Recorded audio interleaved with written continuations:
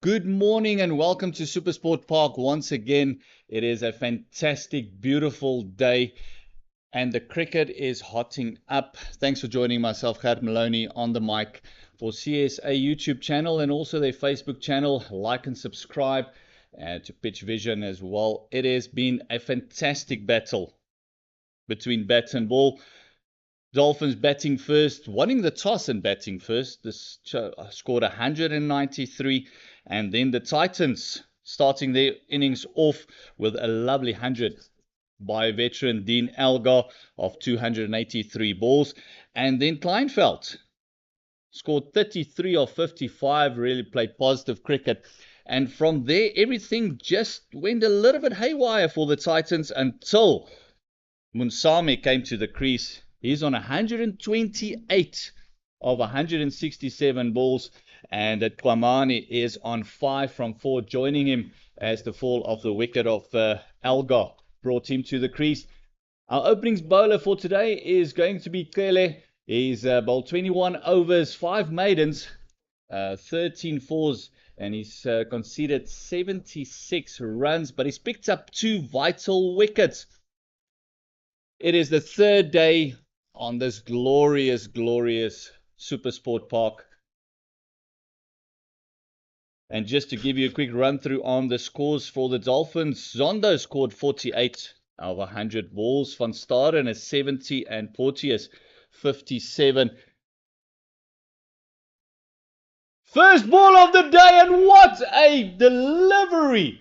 That was an absolute jaffer. Dislodging the middle stump. It is a beautiful ball by Kele. First ball of the day, picking up a wicket, and Kwamane could not trouble the scorers this morning. 5 from 5 balls, only 11 minutes at the crease and only a couple of seconds today. What a delivery and what a start by Kele today, picking up his third wicket. A fiery, pacey delivery, a fantastic ball to start off the day. And I'm joined by my commentating partner, Owen. Good morning. Good morning. How are you doing? I am very well. With a start like that, how can you not be excited? That's a perfect start here. And good day for cricket. Nice and shiny morning. And we got Merrick Britt coming to the crease. He picked up a fiver, his first fiver for the Titans in the Dolphins innings, and now it's his chance to hopefully support Mutsami with the bat a little. But Kele is on fire through wickets, and what a perfect start for the Dolphins. At the moment, the Titans are 260 for 7. They lead by 67 runs. And 3 more wickets is what the Dolphins require, Owen, just to get them batting again. Definitely, they need to pull it up and make sure they set a good score here. Yes, that second innings is going to be vital for the Dolphins. They definitely need to work off that deficit first. And Kwamane head down into the cloaks. Brett facing up to Kele.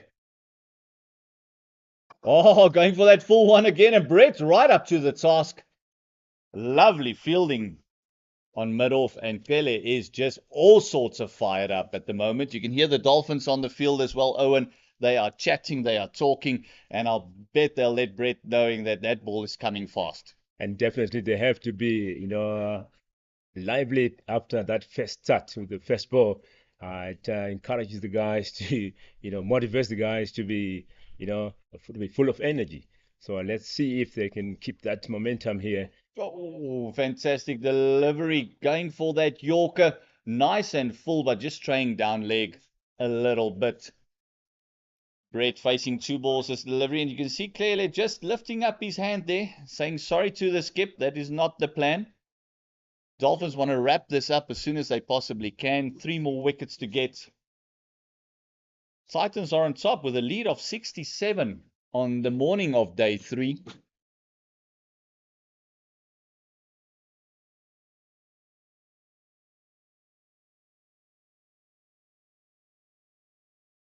Running in hard. And the outfield being nice and quick is a changing the field a little bit. As you saw, extra cover, Owen, just coming in a little bit closer, a few steps in. They've got 2 slips and a gully, a backward point, and then that cover very short. Maybe just feeling he'll pop it up there. Yeah, just trying to put pressure on the batsman, make him make a mistake and get a wicket out of it. As you can see, it's pressure fielding here.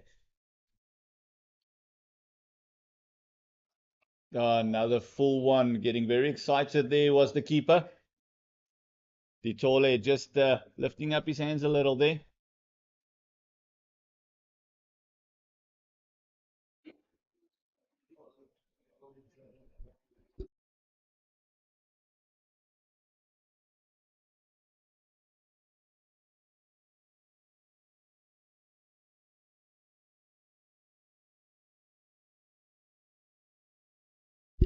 And my apologies, the keeper is Van Staden at the moment. Oh, a fantastic delivery, just cutting Brett in half. Kelly, what a first over that was, Owen. A wicked maiden. Fantastic delivery. 364 loss of 7. What a start for the Dolphins. Great start here. Let's hope they'll keep the momentum here and wrap this out. Yes, they need to wrap it up. They want to get batting as soon as they possibly can to stand a chance to win this game. The Titans, on the other hand, will want to bat as far into the day as they possibly can, hopefully get into that last hour before lunch. With Munsami on strike, he's been striking at 76. It almost looked like a different pitch while he was batting. He's on 128 of just 167 deliveries, a strike rate of 76. Fantastic batting. And we got Bartman who's going to open up for the Dolphins.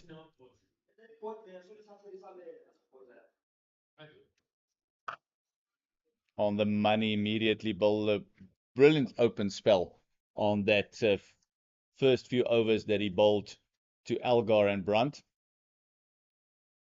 99 overs gone for the Dolphins. And as the point system works, Owen, you only get your points up until 100 overs. So 5 balls to go, then you can get your bonus batting points. And after that, it's just racking up the lead. Maybe that's why they are having that pressure fielding, trying to squeeze in the batters there. Oh, what a ball there. And good tackle by the keeper there. Fantastic delivery there. Bartman cutting Munsami in half. Definitely something in the pitch this morning. You can see him showing him just moving the ball into him.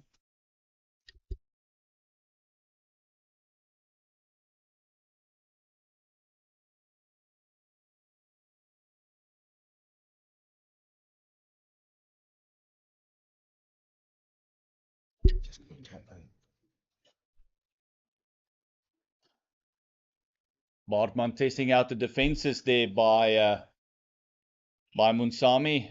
And I'll bet the chatter in the back will be that although you're 128, it's not easy out here. Bartman bowling 3 brilliant deliveries there. 360 for the loss of 7.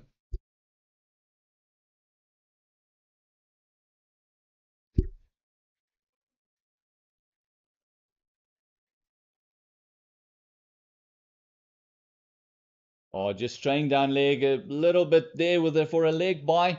Getting Munsami just off strike. And I don't think this will be the worst thing for the Dolphins, getting the new batter on strike. They've got Brett, who's faced a couple of deliveries, has not looked comfortable, and they've not made it easy, Owen. Not easy at all. 361 for the loss of 7. 3 balls to go, and then the point system is done for the Titans. They can only score their points, bonus batting points, up until 100 overs. A lovely single taken there. Brett, solid in the fence, played the soft hands into the deck, and Munsami wide awake to that single. And that's the sort of pressure that I think the Titans need to put on the Dolphins as well, just to counterpunch this attack a little bit and say, listen, although it's early in the morning, our legs aren't tired. We're going to be running for anything on offer.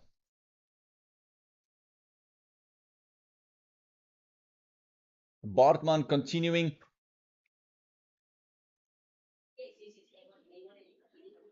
Oh, lovely carry. Very well looked and lovely shape there as well. And that has been a fantastic over by Bartman. It is 361 for the loss of 2 wickets. I can see the scoreboard just correcting itself there after 100 overs. Munsami is on 128, yet to get off the mark this morning. He'll be facing up to a fired up Kelly at the moment. I beg your pardon, Brett will be facing up. They took that very quick single into the covers there as well. And the Dolphins has got a great energy about them. They're already ready to bowl the ball, waiting for the Titan batter just to take his mark and take his guard.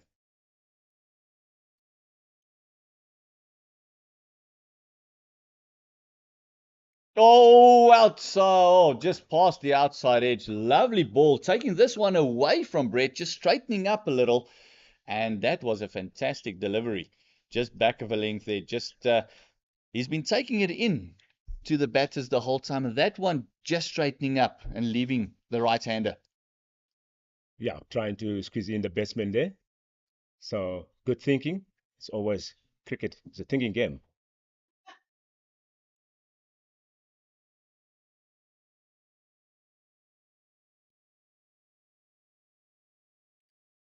And that is a shot that has pierced the gap between backward point and gully for the first boundary of the morning. And it comes off the bat of Brett, a bit streaky as he tried to force that one through the covers. Just got a thick outside edge. But I think the Titans will take anything that will go their way. And that's just building on that lead that has gone up to 73 now.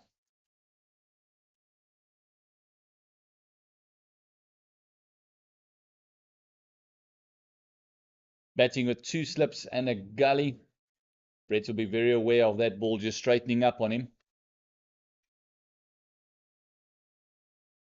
Solid, that backward point coming into play.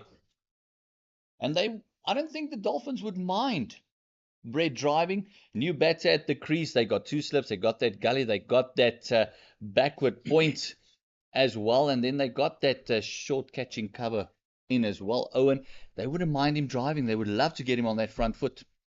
Definitely, I think that's the idea here. And in doing so, making some mistakes.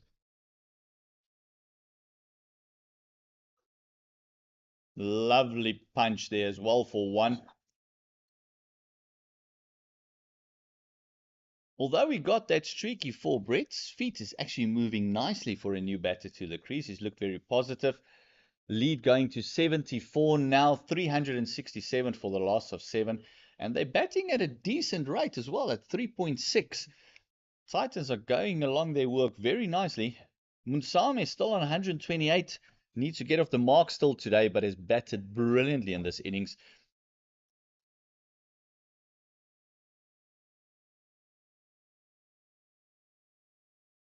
And he has batted brilliantly with his senior partner. Algo also scored 149 runs yesterday. So the two Centurions for the match is Dean Algo for 142 and Munsame is still at the crease on 128.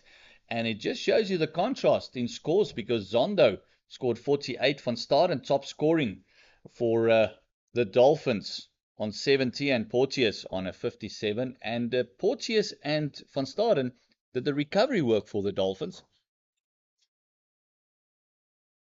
A deep backward point coming into play for Munsami. They're very happy to give him the one and bowl at Brett.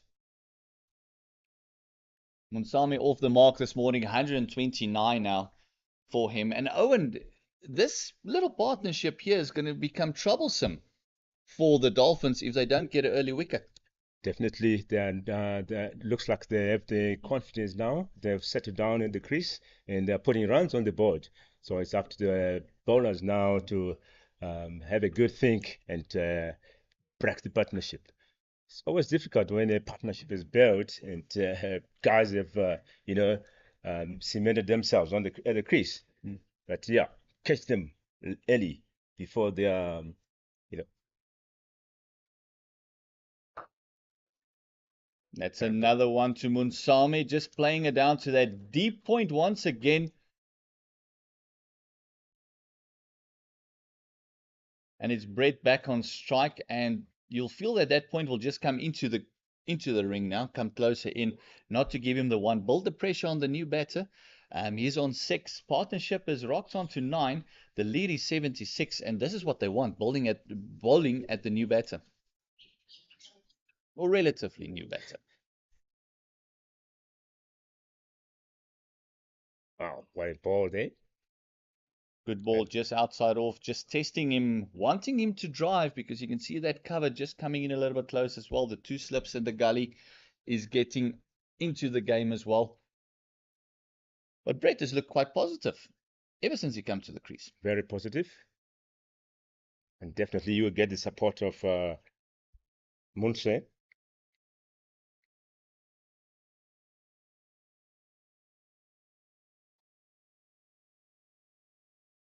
Another drop and go. Miscommunication there by the 2 batters, and nearly that would have cost the Titans big there, because Munsame is on a roll. He's on 130.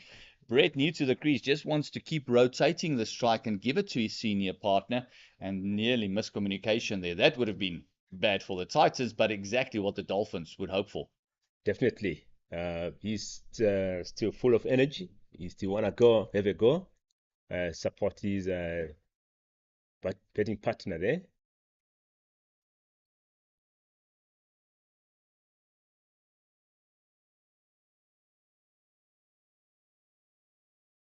Hollywoodbet Dolphins getting very excited with that one. Maybe it might just be a little bit of shape there. Lovely ball. And obviously you have to celebrate that.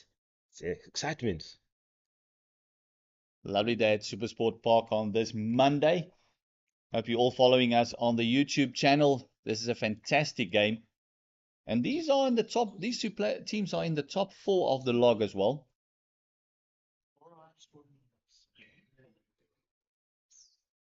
And they both picked up a win in their first games as well. So the points here on offer would be telling to the log as the season goes on. Definitely. It's something to fight for here. Like you said, it's a lovely, lovely morning, Monday morning. What a day to start a Monday watching some cricket. Fantastic cricket here at Supersport.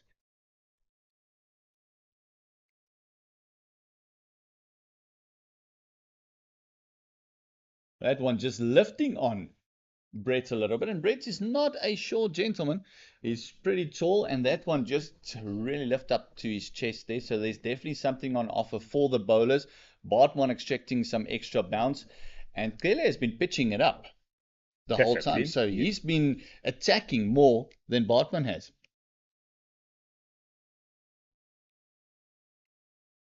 So that's 102 overs gone here. 360. The lead is 76 for the momentum multiply Titans. Want to bat as deep today as they possibly can.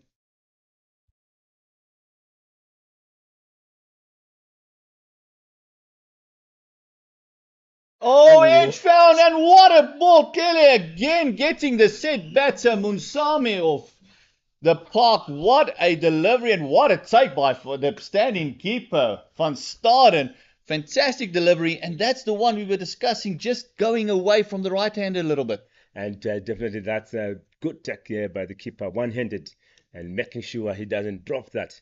It's a wicket to celebrate here. Munsame gone for 130 runs. He'll be applauded as he goes up to the changing room. Him and Dean Algar scored a fantastic partnership and helped the Titans into this commanding lead that they've got at the moment. But, oh, what bowling there by Kelly. He's on 4 wickets as well at the moment, and he's got the set batters out every single time. Fantastic bowling. Munsame, you can see distraught walking off, but the Dolphins has really looked on song, and a lovely take there as well. We've had a few drop catches in the game already, and Van Staden making sure of that one. And Junior Dala coming into the crease. He's on 69 games, 81 innings. and a strike rate of 245. His average is also in the double figures. He's only on 11 average, but I don't think the Titans would mind that strike rate at the moment. He can score a couple of quick runs for them. That'll be fantastic. Yeah, definitely. That's a good strike rate here. So let's see what he has got in his bag today. And his highest score of 69 coming against the old arch nemesis, the Gauteng Lions. And it'll be interesting to hear what the conversation is between Brett and Junior Dala now. Brett has been in the crease only for a couple of deliveries as well. And Junior Dala is going to be enjoying himself. He's came into a fantastic platform where the Momentum Multiply Titans is leading by 76. So it's a fantastic platform to come into. Definitely it is. So I think the talk will be, let's try and keep the momentum going, put some more runs on the board. Two fresh batsmen, so they still got the energy.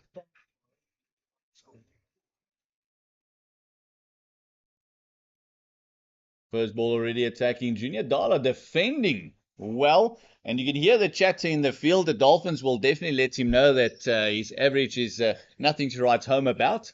And they see the strike rate and come on, play some shots. This is exactly what the Dolphins required this morning. Get the wickets as soon as possible, get batting again, work off that deficit, and hopefully post a target that they will put them in a situation where they can actually win the game.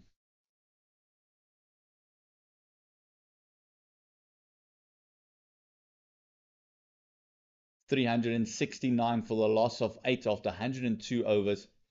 Kele searching for his fifth. He's hitting the deck hard, bending the back. He's on 4 of 82, and oh boy, has he put in the work. This is his 24th over already, Owen. Great work here, and he's still hunting for those wickets. So great start for him this morning.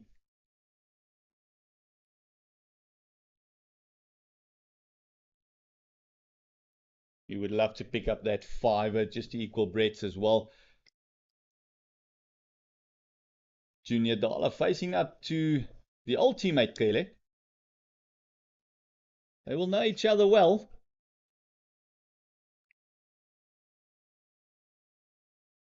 Just a recap of what happened in the innings for the Titans so far. Brunt was the first to go. He went without troubling the scorers. He went for 0. And then Elgar on 149. Kleinveld 34. Devil Brevis couldn't get going. His 8 came from 17 deliveries. Makanya also went for 11. And then the big wicket of Ferreira went for 0.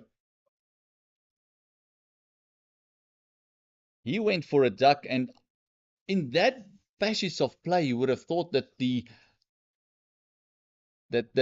Dolphins thought they had this game. They had them bowled out, and then Munsame came in and scored a brilliant 130 runs, the last wicket to fall.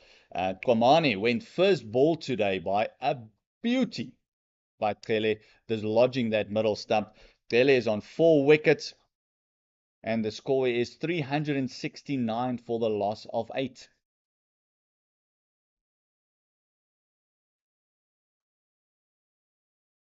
You can just hear the grunt there, Owen. He's really bending his back. Really doing that and finishing that over there and putting great work here to try and bag another wicket. Hard work there from Kwele. And the Dala there still trying to find his roots at the crease. Putting his eye in. Bartman starting his 20th over. He's also picked up 2 wickets for 53, bowled well, bowled a very explosive first spell, which was soaked up by Brandt and Algar.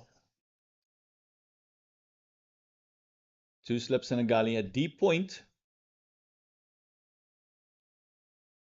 Just going back of a length has been the plan with Bartman, and they're happy to put out that deep point there for a batter like Brett. Happy to give him the 1. Bowl at the new batter. Definitely. New batter still trying to put his eye in here. So take advantage of the situation.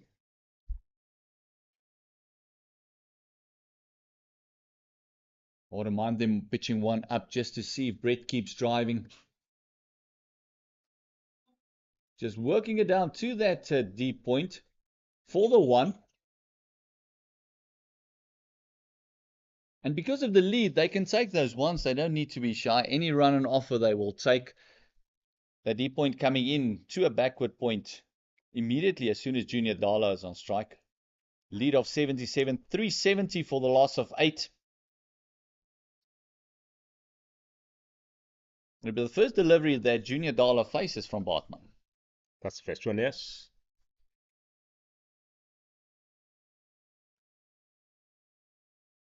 Oh, and what a delivery. Everyone excited behind the stumps except the bowler. Bartman knew he beaten Junior Dala. All ends up just pushing at that one. A little bit of a lazy shot, no feet movement. Fantastic bowling. Bartman might just be in here with a shout. And everyone got excited there. They as a keeper normally, they hear everything. Definitely they do. And even the slips. Oh, much more attacking. And also it's a matter of putting pressure on the new batsman here.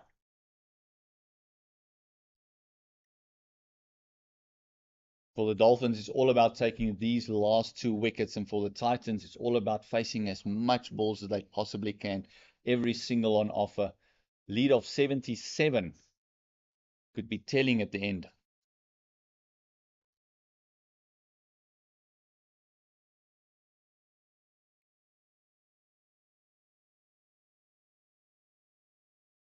Oh, very well left by Junior Dala. Judging that one to perfection. Just showing the batter or the bowler Bartman that you might have beaten me once, but now I'm keeping a close eye on you.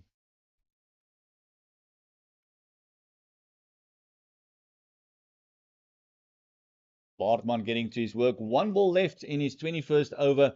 2 for 54.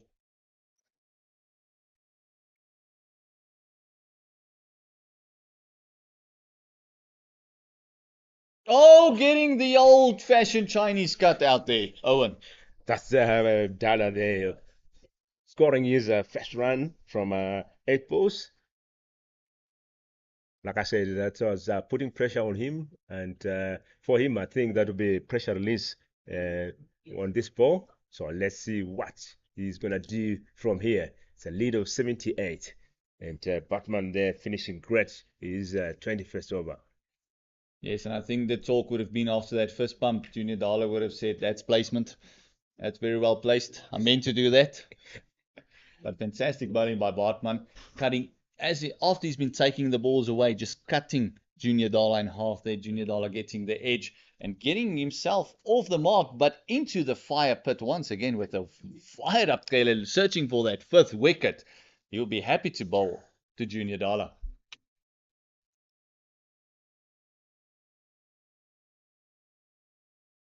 Oh, immediately attacking as much as they possibly can. That deep point coming into the ring and going for the backward point. And they only have the protection down to fine leg, where Bartman is doing duties there. It's the only boundary cover they have, with a very huge offside field when you're bowling from Kele's end.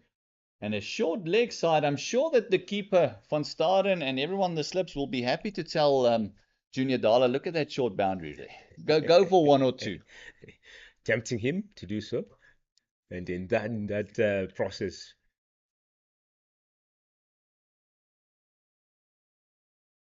Oh, fantastic delivery. So in that process, wanting him to make a mistake and get his wicket. So Dala there taking his time, making sure he doesn't get any pressure. So that's 1-day cricket. 1-day cricket evolving into the 4 days here. 371. And this might be a double bluff as the field changes there. Square leg going, or mid wicket going all the way to deep square. Oh, getting a bit carried away there. Wide caught. way over the head of Junior Dala. You can actually hear clearly that grunt there just going way over his head of the batter. Almost thought it would be a double bluff there, Owen, sending the guy out, maybe still squaring it up for 1 or 2, and then bowling the short ball. But he's got deep fine leg and also deep square out now for that one that they're going to drop short. They're going to be testing him on the drive and on the pull. Definitely testing him, and that's why you saw Taylor bowling that ball after moving his fielders there.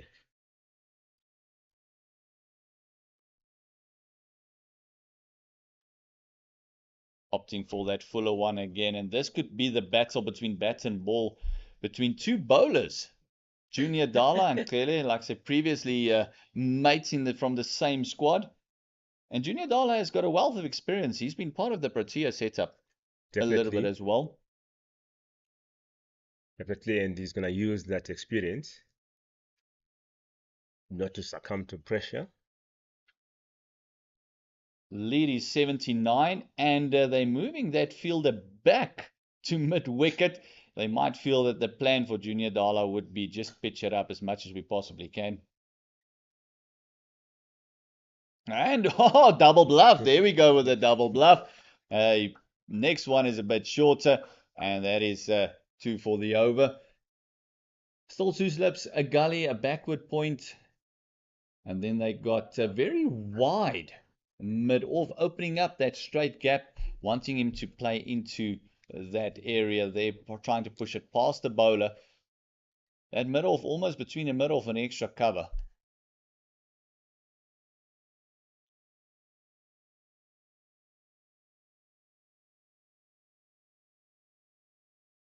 Oh, pitching it up. Lovely leave again by Junior Dala. Showing all the restraint in the world. After the last wicket fell, it was the wicket of Munsame for 130 runs. Fantastic batting. And the fantastic recovery he helped, or he did with Dean Elgar. Just getting the Titans in this very, very commanding lead of 79 runs in the first innings. Momentum multiply Lions definitely have got the game in hand. And the Dolphins made another change. 3 slips now in a gully, Owen. Definitely trying to put pressure here on Dala. They want him to make a mistake. Wanting him driving and dropping it short and going for that single or direct hit. Fantastic fielding. And Junior Dala picking up his second run in a lot better fashion than he did his first. Definitely. And that's the end of 105 overs. Total 373 here in the lead of 80. And Dolphins looking for that 2 wickets. That still eludes them. And every run here will be gold for the momentum multiply Titans. And the Hollywoodbets Dolphins will just feel they need these 2. Keep it under 100. Keep the lead under 100. Just that psychological battle when you know you're not chasing 100.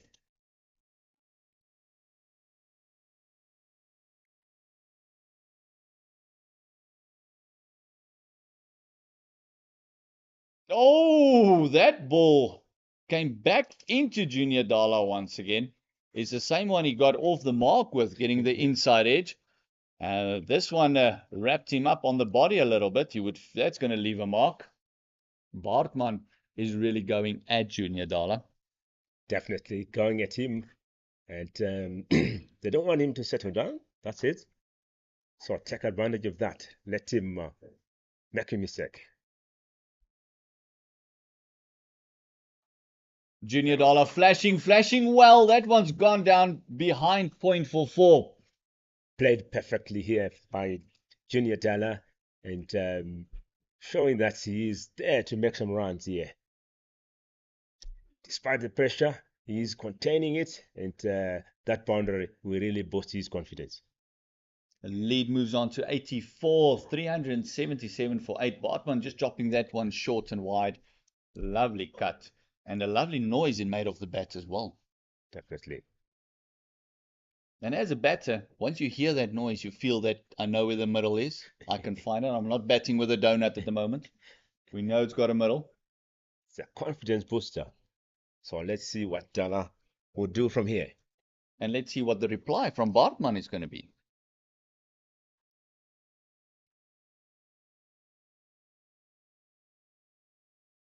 Fantastic bowling, pitching it up there. Most fast bowlers after 4 would go shorter, but he's keeping the pressure on Junior Dala. Definitely. Only 2 slips and a gully for Bartman. With Pele, we saw him searching for that 5th wicket. They got the 3 slips, the gully and the backward points in place.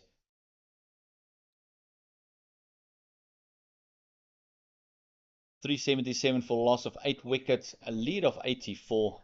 Dolphins looking for this last 2 wickets. Going a little bit straighter, just looking for that ball maybe to move away there, finding the edge, going for the LBW as well, because I see Junior Dala's just moving across his stumps a little bit, so they might feel they're in for a shout there just to get that LBW. Yeah, definitely. I think it's good variation here from Batman. Trying all angles and put pressure on Dala to make that mistake. But Dala there standing his ground.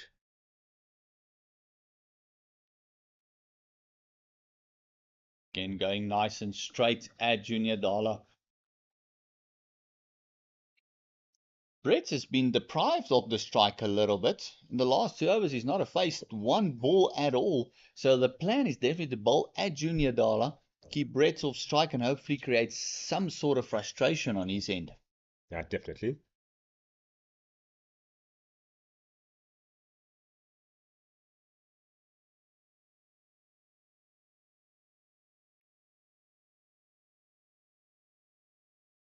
Oh, again, playing that Chinese cut to perfection is Junior Dala. Getting himself off the mark again, and would you believe it, he's pinched the strike from Brett once again. Merrick Brett has not faced the ball in the last 3 overs. Yeah, 3 overs. It has been Dala's show, and he's proving to be settling down at the crease there with that inside edge, inside edge, and taking back to face again in this over. 378 is the score with a lead of 85. As you said, definitely I think a lead of 100 will give them a boost here and make it worthy. So let's see how these two will keep on betting. And that's just that psychological lead, that triple figures, that makes it so hard to get out of your mind. Knowing that you're 100 behind already. Lead is 85. Pele into Dala. Perfect ball. He's searching for that 5th wicket. They done away with the 3rd slip and sticking with the same field as they do with Bartman. 2 slips, a gully, and a backward point. And Junior Dala showing that he's not scared to play his shots. He played a lovely square cut. Scared at all. And we're seeing now contest between bat and ball here. What do you think at this point?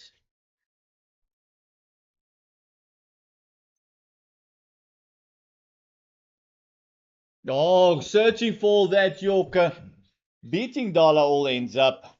And that is signaled as 4 runs by the umpire. Achenbach. That was 4 given to Junior Dala, so a little bit of an inside edge there. So that's why I'm saying why I'm saying Junior Dala there is getting that confidence and putting runs on that on the scoreboard will boost that confidence, and that lead has now moved to 89 and 350, 370, 382 on the board. Is Junior Dala playing that fine leg position to perfection at the moment, picking up quite a few runs there. Fantastic ball by Pele. He was beaten all ends up, and credit to Junior Dala for just keeping that one out. Oh, driving on the up. Lovely shot. Big chase here. This is the biggest part of the ground.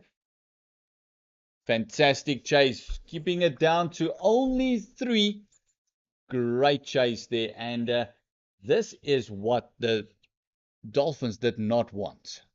Definitely, they didn't want this, and they have to re-strategize here and see what they can do to keep that lead down. But like you said, great chess there, serving just 1 run. Lead of 92, 385 for the loss of 8 wickets. Junior Dala's rocked on to 14, and Brett facing up Pele for the first time in about 3 overs. Feet moving nicely, and yes, this is the one thing the Hollywoodbet Dolphins did not want, is the tail wagging. Every run here is detrimental to the Dolphins. Very, very crucial here. So they will keep that momentum, Dala and Brett.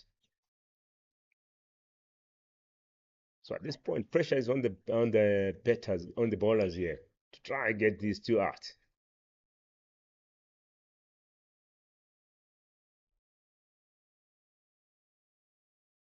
Just pushing it into covers. Chance here for a run out. Oh, and Junior Dala might have been struggling there if the ball hit.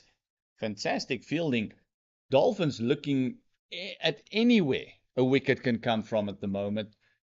Lovely running, Brett. More than happy to give the strike to Junior Dala, who's been picking the gaps, shall we say, very nicely.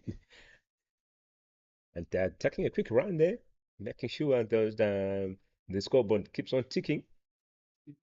93 is the lead. 286 for 8. Pele to Dala. Dala on 14. Pele looking for his 5th. Oh, lovely shot there by Dala, and looking for a second there. And good running.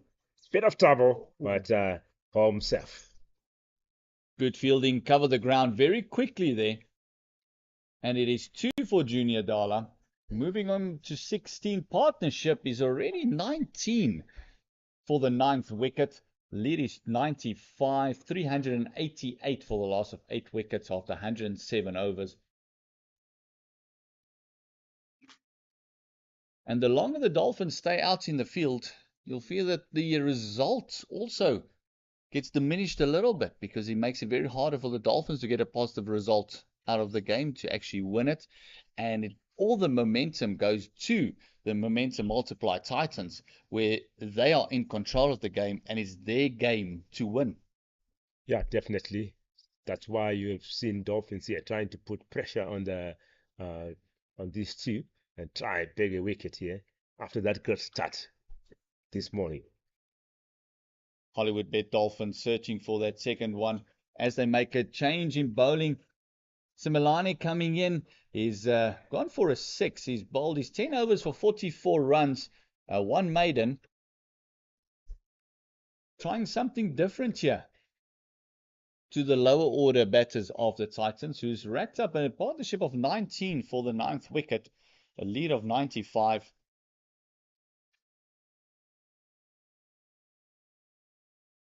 Similani bowling with only 1 slip, a gully, and again for Brett, that deep point that's on the boundary, but he also has got a deep square leg that's about 15 off the boundary.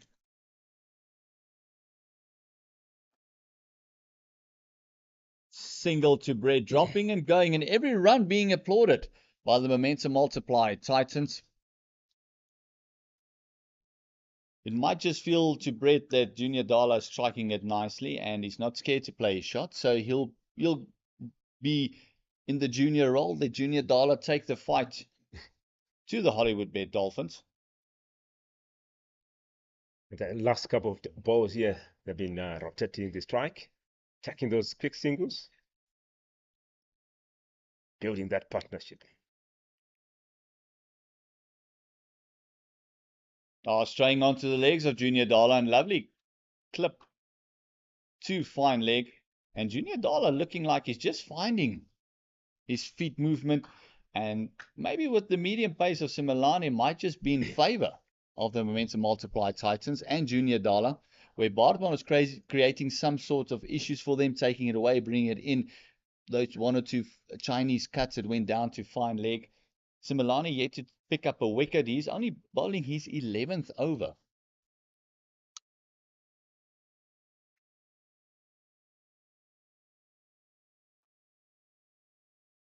Solid block.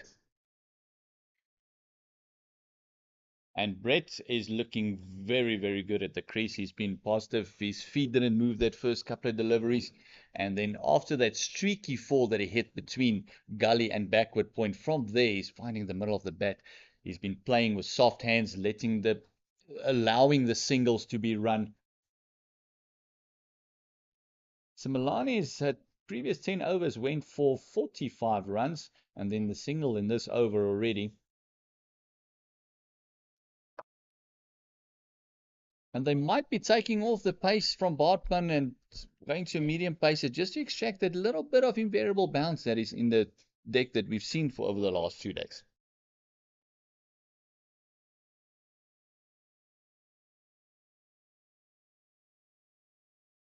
And with two lower order batsmen in, you would feel that they might take off the pace a little bit more. You get a spinner introduced as well.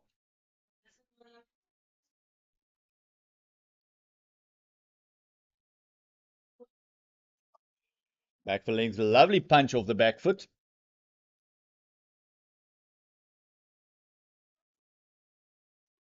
Brett looking very comfortable at the crease, and batters definitely looking a lot more comfortable against Similani than they did against Bartman. Yeah, very, very comfortable here. And the idea here to keep on rotating the strike, keep the scoreboard ticking. Leader's gone up to 98, 391 for the loss of 8 wickets. Trying to steer that one through the second slip, and Gully trying to extract that big gap they've got in a vacant third man. Failing to do so. It's still 98 the lead for the momentum multiply Titans. Hollywoodbet Dolphins still searching for those 2 wickets. Score 391 for the loss of 8.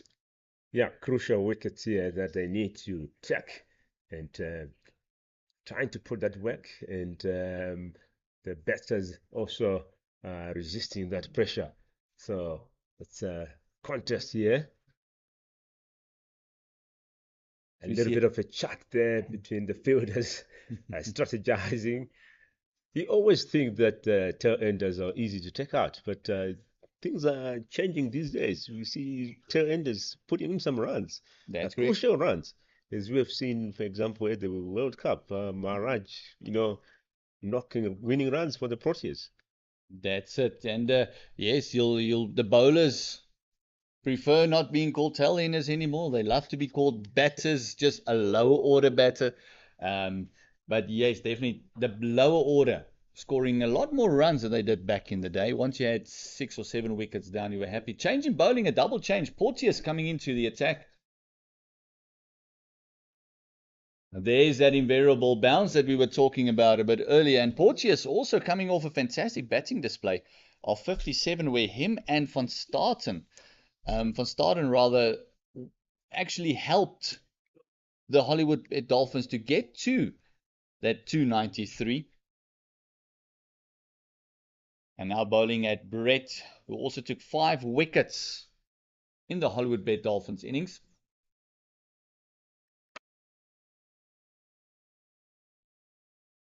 That's a fantastic start here.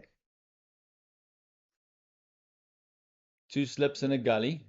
Still feeling that there's something in it for the bowlers, especially with that variable bounce. Definitely Portia is not the same pace as Tele, and this might be the tactic from the Hollywoodbet Dolphins, just to take the pace off a little bit, play with it a little bit more. The ball is not that old, it's only about 28 overs old, maybe just softening up a little bit. Lead has gone to 98, 391 for the loss of 8 wickets. What would be the perfect time for the Titans to decide to declare? Owen? I feel 150. Another single there to that deep point. So 150 is a good score to declare on. Doesn't give you much pressure. Pressure will be on the opponents. So let's see what their thoughts will be here. 99 is the lead. Because you don't want to take away too much time to get those 10 wickets. Another single taken to that deep point, and the lead has gone up to 100 runs for the momentum multiply Titans. And here comes the psychological battle now, as we got into three figures as the lead. Yeah, definitely. That's the battle that Dolphins didn't want, but they found themselves in it. And as you can see, these two, Brett and Dala, are playing their shots comfortably now. They have settled down in the crease. Partnership that moved on to 24 for this ninth wicket. And we saw a double change by the Dolphins. Trying out all angles and wanting to get that wicket. Desperately need a breakthrough here because one normally brings two, and that's what the Hollywoodbet Dolphins will be hoping for. And as longer as this goes on, they'll be chasing a bigger score. That psychological 100 is already on the board. A 393 for the loss of 8 wickets.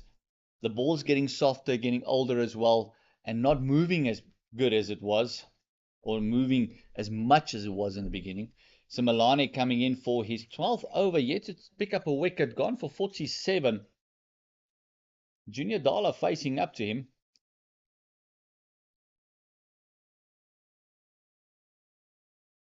Again, trying to work it just behind that gully region, using the pace of Simelane, which is not as much as Bartman was, and looking a lot more comfortable is the batters with the pace taken off a little. Very comfortable, and due to that, they're trying to look at those singles, get those singles, play in the gaps. And as I've said, they have that confidence now. They can see that the partnership is building. Change in the field. Taking out one of the slips, moving that first slip to a wide, about a 1.5 slip, and then getting in the short cover as well. Maybe feeling that he might just be driving on the up a little bit, extracting that invariable bounce, hoping that one pops up, a bit of a tennis ball bounce, and Junior Dala will go hard at it, which he has been doing. The hands have been very hard, but this is the way he bats. Strike rate of 245 in 4-day cricket. He's not hanging around. Not at all.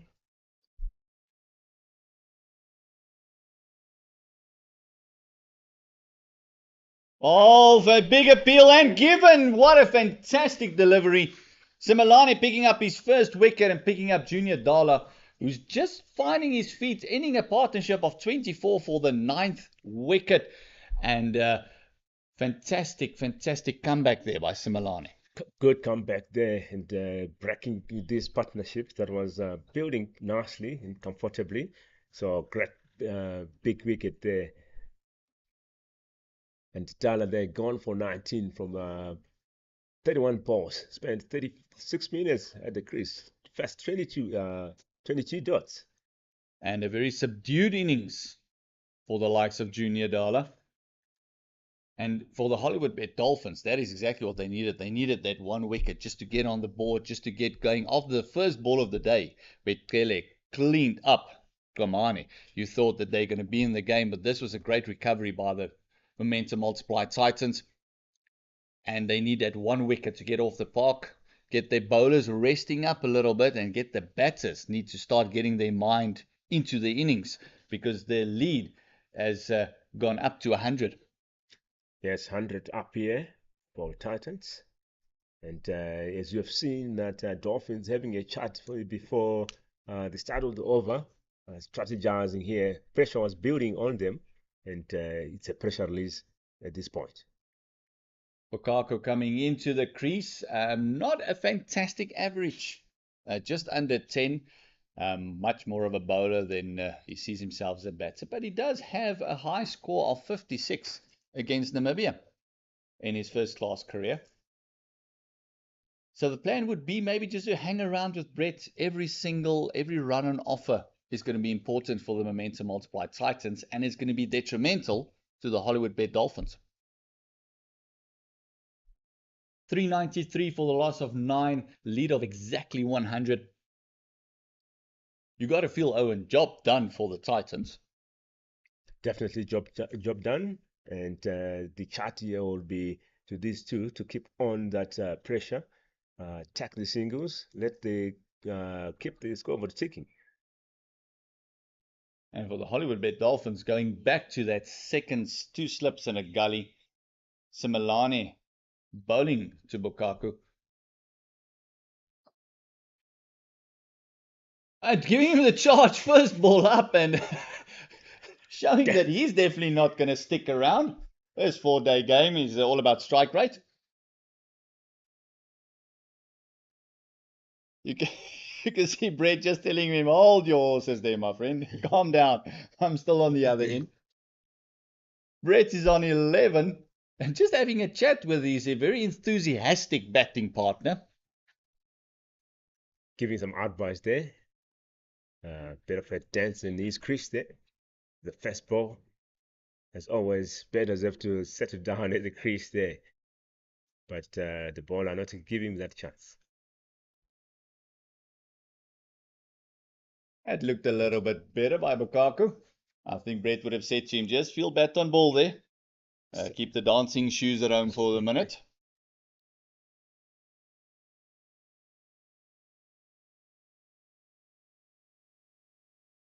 Just to give you a quick recap of what has happened in the multiply or momentum multiply Titans innings is Dean Algar scored 149 runs, Kleinfeld with 34, and then Munsame scored a brilliant 130 as well. He was the second wicket to fall today. Very well left by Lukaku, ending up the over, and Brett would be a lot more relieved after those last 2 deliveries than the first one that he faced. Definitely he will be. And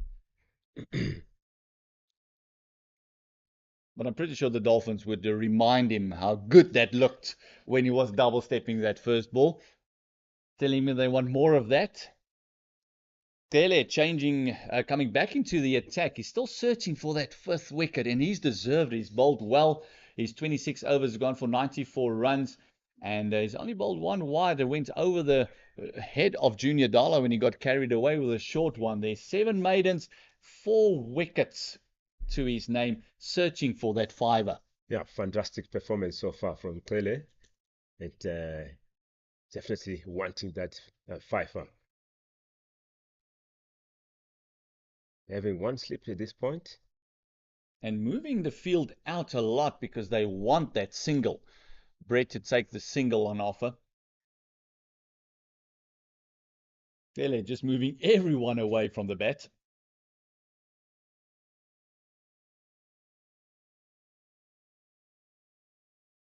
As we can see that we've got the deep point out, we've got third man on the boundary, you've got fine leg, you've got deep square, you've got a mid wicket about 10 meters off the boundary as well, being moved to the boundary now. You've got mid on 10 off the boundary, you've got mid off 10 off the boundary, and the lonely field in the circle is slip only. So I think they wouldn't mind the single here. It gives me an idea. Very happy with that single. Well bowled, Kele. And what would the strategy be by Lukaku? Would he charge Kele as well? This will be an interesting battle. Like you said, they were looking for a single here, and now the fielders coming back to their original positions here and try to put pressure on Lukaku. And Brett will be hoping that Lukaku just stands his ground, defends a couple off, Maybe play that brilliant Chinese cut that Junior Dala played a few times as well in his innings. The lead is 101 runs, 394 for a loss of 9.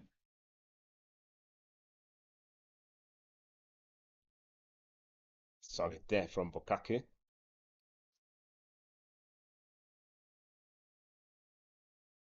And you can actually hear the fielders just having a chat with him, ask him why he's standing still. Charging the very, very first ball that he faced by Simelane as well. And Kele would love him to try anything like that. He's searching for that 5th wicket.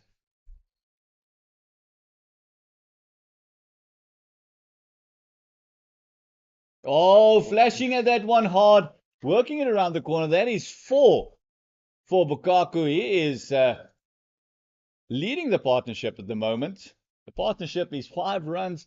This is for the 10th wicket. Boundary to the Multiply Titans. And the Momentum Multiply Titans moved their lead on to 105 at 398 for the loss of 9 wickets. The scoreboard is ticking, and Bukake there, good shot. Runs on the board.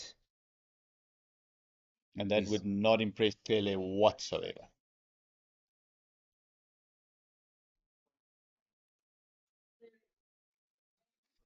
Standing solid. Better ball. That would have been the communication with Brett there. Let's stick around.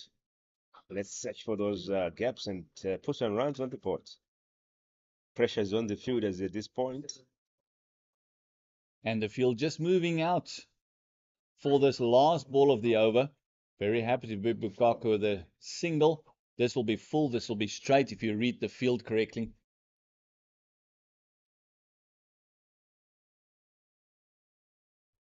An extravagant leave there by Bukaku. Good leave to finish off the over. And 398 score on the board and 105 the lead. It's a brilliant ball over there from Tele, putting on all the hard work to get that 50 wicket. And the overs left today is still 85 overs. Still needs to be bowled today. The run rate is on 3.6, where the Multiply Titans have been happy to be on. They've been batting there or thereabout basically for the whole innings. A lovely 100 from Dean Algo, 149, and Munsamis, 130, has placed the Momentum Multiply Titans in this commanding lead of 105 runs.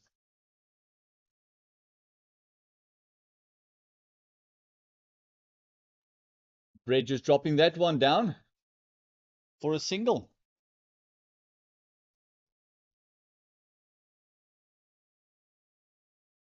Field coming in again. They're very happy to give the single to Brett. He has moved on to 13 runs. And the aggressor of this short partnership has been Bukaku. You've got to feel anything pitched up to him, he'll go at. 399, one short of that magical 400.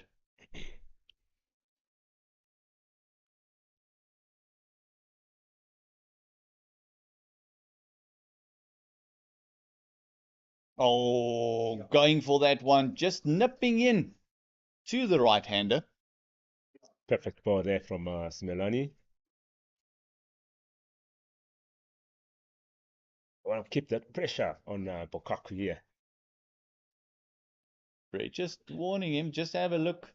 It's not the easiest deck to bat on. 106 runs is the lead for the Momentum Multiply Titans.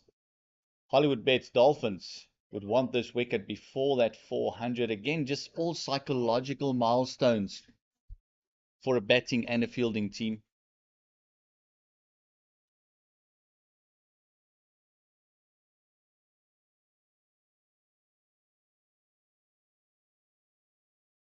Simelane picking up his first wicket, that of Junior Dala in the previous over, judged LBW. And he is working in his 13th over, 1 for 48. It's bowling perfect line and length here. And a bit of variations. and going nice and full. So with the field up, he's enticing that aggressive nature of Bokaka to take over and hopefully go for one. Oh, piercing the gap there, misfield. There's a lovely shot there from Bukaku, and getting that second here. And that's 400 up here. 401. In 678 balls, 56 fours and 3 sixes. You can just hear the applause there by the Momentum Multiply Titans. They're very happy with the 400 on the board. 401 for 9. Hollywoodbets Dolphins still looking for that one wicket. The lead has gone up to 108 runs. That must have been a little bit of frustration by Similane, trying to bend the back. And that's 4 byes going over the head of the standing keeper, Van Staden.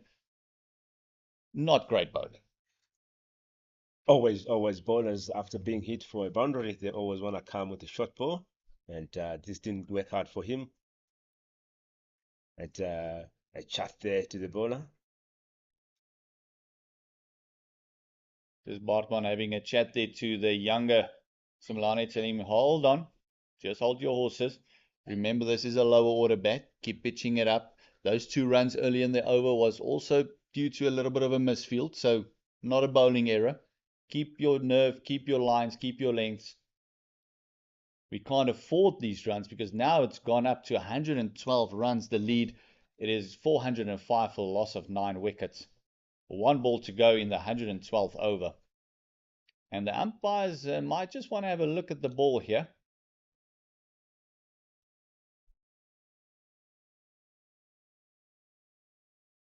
See a bit of a think tank.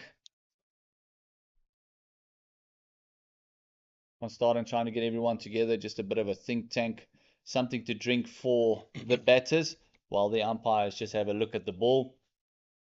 As it went over the boundary, they might have just hit 1 or 2 of the boundary plates or anything, maybe just little cuts on the ball, maybe just misformed it a little bit. Yeah, definitely worth looking at it. And deserved break here for the batters. Drink spark. And try also to have a chat about the way forward. They need to keep those that wicket in and keep on putting runs on the board.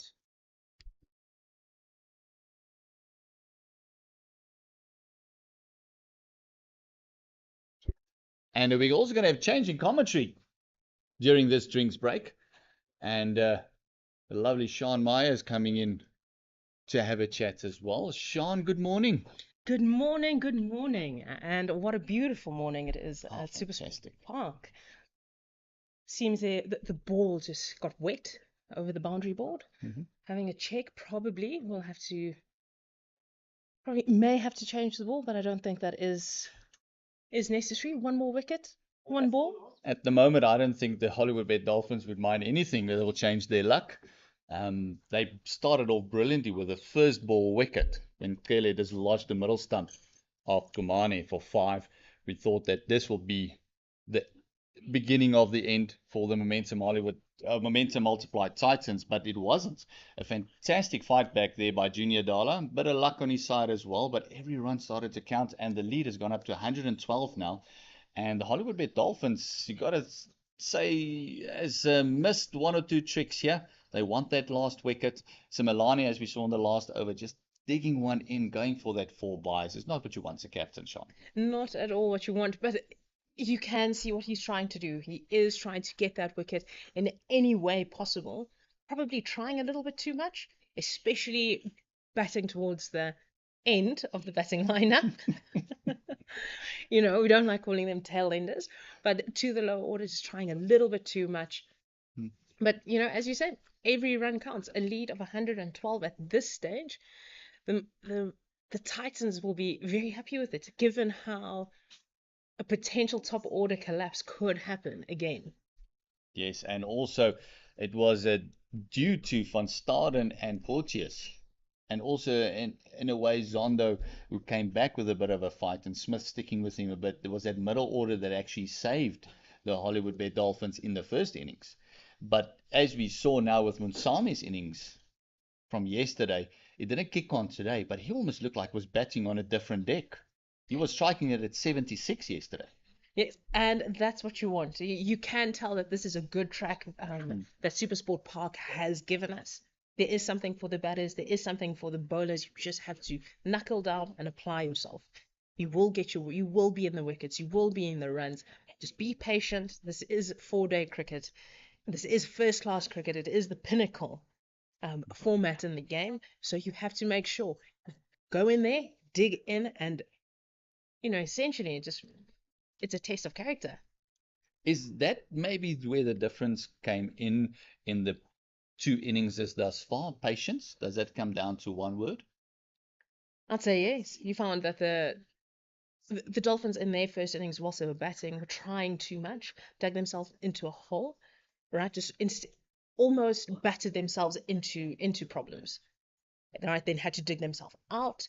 Right, would go back, but you can see in the batting lineup or in the scorecard for the Dolphins, there was a start. Almost every batter had a start, except for one batter who didn't get to double figures. But every batter had a start, so it's not impossible to score runs. And Dean Elgar and Rivaldo Munsami showed it, right? Scoring big runs and showing that yes, they might be the homeboys, right? The hometown favorites. They know the conditions. But if you go in there, dig in, Porteous, he showed his mettle.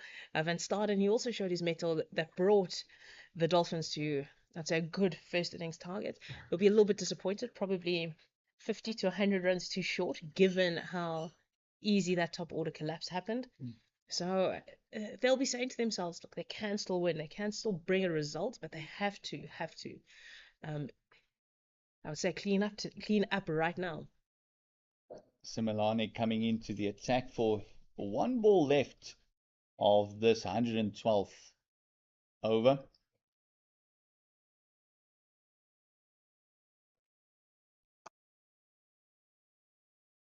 Lukaku declining the run there. Brett maybe just asking, I want a bit more of the strike, taking the senior parter. And coming back to your point is, if you look at the innings and the contrast in the innings, Brunt also went for without scoring. Kleinfeld had a little bit of an innings going, very positive 34 or 55, and then there was a slight collapse as well, where Devil Brevis didn't get going. Makanya didn't get going. The big wicket of Ferreira, you got to feel that the Dolphins thought it's going to happen to them what happened to us. There's a bit of a collapse going. Now they got to work hard. And when Alga and Munsami got together, that was just a partnership that took it away from the Dolphins. Dean Alga 149, Munsami out this morning on 130. That was a fantastic partnership. A partnership that propelled them to this innings, which is making it so much easier for the lower order to bat. We have Tlele back into the attack. And again, Brett declining the single there. The lonely fielder inside the circle is the slip. Just keeping the Van Staden, the wicket keeper, a little bit company, so he doesn't feel all on his own. But everyone is out. We've got your deep extra cover. That's 10 off the fence. You've got your third man, your fine leg, your deep square. You've got your sweeper out. You've got your mid on out. Everyone on the boundary on the shorter side. And on the big side of the boundary, you've got fielders that is about 30 yards outside the circle. Not a bad plan from the Titans. Give Merrick, Brett as much strike as possible. Grind these bowlers down. Keep them out for as long as possible. It is a beautiful day at Supersport Park, and if anything, it's just going to get hotter. Yes. It's going to get hotter. It is going to get harder. This is where you want to physically just keep grinding the opposition. And keep them out there as long as you possibly can. And for the Dolphins, it would be, please, Brett, take a single.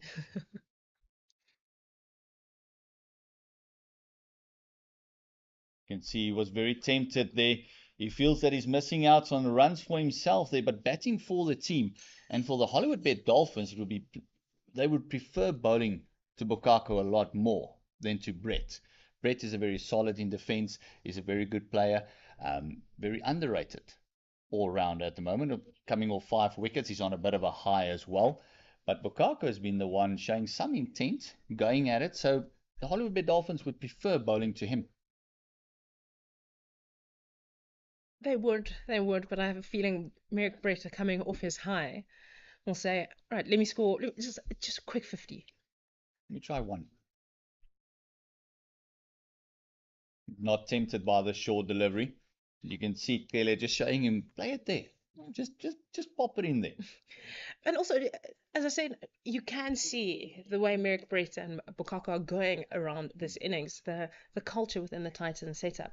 Team comes first, right? Merrick Brett could potentially score a lot more runs, but the team goal comes first, right? He is going to farm the strike, and as you can see, we are last 2 balls of the over.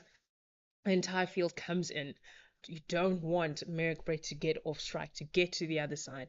You want to keep Bukaka on the other side and make sure that Brett stays on strike at the end of this over.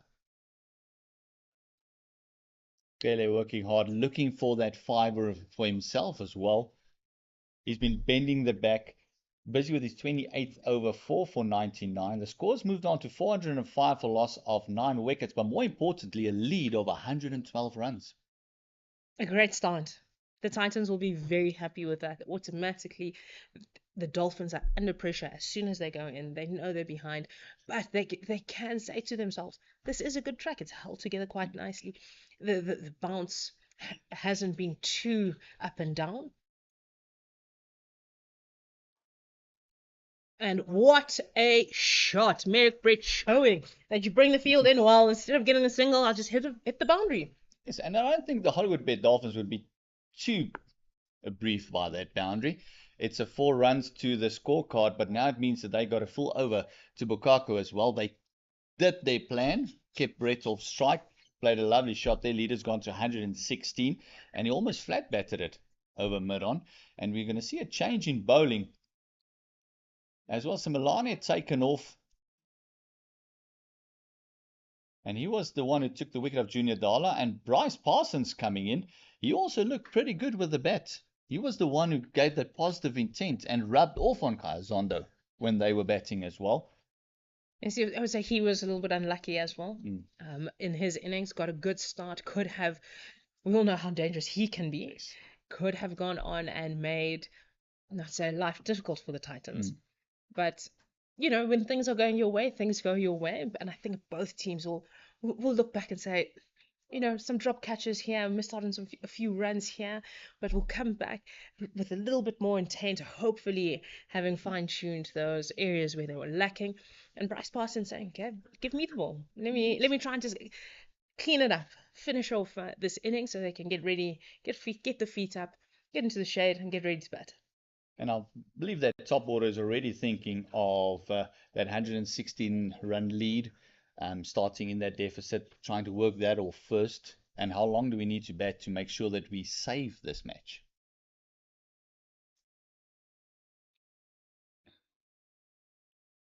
Base off, I think, would be the key for Bukako here. Is his eyes going to light up?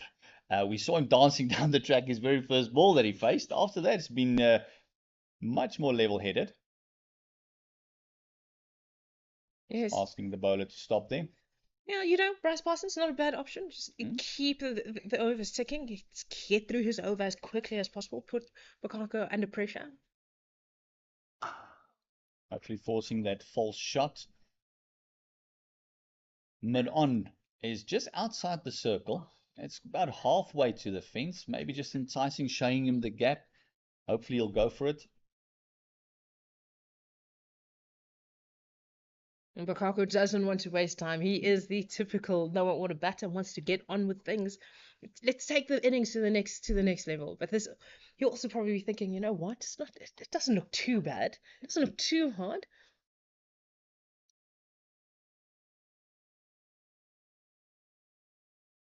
We'll probably want to say, look, I can also put up a good total. Yes. Get some runs on the board as well. You'll probably feel that higher score, 56 of him, might be in threat here.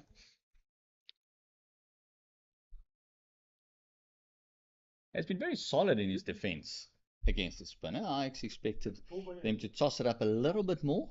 Maybe give it a little bit more air. Just entice that big shot. I think Brent might be doing is, a little bit flatter, and then that one, just will toss up the last one or second last one. And And there you have it. the slower one through the air, cleaning up Bukako. And that is the end of the innings for the momentum multiply Titans. And what an innings it was. 409 runs for all out in the 114th over. And that means they've got a massive lead, first innings lead in this 4-day game. A massive lead that they are banking on coming back in early in the morning, really fresh and ready to get their fast bowlers going. There is still something in this wicket. And they'll say to themselves, right, a few quick wickets now, and tomorrow could be a very different story. To chase and get a result tomorrow. The Dolphins will be saying to themselves, we need to save this match. We need to make sure that they bat for as long as possible. And what do you think the attacking options will be for?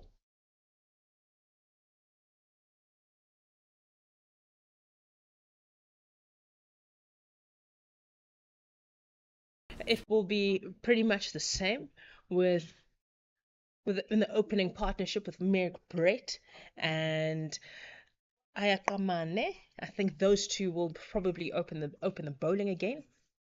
And I think the Dolphins will be a little bit more circumspect. Olivier will probably come out and look to rotate the strike a little bit more, look to be more intentional about scoring runs, especially if the bowlers are either in line or length. Definitely. And we'll be back for that second innings of the Hollywoodbet Dolphins in about 10 minutes time. Please stick with us. Remember to like and subscribe on the CSA YouTube channel and also follow them on Facebook.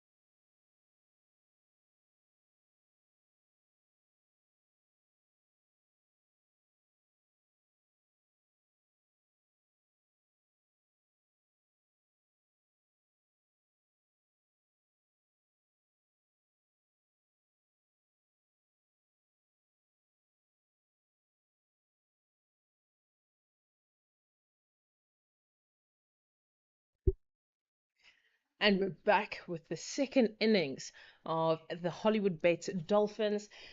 The momentum multiplied Titans scoring 409 all out in their 114th over. After 114 overs, right, you had Dean Elgar, who was the pick of the Titans batters, scoring 149 runs off 283 balls, setting up this momentous uh, total. And with me, I've got Gert. How are you? Sean, always good. Thank you very much. And yes, 409. And it was Dean Algal with the help of Munsami. Also scored 130 of 175 balls. He was the second wicket to be dismissed today. And the Hollywoodbet Dolphins had a perfect start. First baller from Kele, dislodging the middle stump of Kobane. And they might have felt they're going to wrap it up nice and quickly, but then there was a couple of little cameos. Dala coming in, playing one or two streaky shots. Brett having a solid innings. Bokako going for one or two. Just taking the score past that psychological 400 before they picked up the last wicket. And firmly in the driving seat is the momentum multiply Titans.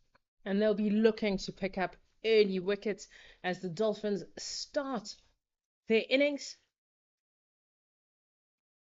And first ball shout, and it is not out. We've got Ervia, who probably maybe a little bit lucky there. A very convincing appeal there. The bowler is already up to the slips. Komane was pretty sure that he had him there. Munsame was convinced. The slips were all in. Everyone was shouting for that one. So, yes, Arvia surviving a huge LBW appeal. He will consider himself very lucky, considering he has fielded. He had a long day in the field yesterday and today, just an extra hour. He will be keen to get the feet moving, because that wasn't as convincing. Nothing looked convincing with the shot he played. And that could have been the reason why that shot didn't come off the way it does. The feet wasn't moving, is because he's been in the field for over an hour today, where the best thing for the multiply Titans be him digging in that hole a little bit again. They'll be reminding him that is not off to a great start. They're reminding him of his first innings total as well.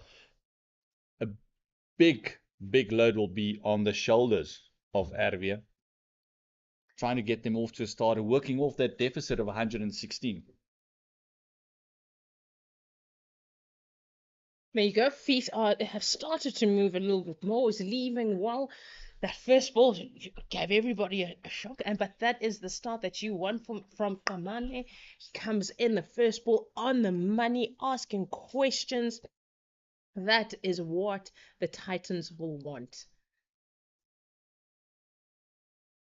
And the chat is up. Everyone is alive. The multiply Titans, momentum multiply Titans is buzzing in the field. Two slips, a gully, a backward point. Keeping to their strategy of the first innings. Lovely carry there to the keeper. This doesn't look like a day 3 pitch. It looks just a fantastic carry. Great consistency in the bounce, but we all know when you get a little bit closer, that ball does not carry as much.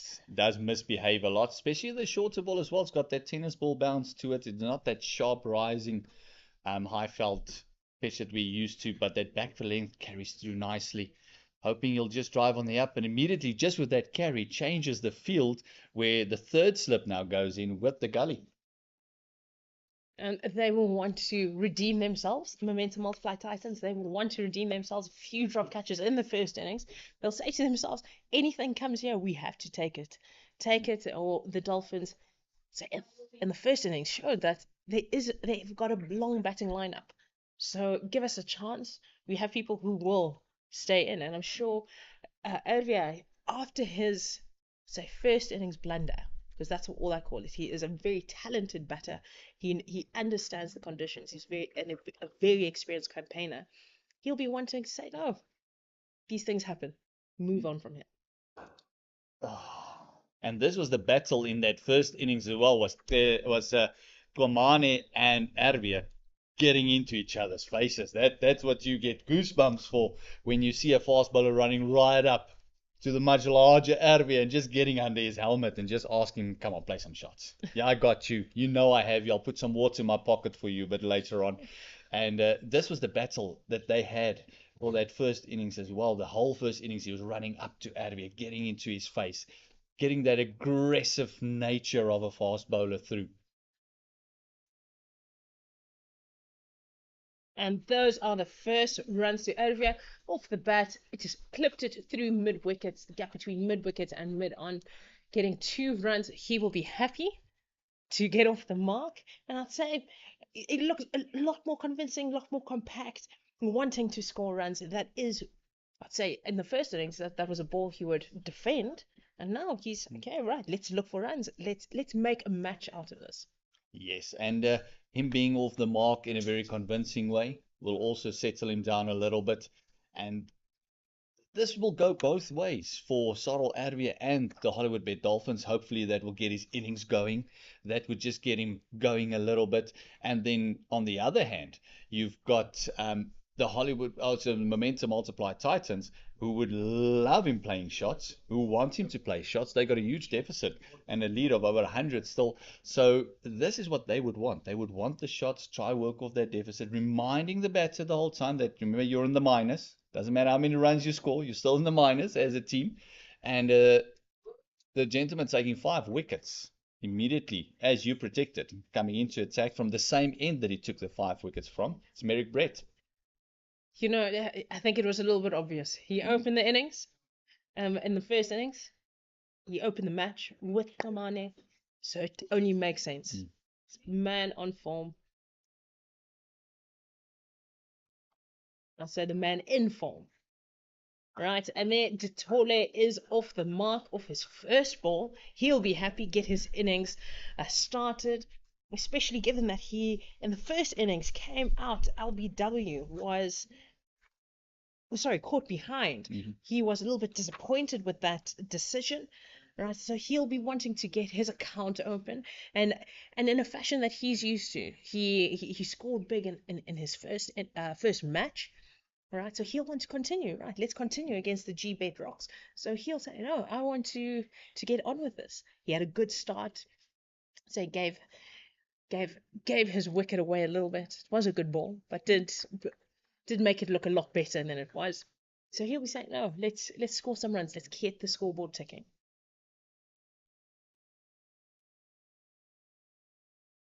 And yes, he wasn't happy with the decision that was given when he was given out. So, like any batter, he feels that he's not been out yet. He's still working on that first innings. So he'll definitely want to prove a point as well. And between him and Sarel Erwin, the conversation has got to be, we're going to bat as long as we possibly can. We want to take this to lunch, then we take it past lunch, we take it to tea, we take it to the end of the day, because that would be the mainstay for them. If they can get a solid foundation, a great openings partnership here, working off that deficit of 113 runs, that would be the key for the Hollywoodbet Dolphins. And there you have it, just around the corner. It's very short, about chest height, and just knocking it away. This is what Erwin should be doing.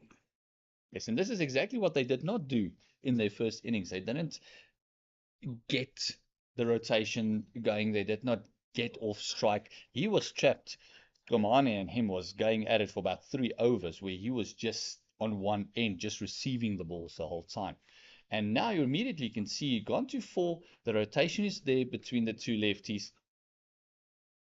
And maybe Brett just a little bit stiff from that first innings as well.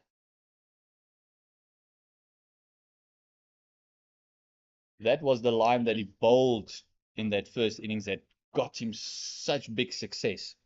I wouldn't say he's stiff. I would say he's probably just loosening up. You know, he was ready to score I would say a half century. I think given the opportunity, he would believe that he had it in him.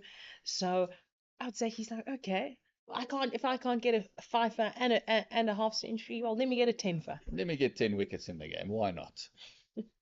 And Ditole will try his utmost to make sure that there's no breakthrough between this opening partnership that bowled so well in that first spell, in that first innings of the Hollywoodbet Dolphins.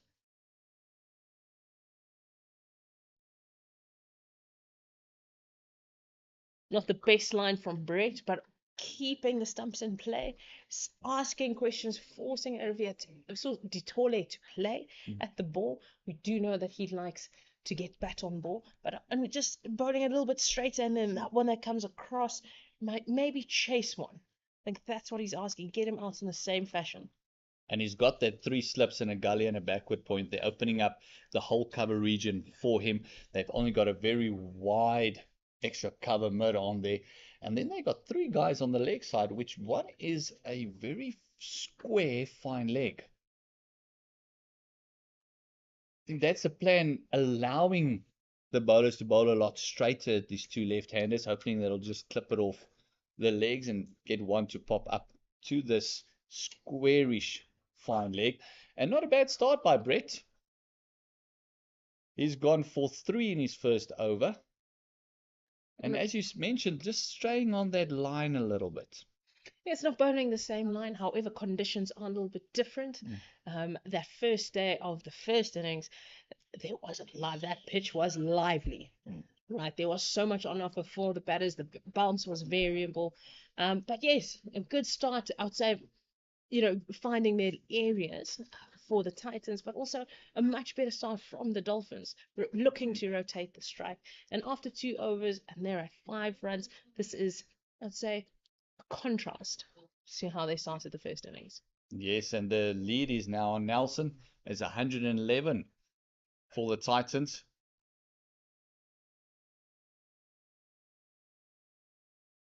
There's just that carrier from that back of a length once again.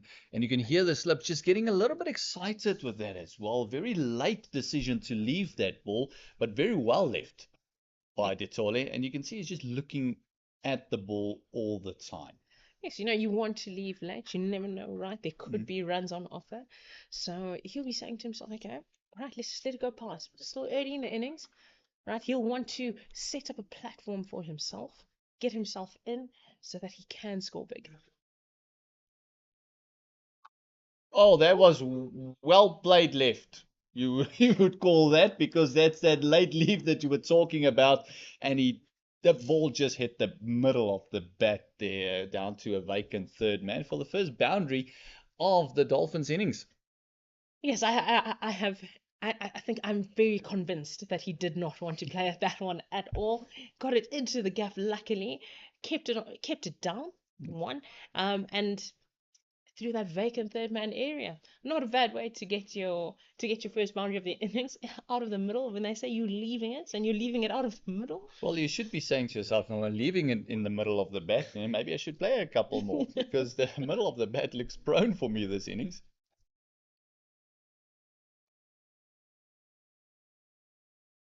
But a welcome boundary all the same. He managed to get it, got the runs on the board, and that's what the Dolphins be saying, right? Let's make a match out of this. Let's keep going. Let's keep pushing.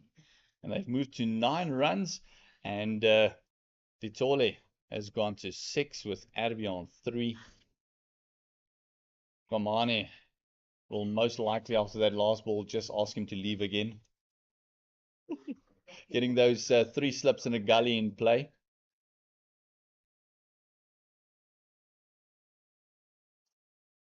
That fuller ball, right? Back of a length, just leaving it. Right now you have to play. You miss, I hit. That's it, going for that LBW shot, and also hoping to extract a little bit of late movement that we saw in that first innings that Kamani got, was that late movement with the fuller ball that just ducked away from the left-handers a little bit and enticed 1 or 2 drives that went past the batters. Well, he was very unlucky with a few balls, bowled some pearlers that did not get him any wickets. And flat bats that down to long off. Right, there is the chase. Right, however, right, The fielder does win it. They're going in for the third, and well run by Ditole. He thought that that was a boundary for sure, but Kleinfeld doing the hard work, keeping it down just to 3. That's a long chase, as we mentioned earlier. From this end, the offside field for the left-handers is very, very big, and that was a teasing chase, and that was a bit of a flat bat. Maybe just shows that spongy bounce is still there. Can't really time the ball. It made a lovely noise off the bat, but not from the middle. A little bit more toe end of the bat than the middle of the bat. Oh, inside edge saving Arvia there. I think Ditole with flat batting, that would be disappointed. He's like, I'm in control. That is a muscle. That's a muscle shot to say, bang, I'm here. I'm in charge now. And you'll definitely know that the Dolphins will let him know that you left it better from the middle of the bat than you actually played at it. So there'll be some chatter going towards the batters at the moment, but a much better start from the Hollywoodbet Dolphins than they had in the first innings, rotating these runs. Already 2 boundaries in this innings, 12 for the out loss, 104 still the deficit. It's still not out of those triple figures. It's still not out, and the Titans will be saying to themselves, let's get a wicket now, as quickly as possible before the lunch break. Let's get a wicket. Let's get the breakthrough that they need. Get the match going towards a result towards the Titans. And you feel that Titans can still attack a little bit more because of that huge lead that they still have. So for the next 40 runs or so, they can still go out, attack. They can have the 3 slips in the gully. They can try 1 or 2 things, maybe have that fuller ball, have them driving a little bit more. 1 or 2 boundaries is not going to create such a big problem for them when it comes to the runs column. But you also don't want these 2 guys to settle down and actually start playing positive cricket, because all of a sudden that deficit can turn against you and work against you as a fielding team.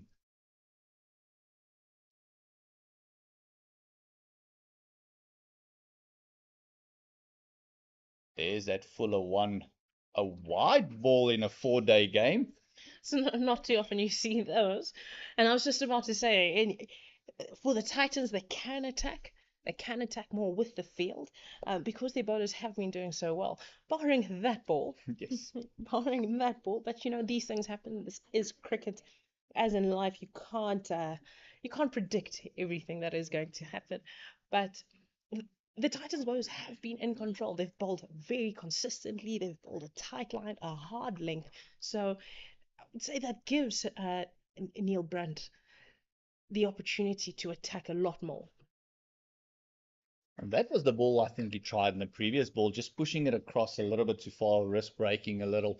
And that was the one that they're looking for, where they'll hopefully get Ditole driving, maybe tuck him up a little bit more, maybe come in a little bit closer, a little bit easy to leave when it's wider.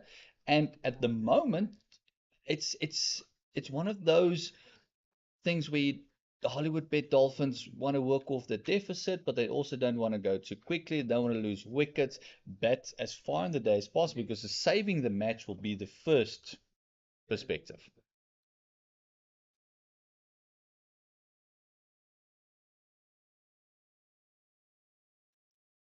That is what he was looking for. Get it going across, have him chasing that one.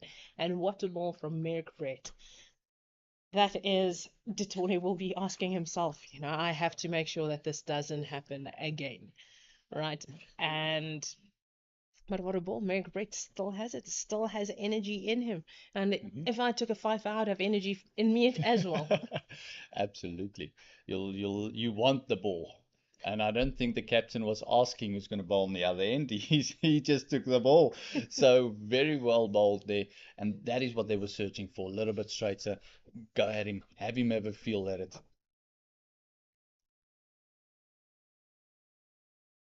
And they've got that mid-wicket there that's very close in as well. Not moving around for that one that goes a little bit straighter, tucked off the hip. No chance for a run. And then they've got protection on the fine leg boundary as well. So if he gets one that strays onto the legs a little bit, it's the one. With a deficit of still 103, the ones, the twos, make them work that deficit off and just giving them balls to hit. Yes. the Dolphins will be saying to themselves, these two just get the partnership going. Battle, lunge, keep the strike rotation happening. They, they'll see as 100 runs as very gettable, but that all just shaping and asking questions. Titole, do you know where your off stump is? Just hear Merrick Brett just asking him there in a very weird language, what's going on, and just that extra little bit of emphasis on the ball, the keeper getting involved, the slips getting involved, just puts that extra pressure on you as a batter because you got all these voices. You got the bowler at you. The field all of a sudden shrinks a lot.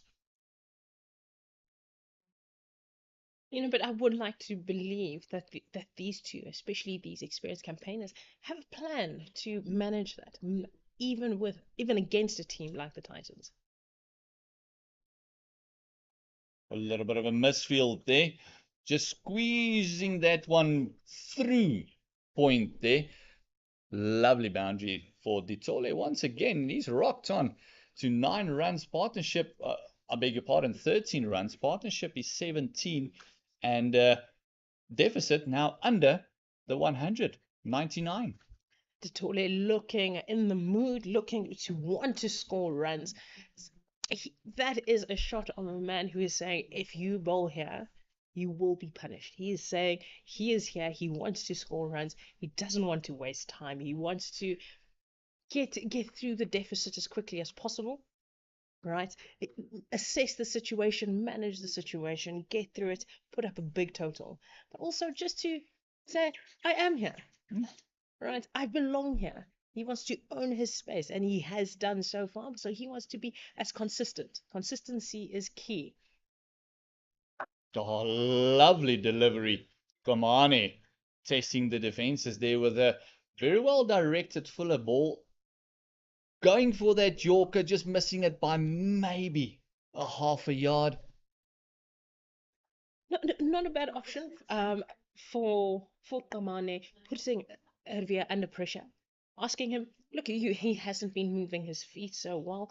Even in the beginning of this innings, still not looking convincing. Right? We do know the talent that he has. But just, put it fuller. Force him to play. A lovely shot from the back foot. No chance for the fielder, even if it was the bigger side of the field. And that's what Sarel Arvia hopefully will be getting him going. His first boundary for his second innings, and he's on 7. What a shot. What a shot. Okay, that was very convincing. To the bigger part of the field, just stand and deliver. He played it, wasn't actually that bad a ball, but just waited for it under his eyes. Shows the technique that he has, the skill that he has. Also, there is no pressure. There is no pressure because Ditole is keeping the scoreboard ticking and is the aggressor. Olivia doesn't have to look for runs as quickly as he thinks. Can take his time, bat his way. And already see a change there in the bowler as well, with that one just punched off the back foot. Komane just coming over the wicket now to the left-handers. Interesting to see if he keeps going over the wicket for Ditole as well. 22 without loss. Busy with the 5th over. Batting at 4.9. Is the run rate at the moment, which won't matter that much. But batting at that run rate also works off the deficit a lot quicker.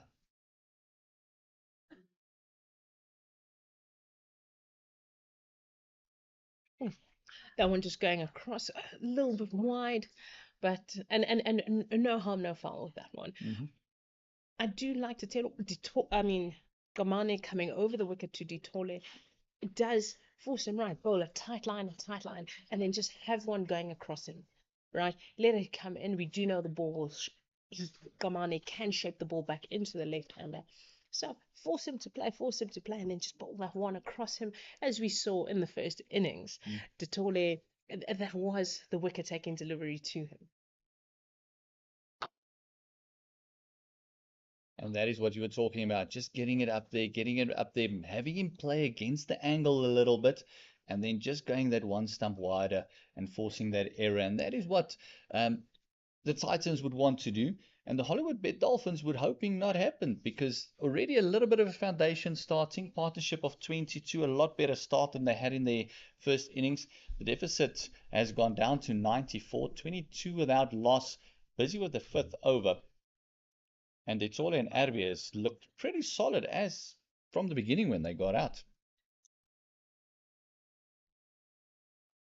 And not to contradict, but yes, Arvia did struggle in that first 2 overs a little bit with feet not moving, but he hasn't looked in trouble, except for that very first delivery that he received. There was a big shout for LBW that he survived, and from there, I think it's just woken him up a little bit. Yeah, usually that's what you need. Sometimes that wake up becomes a wicket taking delivery. You lose your wicket and you're like, oh, okay, I'm out before I've even begun. So I think, that's just, okay, right, so you're here, you're back. I think that's what he would be saying to himself. And with Merrick Brett, Ervia hasn't faced much of Merrick Brett in this innings, but he probably watched a lot. So we'll have a plan and to counteract the guile of Merrick Brett.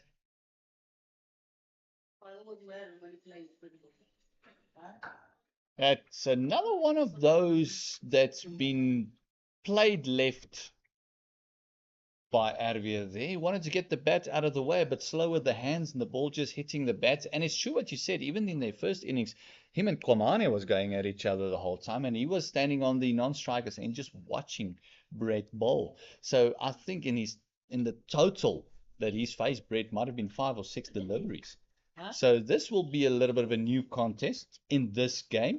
Obviously, in the past, they might have come across each other, but this will be a new contest and a nice contest between Arvia and the wicket taker Brett. Not a bad option from Merrick Brett, but a little bit fuller. Right, ask Ervia, are you going to drive? Are you going to leave it? But Ervia just saying, I've got time. I've got time. It's early in the innings. I've got time. Just letting it go past. But Merrick Brett, bowling, they have a very clear plan for, I'd say, the left-handers in the top order of this Dolphins lineup. So, we're going to bowl at you, force you to play, force you to score runs, but keeping everything tight lines, hard length, make it difficult, and force you. Are you patient enough?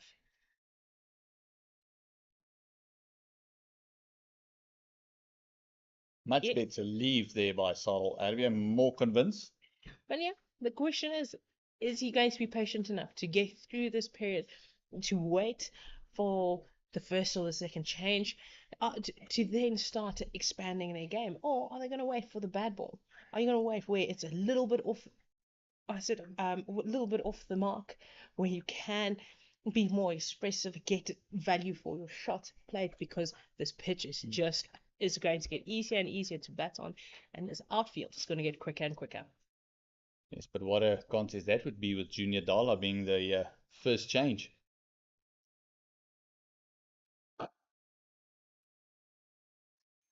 Yes, Junior Dollar did show that he will not give you runs for free. You will work for every run you get off him. So it will be interesting to see how the Dolphins counteract that. They did have time to go back and study, work out some game plans, and now it will all be about executing. It is all about executing your game plans, and also what a time to be a bowler if you're a Titans bowler, because there's no pressure on you. You've got a huge deficit still of 94, and the captain is asking you to bowl the ball that's going to take wickets. You don't need to bowl defensively, you can just attack. It just takes all the pressure off you, and as you alluded to it earlier, they need to take the catches as well, because they didn't do themselves any favors, because Arvia got a life, Ackerman got a life, and it was all behind the wicket. Yeah, I think that slip quarter probably had a hard look at themselves, and if they didn't have a hard look at themselves, the bowlers did. Yes. They looked at them and were like, "Oh, need to be better."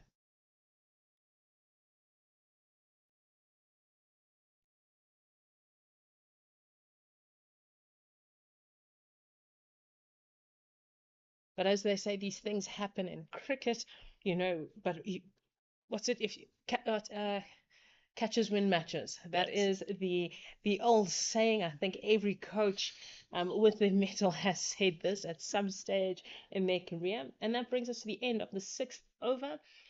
The Dolphins at 22 for no loss and are trailing by 94 runs. And Totole has gone to 13, Arvia on 8. And the most important thing for the Dolphins, no damage has been done to that wickets column. They still got 10 wickets in hand. But having to bat for almost 2 days, the deficit first got to be worked off. They got to be thinking saving the match. Titans got to be thinking get them the wickets in as much as possible, get them before lunch, maybe 4 or 5 down. I think that would be the target for the Titans at the moment. Changing bowler as Bukako comes in as well, giving the Komani a little bit of a break, and you see a very short spell by Komani. Only 3 overs, went for 14 runs. And as we see Arvia just opening up his hands, there's a little breeze coming across Supersport Park as it is another scorcher. It's a lovely day for cricket, especially when you're up here in the combox. I think outside on the field it's a lot hotter. But it's also a great day to be on the grass embankments.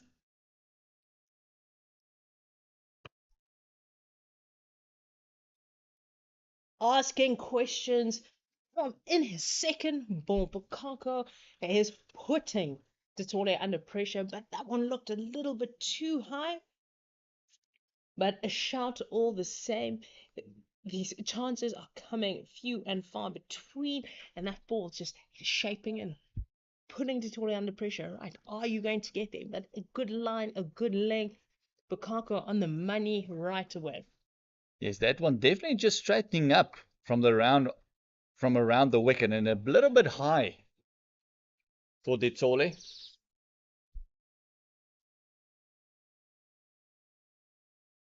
Oh, Nick, and what a catch! Wow, what an amazing catch there after we saw Munsame drop 2 yesterday. And Tladi Bokako, well done. Your 200th first class wicket, and what a way to take it. Totole fending off one, and his rhythm is looking much better than he did yesterday. Yes, he was looking. That was a key. He was looking like he was going to go on to score a big one. But what a catch from Rivaldo Munsami behind the stumps. That is the standard that the Titans will want from behind the stumps. And Munsami leading from the front, saying, right, he's dropped a few, he's taken one, and the all-important wicket of Totole. He departs for 13 runs after facing 20 balls. Fantastic catch. And you got to feel that's going to lift the entire team, and the momentum multiplier Titans will just get a huge lift and give him a big congrats, because that's his 130 that he scored in that first innings was crucial.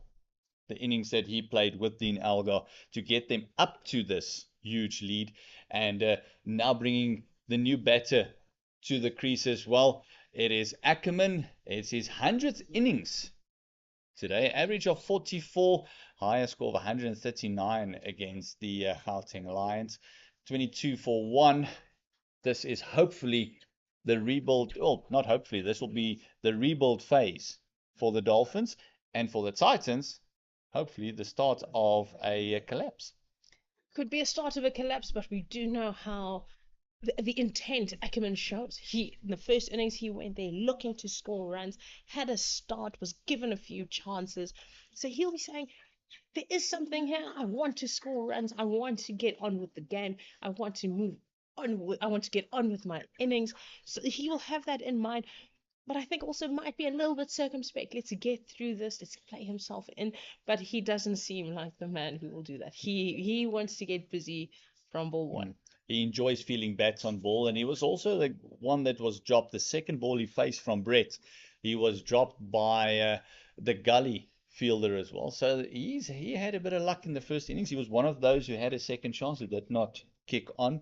But at the moment, the Titans, Bukako just looking a different bowler than he did in his second and third spell in the first innings. Yes, Bukako showing why he is here. First change, bowling with, what's a semi-new ball.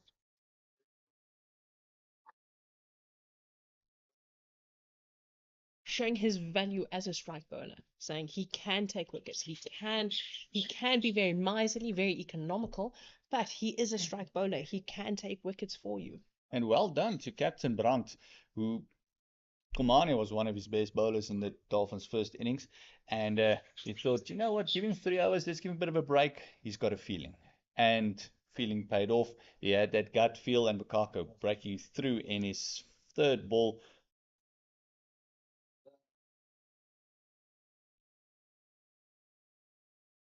Come getting way out there, just covering his off stump, making sure that you know what, there's no pressure here.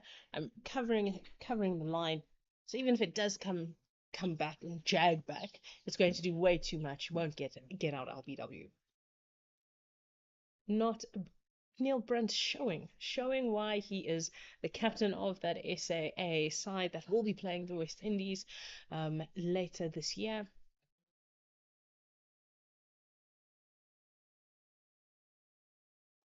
Another one just finding the outside edge of the bat, going through that backward point and gully region.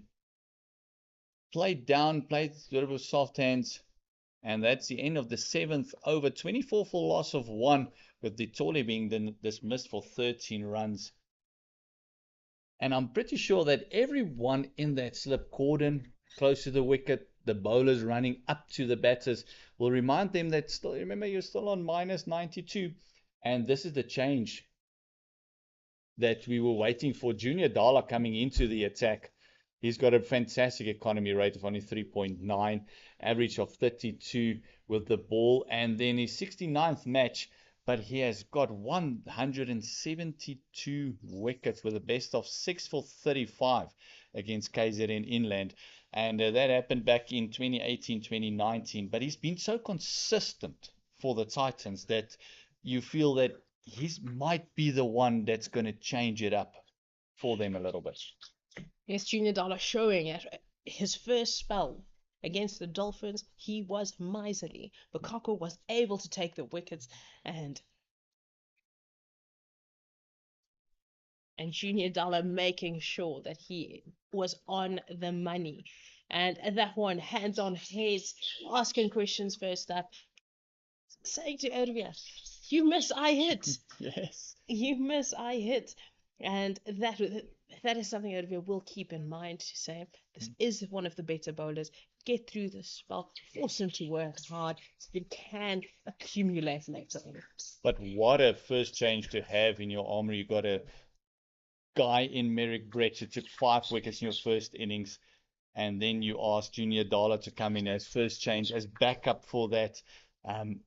It will be shorter spells, as the heat over the last couple of days definitely takes its toll on the fielding side, on the batters as well. So I think there'll be a little bit more short bursts than the long spells that we saw in the first innings.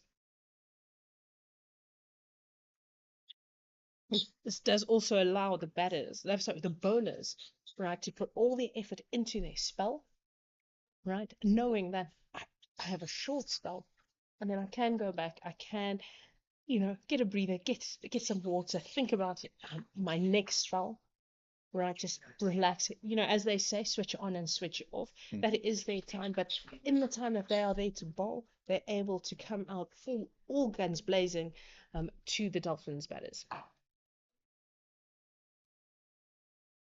Junior Dala just showing, right? He's going to come in hard. First ball on the money, yes. There was the single, but on the money, in the right areas, asking the right questions. And Neil Brunt, his job, I would say, is easy. These are hard problems to have. Okay, who do I bowl? Yes. Right, with all my bowlers firing, who do I bowl? Those are problems any captain will want.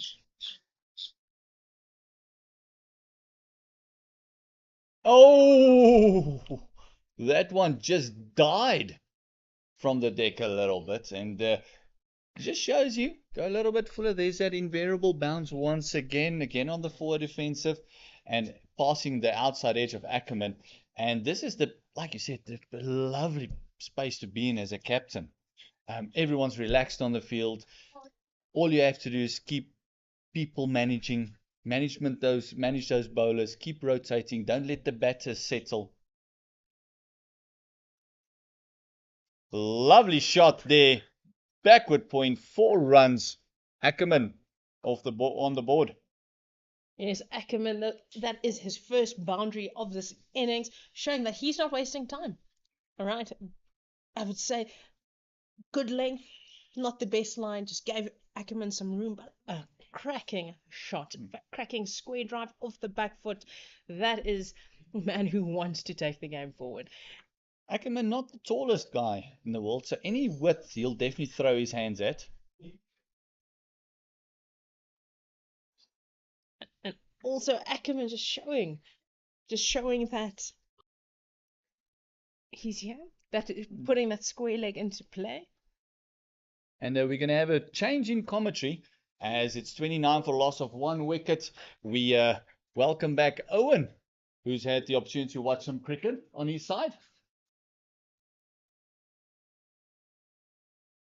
Welcome, Owen. Thank you. Yes, 29 runs on the board here, 8 overs gone, 1 wicket down with a deficit of 87, with Titans a bit relaxed on the field there with that lead. And perfect bowling there, good over there from Dala. Yes, a good over from Dala and backed up well by Bukako. Bukako on the money, just asking questions, just forcing them to play, not leaving too much for Olivia to free his hands. Yeah, definitely good bowling there, and as you said, not leaving much room for them to maneuver.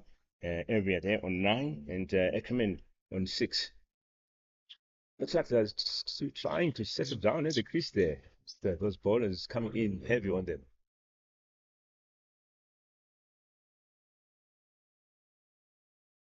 Yes, this is what happens when the fielding team is in control. Neil Brandt just setting the field up right. We want to attack, and with Ackerman at the crease, I don't see too many changes within the field set. So far, I don't think so. They're trying to put pressure on the batters here, let them make mistakes and beg another second wicket here. So good strategy by Titans.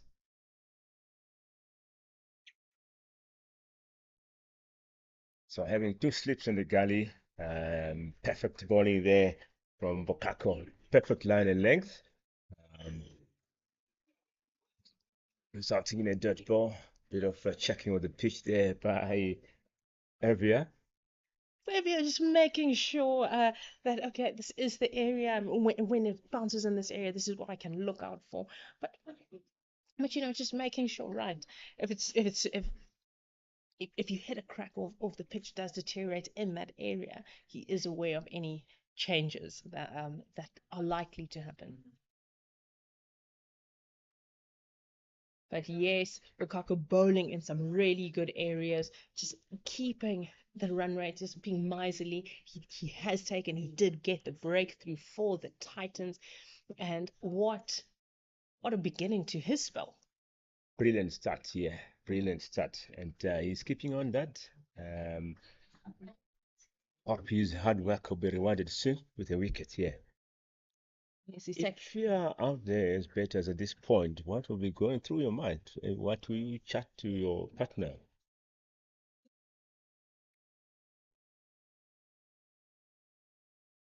well, these two, you can see that Ervia is accumulator. He is going to take his time, right? But anything, so their plan would be let's bat until lunch.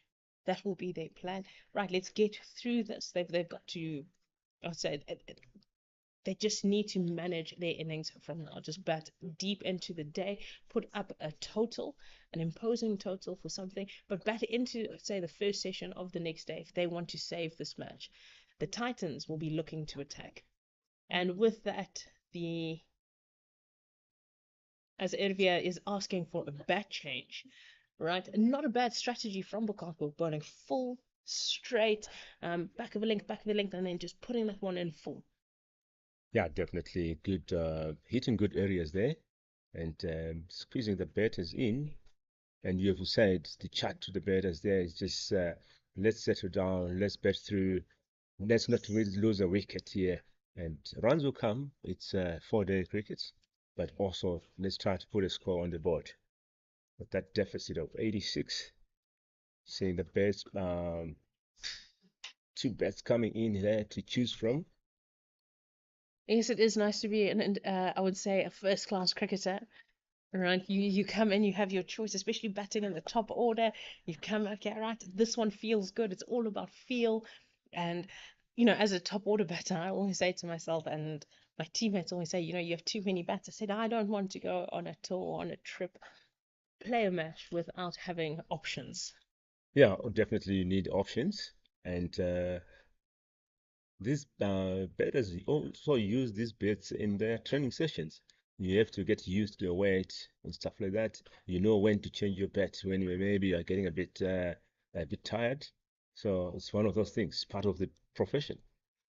Yes, it is part of it. And there, Ervia, making sure that his equipment is of top quality to place Bukako. New bet being tested there, and the fielders loving the moment. Yeah, they You, are in control. They have that opportunity to be happy here. you Pressure is on the batters. Pressure is definitely on the batters. The fielders are just, as I said, riding the high. They know they're in control. They got the danger man of Detole out cheaply. Detole will be disappointed, but what a ball from Bukako to get his first wicket. And Ervia just being a little bit more cautious with Bukako. And that ball also on the money. Definitely on the money there. And talking about cautiousness, yes, they have to be. You don't want to lose another quickly wicket here. So that's it. That's lunch. Yes, that is the end of the ninth over. The Dolphins are 30 runs for the loss of one wicket with a deficit of 86 runs. The Titans are well in control of this innings. Ervia still at the crease and with 9 runs. De Tole, the only wicket lost in this innings, he lost his wicket after caught behind a fantastic catch by Rivaldo Moonsamy. He went out for 13 runs, and Ackerman, who's at the crease with Ervia, is on 6. Gamane bowling well in his first spell, 3 overs for 14 runs. Merrick Brett, the danger man of the first innings, also very miserly, making it difficult for the batters. 3 overs for 8 runs. Bukako, in his first over, getting the danger man of the Tole. 2 overs, 3 runs. He has this only wicket in this inning so far. And Junior Dalla, after 1 over, for 5 runs. We look forward to having you come back. Please like and subscribe. I am Sean Mayers. And Owen Sino. right, and please come back and we'll see you soon.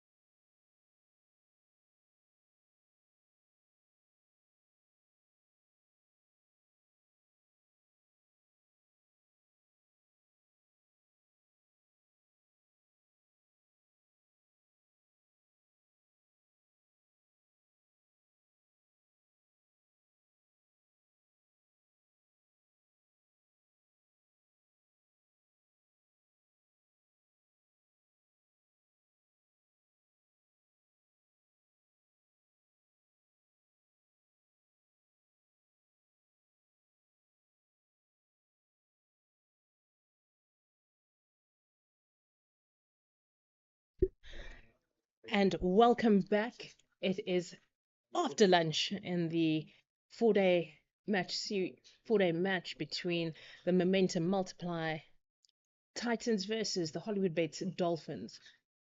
Right, we are continuing with Merrick Brett starting us off. The Dolphins are currently at 30 for 1 after 9 overs with Marcus Ackerman on strike and Sardal earlier. On the other side at the non-strikers end, Ackerman is on 6, Ervia is on 9. I am Sean and I'm joined by Owen. Yes, welcome back, ladies and gentlemen. Hope you had a nice break. And Dolphins here having a deficit of 86. Still need to work hard here to put some runs on the board. As we have seen before lunch, Titans on top of the situation here.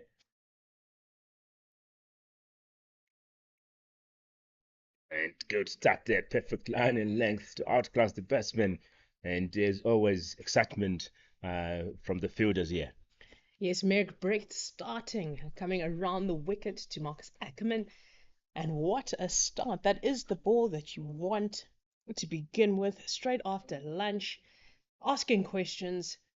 Clearly, Brett coming off a fifer is saying, well, let me go again. Definitely, he has got that confidence, and the zeal to keep on bagging those wickets. So, brilliant start here.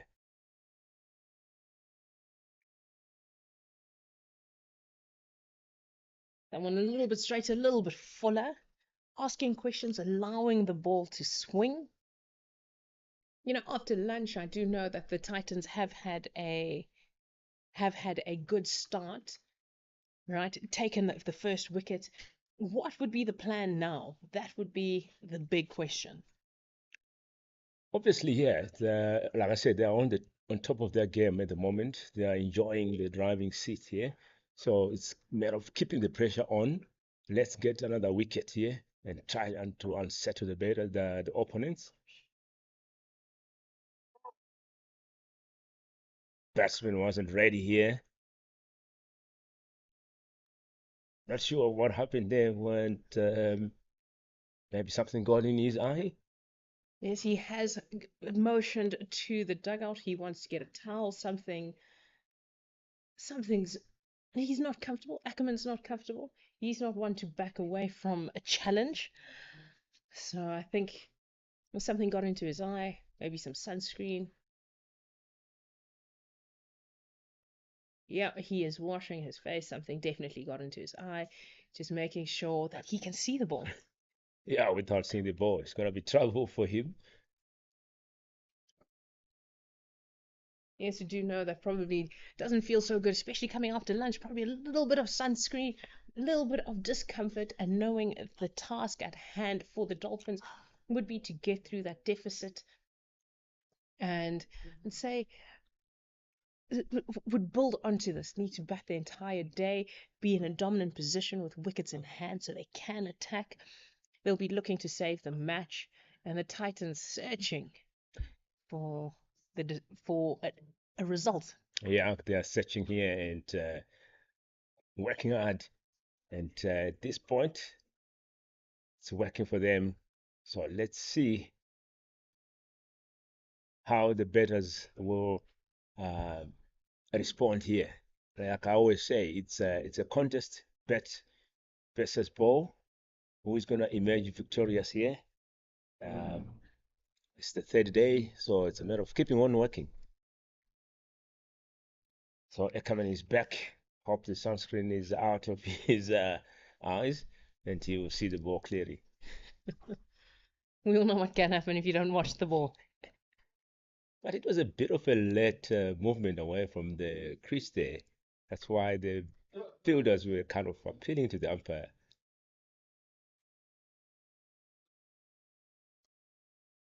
Good cut back. You can see the ball now. Like a blocker.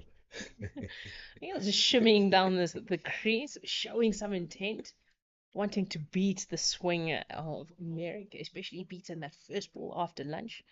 Showing that lunch, didn't weigh him down. He's ready to keep going. He's ready to take the game forward. Yeah, definitely taking the game forward. It's early overs here. Only we're in the ninth over, so there's still some time for them to work around, put some runs on the board here.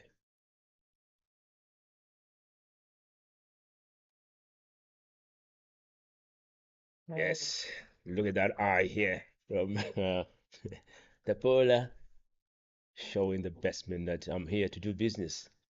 Yes, Meg Brecht showing that fielding off his own bowling, making sure that Ackerman stays in his crease. Don't try and pull a fast one here. He's not afraid to throw it back. Look for the search for that second wicket. So one more, two more balls to come in this over. Two slips and a gully.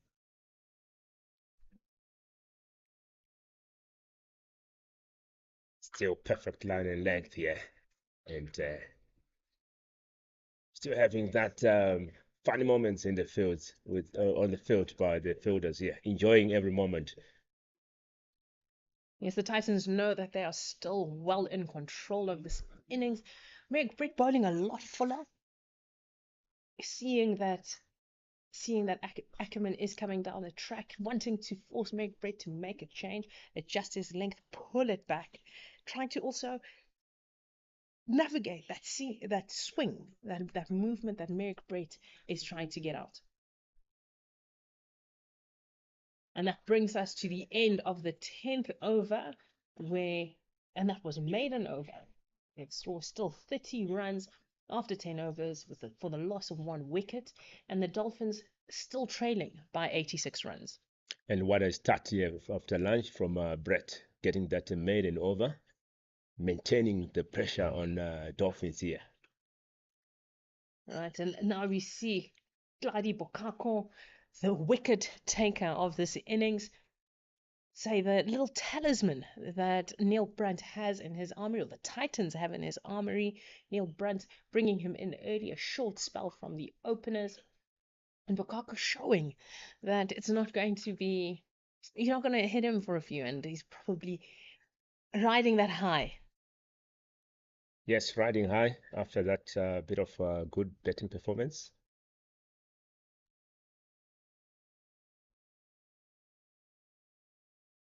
Brett starts the dot ball, coming right around.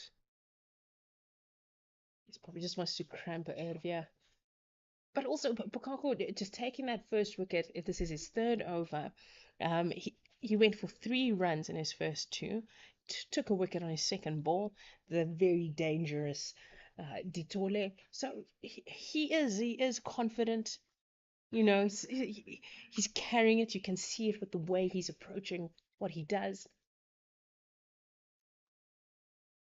That one has been played over the top of the slips and goes all the way for 4 runs. What a shot there from area, putting runs on the board. Rivia will probably be saying, I plan to play it there. And Bukako will say he is a little bit lucky to have got over the slip cordon, but not a bad option. You know, the Dolphins will take the runs. Yeah, runs on the board. They need to work on that deficit now, trailing by 82 runs. And the Dolphins will be saying it's only 82 runs. If they can have a big partnership here and then begin to pose a winning total potentially. That's a good comeback there from Bokako after being hit for that boundary. I was expecting a short ball. There's always bowlers after being hit for that boundary, they want to come hard onto the batsman. So dot ball here, and So that is a good comeback, getting the wickets into play, coming straighter, not giving Ervia any room outside off. Because essentially, you know, as they say, if you're going to nick hard. Make sure you get it over, let it fly.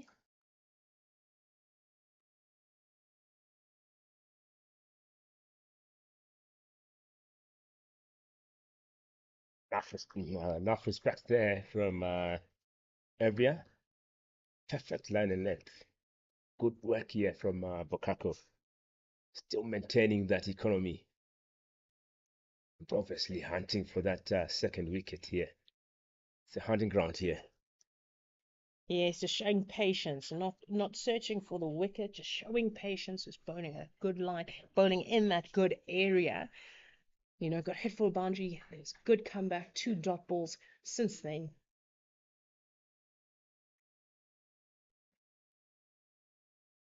Three dot balls, just keeping Erwin, making sure there's no room for him to score any runs. So it's a good comeback from Bukako.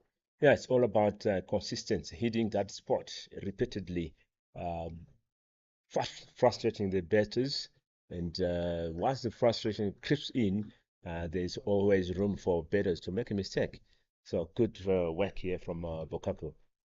Yes, and the Titans do know that mistakes will happen. They saw it in the first innings, especially with this Dolphins top order, put enough pressure and that they will make the mistakes.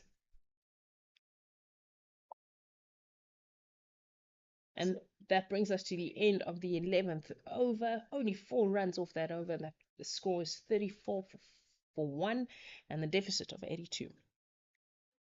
Yes, good work. Keep on happening here. Yes. And chat between the batters here, Evia and Eckerman, strategizing, maybe saying, just keep your head down, respect the good balls, bad balls will come. Make runs from those bad balls. Ervia is now on 13 off 33 balls, and Ackerman is on 6 off 14. He has been the aggressor. He is on strike and will be facing Merrick Brett in his 5th over. Great start there from Brett coming right time around, trying to swing into the batsman here. Dot ball off that. Yes, Merrick Brett tried to cramp up the batter, get it in. Ask Ackerman, can you keep playing? Can you keep, blocking me out? Because if you miss, I hit. And just saying, okay, we do know Merrick Brett can get the ball to come across, but this isn't a bad option, especially now where they are attacking the batters.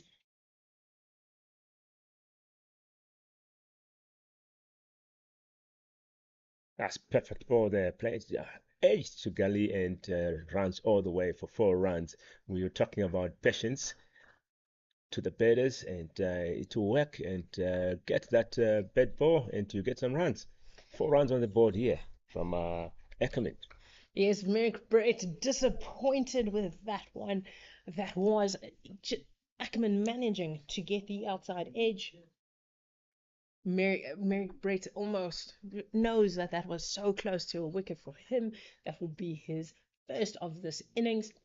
So he would be disappointed, and Gully is throwing himself around, trying to stop the ball, unfortunately, all the way to the boundary.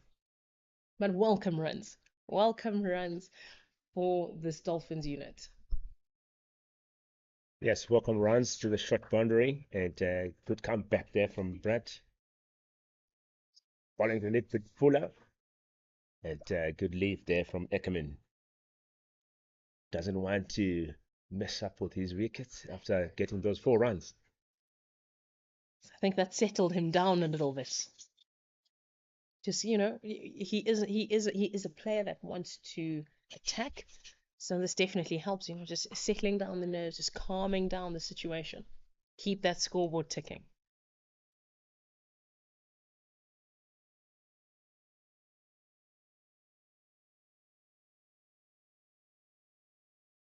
That has been played hard, but for no runs. Ackerman showing that he has the shots. He knows what he wants to do. He knows he wants to hit the gap. Right, Merrick Brett straying a little bit. Say a little bit unlucky there. Very unlucky, but yeah, it's part of the game. It's a contest, it's a war, and you win some, you lose some. So Merrick Brett's a little bit lucky to get away with that one. But yes, we do know Ackerman can come in and turn this innings into a mammoth total.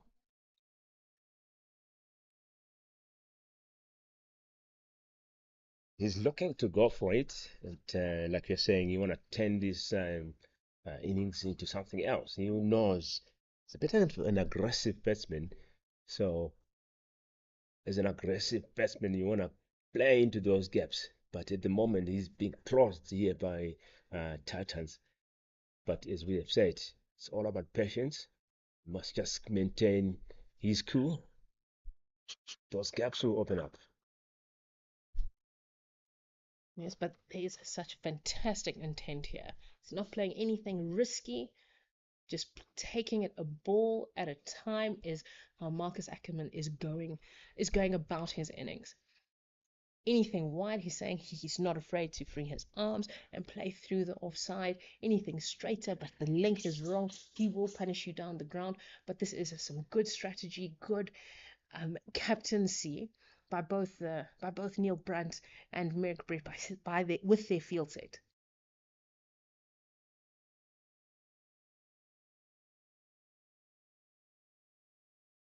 Ackerman being closed on that gap, he want to play in that area, but we've seen that Brett moved his fielder there, so gaps closed, and that comes bring us to the end of the over. 12 overs gone here. 38 is the score. 1 wicket down with a deficit of 78. And Ekman there on 10 runs, and Evia 13. Yes, and Ackerman clearly wanting to take, I would say, put a few more runs on the board. Latvia back on strike with Bukako continuing. This will be his fourth over in this innings. He is looking deadly. Right, bowling very, very tight lines, but also just being very patient. And this is what you want from. He is a new acquisition for the Titans. This is his first season. With last season, him playing for the Lions. He is bowling in the at first change, and just putting I would say just stamping his mark on this match. Yeah, definitely. You want to see your top batters doing that.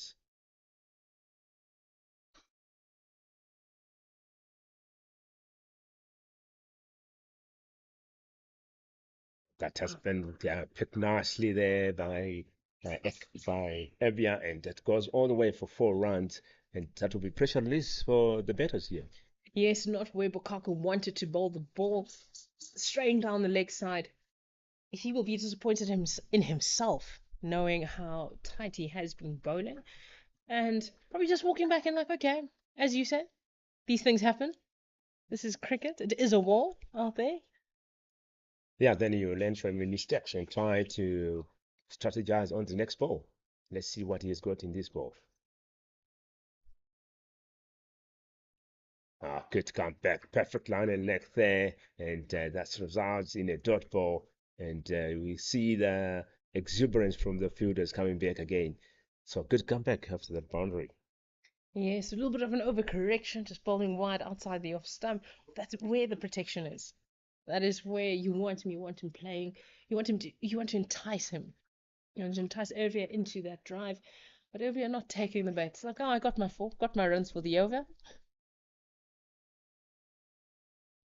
Happy to let that one go through.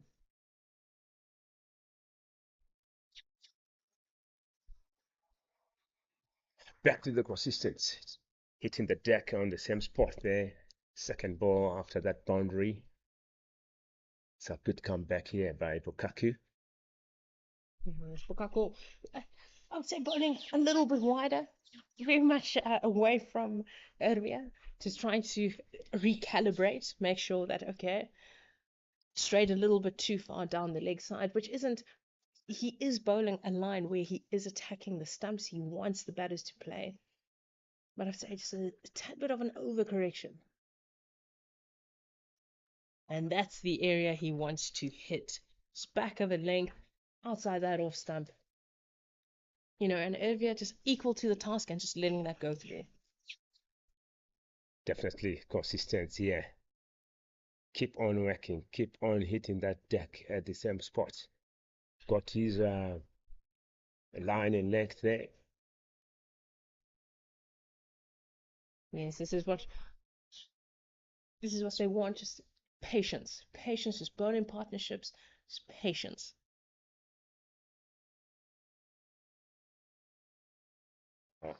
That's a no ball there. Front foot.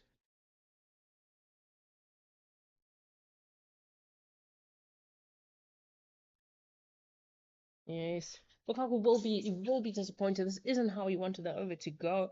This is a no ball. This was something that the Titans struggled with in the first innings, bowling like almost 10 no balls in the first innings. Something that they've spoken about in the change room.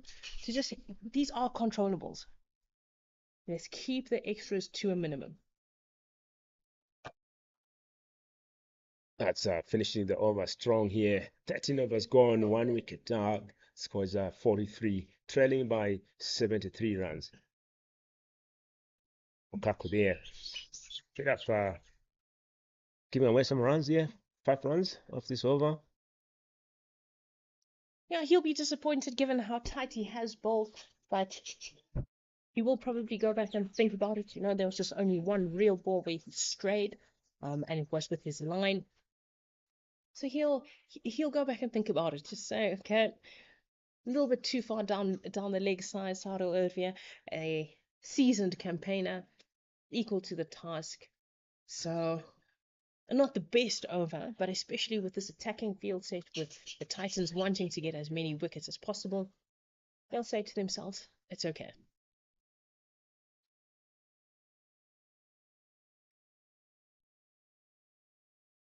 And what a start from Merrick Brett at the start of the 14th over. A dot ball with Merrick Brett coming around the wicket, just asking Marcus Ackerman some questions.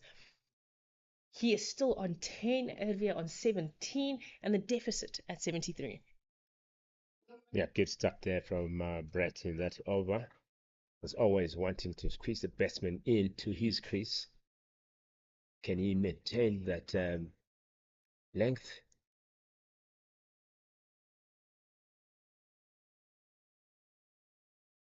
Oh, this one a little leg side. And the keeper there, some excitement, trying to put some pressure on the umpire there. Is he trying to put the pressure on the umpire, or is he excited to have served those buys? Probably just, making sure the umpire is like, oh, it doesn't call a wide. It's like, oh, it hit something on the way through, just taking a chance, as wicket keepers do. Backing the bowler in what he's doing. But this is not a bad plan from Merrick Brett coming around the wicket to Marcus Ackerman. It is not a bad plan, especially attacking those stumps, forcing him to play, bowling that length, that dicey length, and then occasionally just throwing in that full one. Yes, and Ackerman still searching here for those gaps. Want to penetrate into those gaps and get some runs on the board. We said it's about patience. Runs will come. Yes, Merrick Brett bowling well, bowling to his field.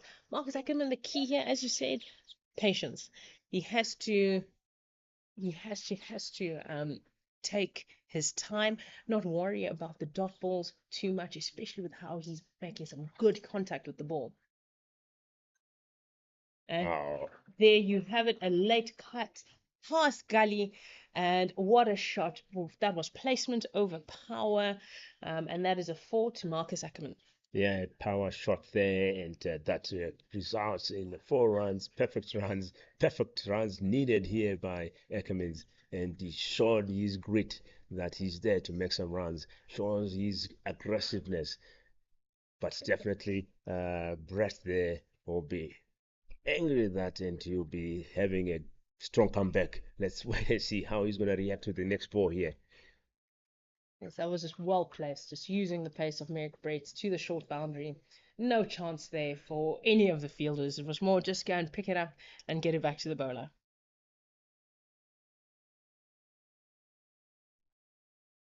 Another no ball. The Titans will not be happy, but that was a better line, better length, and great fielding in the covers there, because that was a definite 4.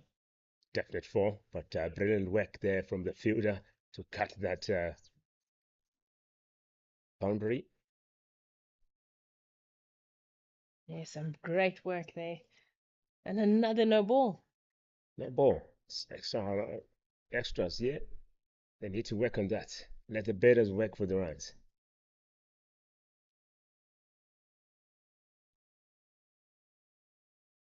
Good comeback there.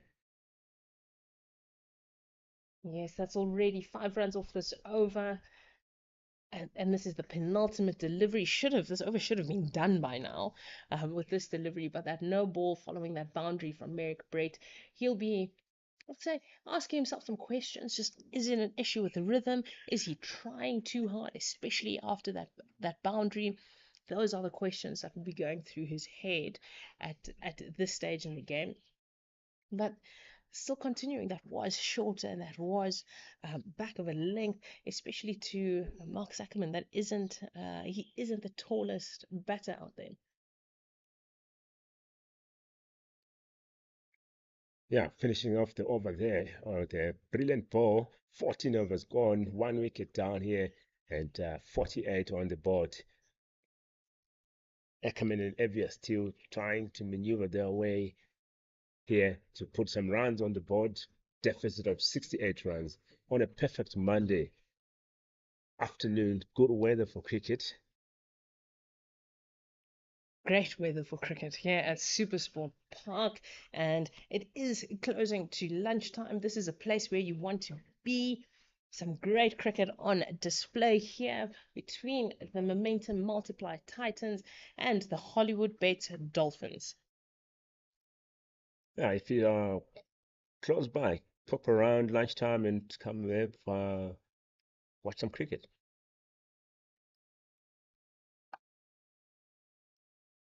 Bokako to continue here, and he will be bowling to Saro Ervia, who is on strike, who is just looking very settled, very compact, very ready for a long innings. Long innings, yes. They know they've got a long way to go, chasing that score, and again putting a score to defend. So it's still work to be done here. Still lots of work for the Dolphins as Bokako continues.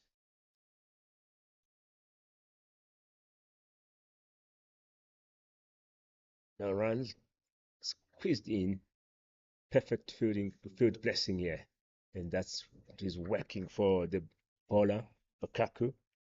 Dot ball.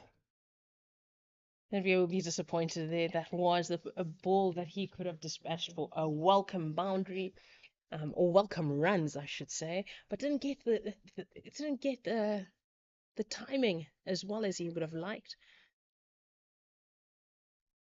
So unfortunately, that one going straight to the fielder, but the intent from Ervia is there. Again, it's a no ball here. The Titans need to work on those extras. That's the second no ball there from Bokaku. It's the fourth no ball of this innings. Bokako will be disappointed, and this was a major talking point in the Titans. In the Dolphins' first innings, when the Titans were bowling, there were many no balls. These are the controllables. These are things that the Titans should be controlling.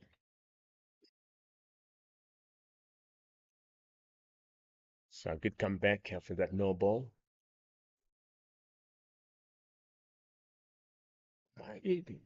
We've talked about patience and consistency. Are we seeing these no balls because bowlers are now getting frustrated that the work that they're putting in is not working, or not sure? What do you think about that? That's a very good question.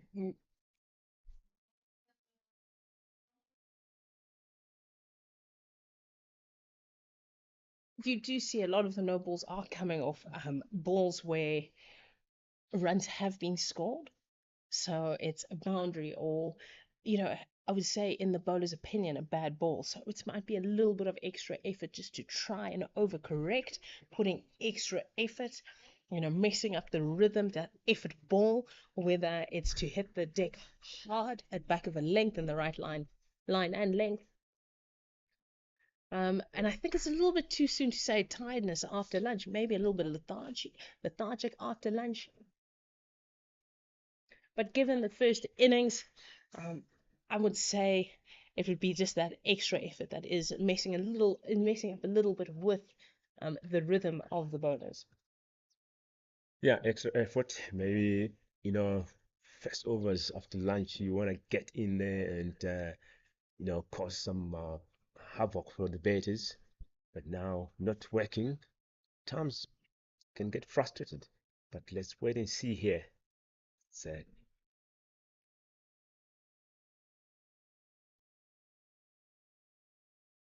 And that is where Bokako should be bowling. Right, unfortunately, another no ball, but that is the effort, that is the line, that is the length. Besides the overstep, that was a very well directed ball. Great effort. Bokako disappointed in himself because he knows how close that was to the outside edge. very close, very close. Unfortunate there for that no ball. They really need to work on that. And as you can see, the fielding here, putting pressure on Evia. And that no ball brings up the 50 for the Hollywoodbets Dolphins.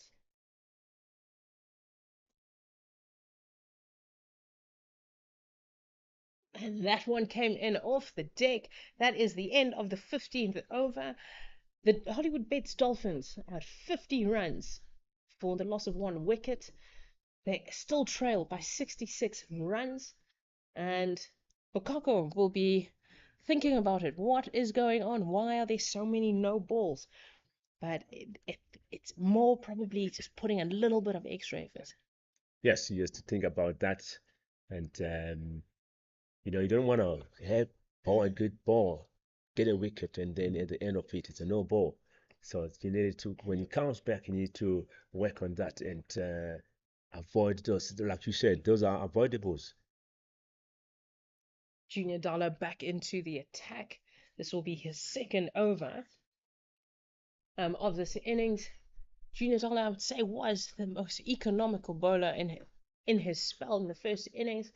And I would say in his first spell in the first innings, there is the aggression, the intensity that he brings to this Titans bowling attack.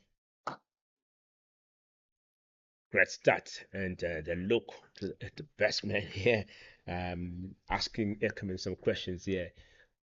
Keep on working. What are you doing here? Yes, asking him, bending his back, just showing, right? It's not going to be easy, right? You're going to hit and try and get it past me. Yeah, no, it's not easy here. You miss, I hit. So that is the thinking here. Can't get ball there from Dada. Hitting the good spot there. But Ackerman not giving me a chance to hit those stumps. Having two slips in the gully. Yes, Junior Dollar, just we do know he is attacking the stumps, just keeping it very compact, but we do know that he can just use the angle, the natural variation of him coming over the wicket. And that is a short one that has been dispatched to the deep mid-wicket boundary, and a welcome boundary for Marcus Ackerman. That brings the total to 54, and for one, Junior Dollar won't be happy. Not the best directed short ball. Definitely you won't be happy here. And that has been played perfectly by Ackerman. And that takes him to 18 runs. And it's going to be a bit of pressure release here after those two balls. And two batters here having a chat after that shot. Keep going. This is what we need. They're now trailing with 62 runs. And this partnership growing really nicely. It's currently on 32 with Adria on 17 and Ackerman on 18. Ackerman, the clear aggressor here. Very aggressive. And given the chance, he will cause some havoc here. Good comeback after that boundary. Dot ball here.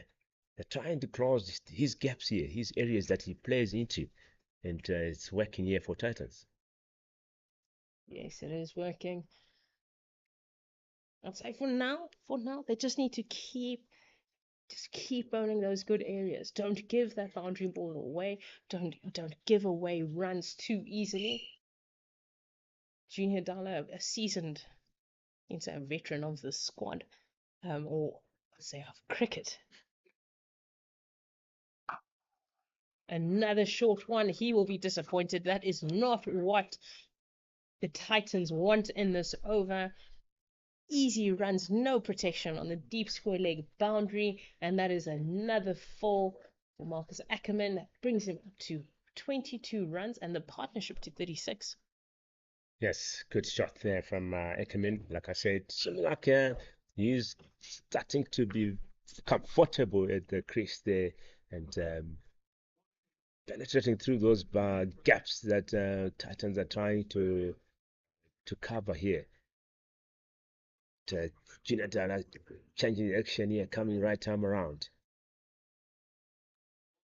And ladies and gentlemen, again, pumped for 4 runs here. What a shot there from Ackerman. And you can see the look here from Dalla. He's not happy about that at all. What a way to finish the over there by Ackerman. And that takes them to 62 runs from 16 overs, with trailing by 54 runs.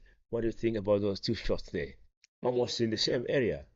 Yes, that is Ackerman just getting into position early. Junior Dalla missing his length, not the right line, and with no protection on the leg side, on the deep leg side boundary, the deep square boundary, not a good option in terms of where to bowl. He will be disappointed with himself. A lot of pressure released with those shots, and they were very convincing. Marcus Ackerman is in a good place. His confidence can only grow from here, and for the Titans, they wouldn't want that. But for the Dolphins, that was a great over, bringing their partnership to 40.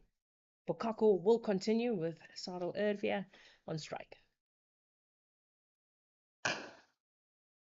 Oh, perfect shot, and that found the gap. Fielder on the chest, and 2 runs there from the batsman, and taking another run. What good running there between Ackerman and Evia. And also good chest by the fielder there to cut off that boundary, saving 1 run. Good cricket all round. Yeah, it's not the best delivery.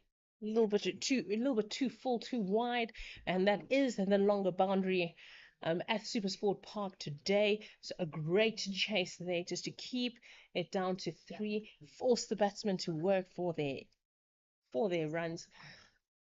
But the Titans just losing it a little bit, giving away too many runs. Right pressure release from Junior Dollar in his previous over. Bukako needs to bring things back together again. Good comeback there after that boundary. Like you said, a bit of runs being given away here. But I think that was a perfect shot, though. As you've said, that was a loose ball from Bokako. But it's good comeback here. Good contest going on here. Yes, Bukako will want to put Ackerman under pressure, given confidence that he's shown in the last over. Wanting to just keep him quiet for as long as possible.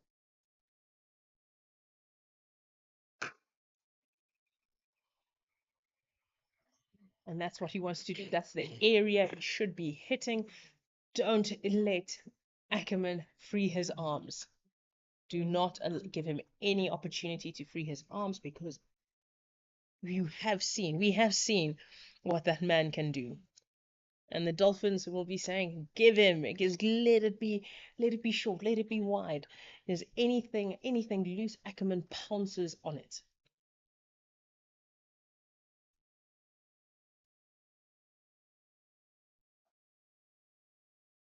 Still whacking there. Yes, a good line, good length. Oh, and it's unfortunate again. It's a no ball there from Bokako. That's why he was so disappointed by that. Another no ball that the Titans have bowled. Lots of questions going to be asked here. all of them coming in 20 overs of this innings. All right, there will be a question of rhythm, and as cricket goes, for insult to injury, a wicket will happen and it will be deemed a no ball. That's a good comeback after that. No ball again. And fielders coming in. Like it's a pressure fielding here. But Ekman seems not to be worried at this point. He's maintaining his cool. So good batting there from Ekman. It's now on 26. And Evia there on 20.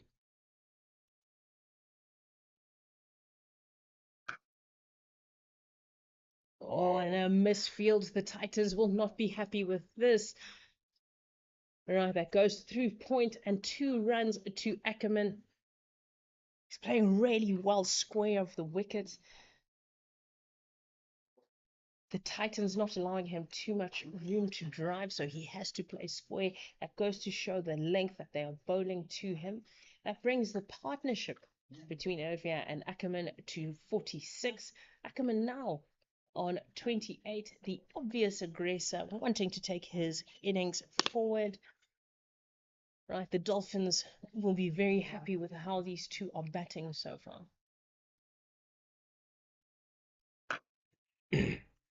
Yes, so far Ekman and Evia well composed.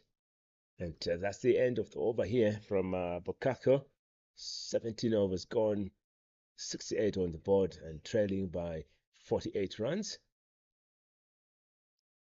Yes, Bukako will be thinking about about his no balls, right? Bowling in this period, he wants to get the wicket, but I think a little bit too much of exuberance, right? Messing up with his rhythm a little bit, getting overstepping the line a little bit too often is something for him to go and think about. Right, and we've got Junior Dalla back into the attack. Right, not the best over. He'll be looking to come back, keep things tight of his bowl, patient line, a patient length, and him changing the angle of attack. He's coming around the wicket to Sarel earlier. He'll be wanting to keep this a quiet over, but we do see a field change with a deep point on the boundary.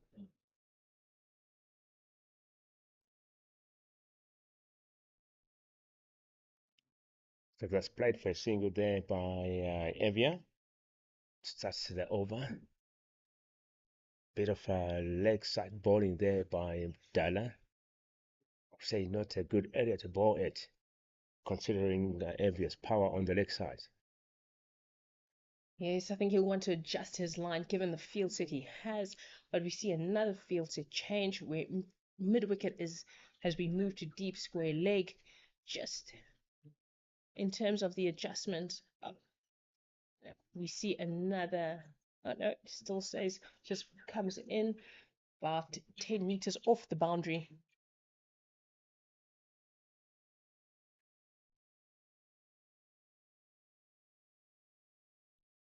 Junior Dollar spraying down the leg side again. Don't forget, I mean, Ackerman just happy to knock that down to fine leg. Junior Dollar just, trying a little bit too much, just straying. Wanting to attack those stumps a little bit too much. Just needs to go back to basics. Yeah, he's trying to get back hard after that last over. And that's a perfect ball there, perfect length that he did hit. And good leave there by Evia. Yes, he's leaving while he looks very convincing in everything he is doing. Watching the ball all the way, good foot movements, come back after lunch, ready to take on the task of taking the Dolphins out of their deficit, currently trailing by 46, wanting to get them into the positive and put up a good total for himself. What a ball there from Dalla, and appeal there from the slips. and good tackle by the keeper as well, but nothing much. Oh, that Ovia looked in two minds, wanting to drive, wanting to pull. That shot didn't look too convincing. That was a well-directed back of the length delivery from Junior Dala. Munsami just looks like it didn't carry to Munsami. So even if there was something on that, unfortunately, no wicket there. Got much better cricket from both the batter and the bowler. Nice forward defense there, and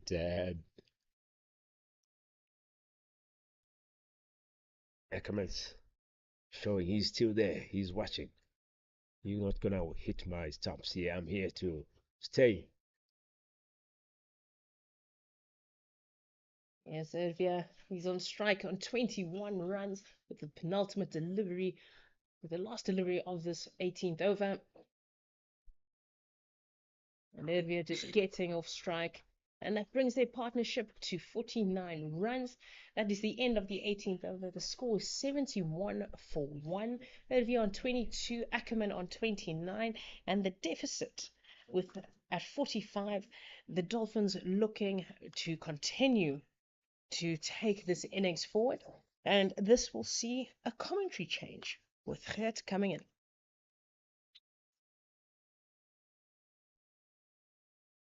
Thank you, Sean. And Owen. Yes, Gert, Nice and welcome. exciting. Thank you. How was your lunch? Oh, delicious as always here at Supersport Park. They look after us very, very well. And we got a change in bowling as I'm sitting down. Komane coming back into the attack. And the deficit. And Hollywood Dolphins have done well to work off that deficit.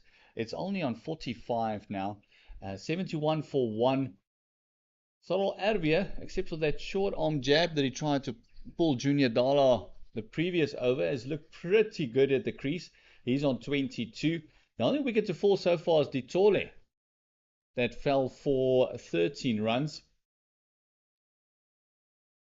And this is another contest that we saw in the first innings of the Dolphins as well. There's Kumane and Ervia back at it again. Starts with a full toss. Good fielding, got away with that one a little bit. Ervia wanting to put those loose ones away. Yeah, definitely. It's looking good, and these two building a good partnership here. They're now on 49, so they look comfortable at the crease at this point. Yes, Ackerman definitely aggressor on 29, looking to attack every opportunity he has. Even saw him walking down the track to one of Bokako in the previous over.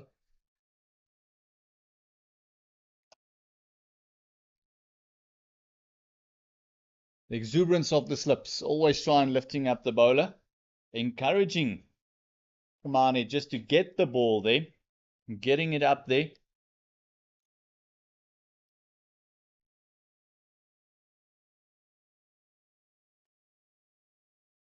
Searching for that second wicket. Partnership is on 49, deficit 45. Hollywoodbet Dolphins looking much better than they did in their first innings.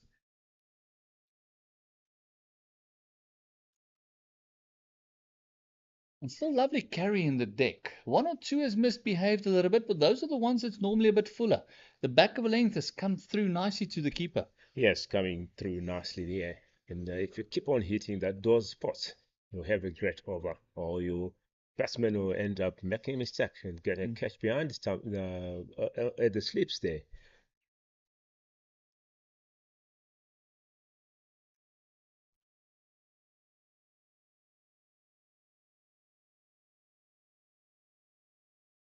A nice into the block hole there. Sol Arabia just digging that one out. And in the beginning of the innings, you could see the Titans attacking a lot more. And they had that 113 run lead. Now the deficit is coming closer. With only 45 ahead, you can see they're getting just a little bit more defensive with only one slip and a gully. And they still got their deep points out just to protect the boundary for the one that goes a little bit squarer off the bat. Still inclined to pitch one or two up. Hopefully there's some lateral movement. Yeah, definitely. That's good work so far by these two batters, Ekament and Evia. And they kind of took that exuberance out of Tatan's fielders here. Things are working their way. Like Claude was saying, it's all about patience. Patience is the key in a 4-day game. Komane actually going very well here. The rhythm looking good. It's also a gentleman that's put in a lot of work in that first innings, already busy with his fourth here. Conceded 14 runs.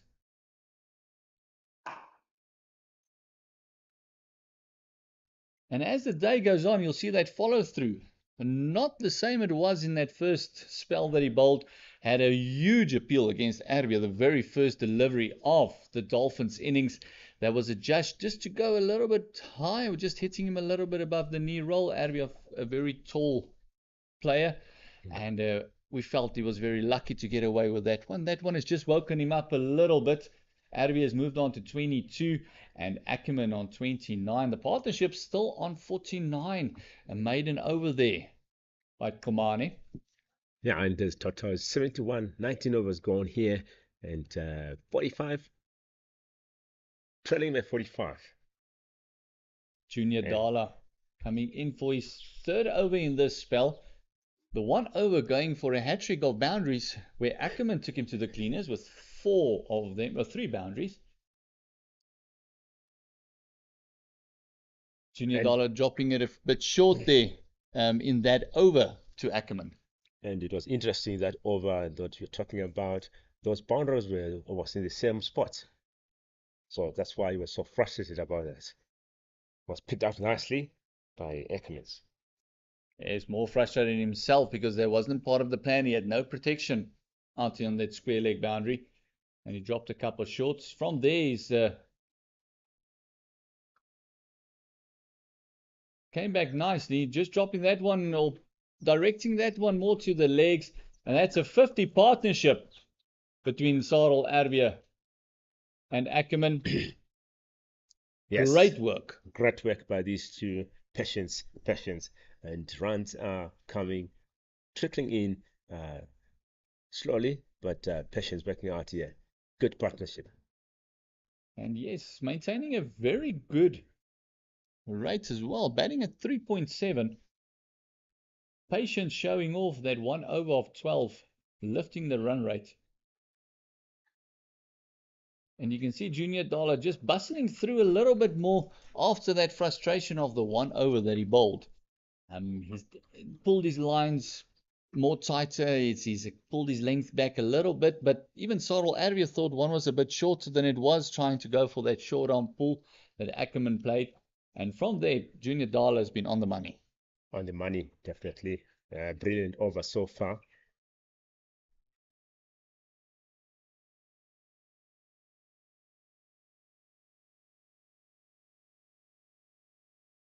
Just push down to that deep point for the 1.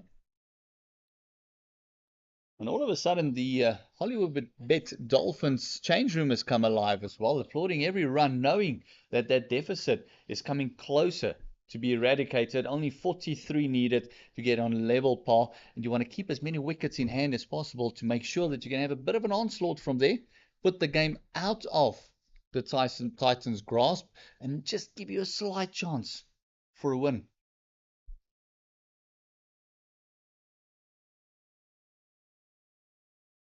Yes, much love there from Dolphins camp, and they can see things are working on working in their favor at this point. The deficit is going down, and their betters here, Ackerman and Evia, seem to be really comfortable at this point. So it's something to applaud for here. Happy to pick up the 1s and the 2s and just keep rotating the strike. The 2 left-handers doing a great job at the moment. 52 partnership.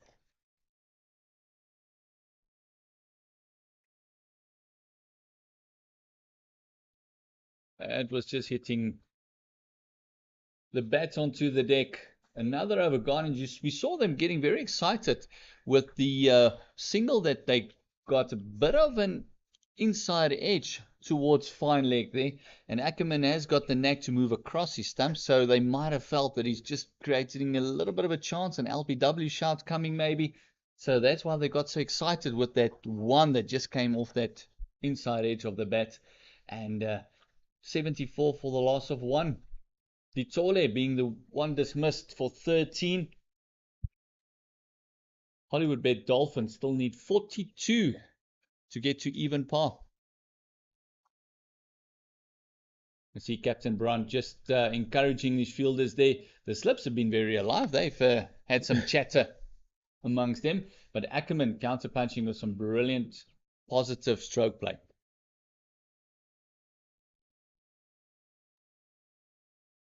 Yes, Slips being very, very, jovial there, enjoying themselves out in the middle. And they've done a great job, though, at the Slips. Yes, despite one shot that was played over the top. But they've really done a great work here. There's fantastic catch that was taken by Munsami after yesterday. He dropped two and took a brilliant catch to get rid of Ditole.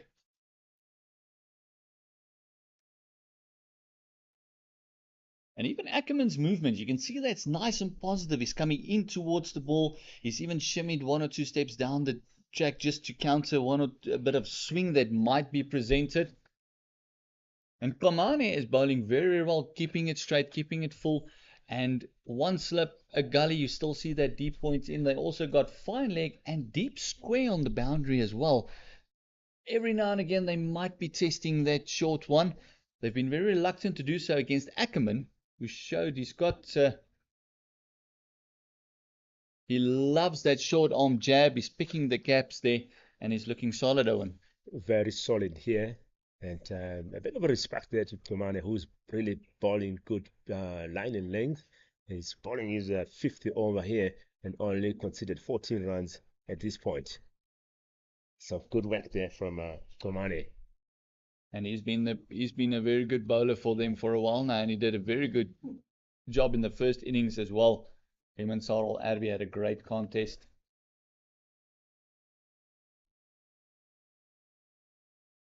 Oh, there's the edge, and what taken by that second slip fielder. You can see Ackerman distort with himself, absolutely fuming. And you got to say, wicket deserved. Komane has been bowling well. Wicket deserved, really. He has put hard work here, and that hard work paying off here. And really, he deserves that celebration. And some of his teammates there lifting me up to celebrate that wicket. And as we were saying, the Slips there doing a good job. And perfect or awesome catch taken there. And well done to Captain Brandt, moving that first slip away and moving that slip to a wider first 1.5 almost second slip there. Fantastic call and great bowling execution of the plan. Fantastic. Ackerman goes for 31 of 47, 74 for the loss of 2, and the deficit still 42 runs. Still 42 runs. Work still needs to be done. So let's wait and see if they can level that up and go into the positive and lead and try to save the game. Arby still the crease, and Zondo is coming in. He was the one who started the fight back in the first innings with his 48. Higher score of 203. This is his 233rd innings, which includes 13 hundreds and 33 50s. Higher score was against Western Province. And a seasoned campaigner. A bit of experience there. So let's see how he will take this game at this stage. And will he keep on build a perfect partnership here and put that score to the positive.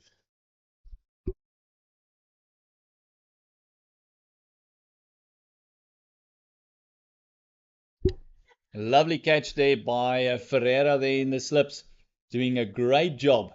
Komane executing the plan to perfection. And the second wicket down for the Hollywoodbet Dolphins. Still trailing by 42 runs. That deficit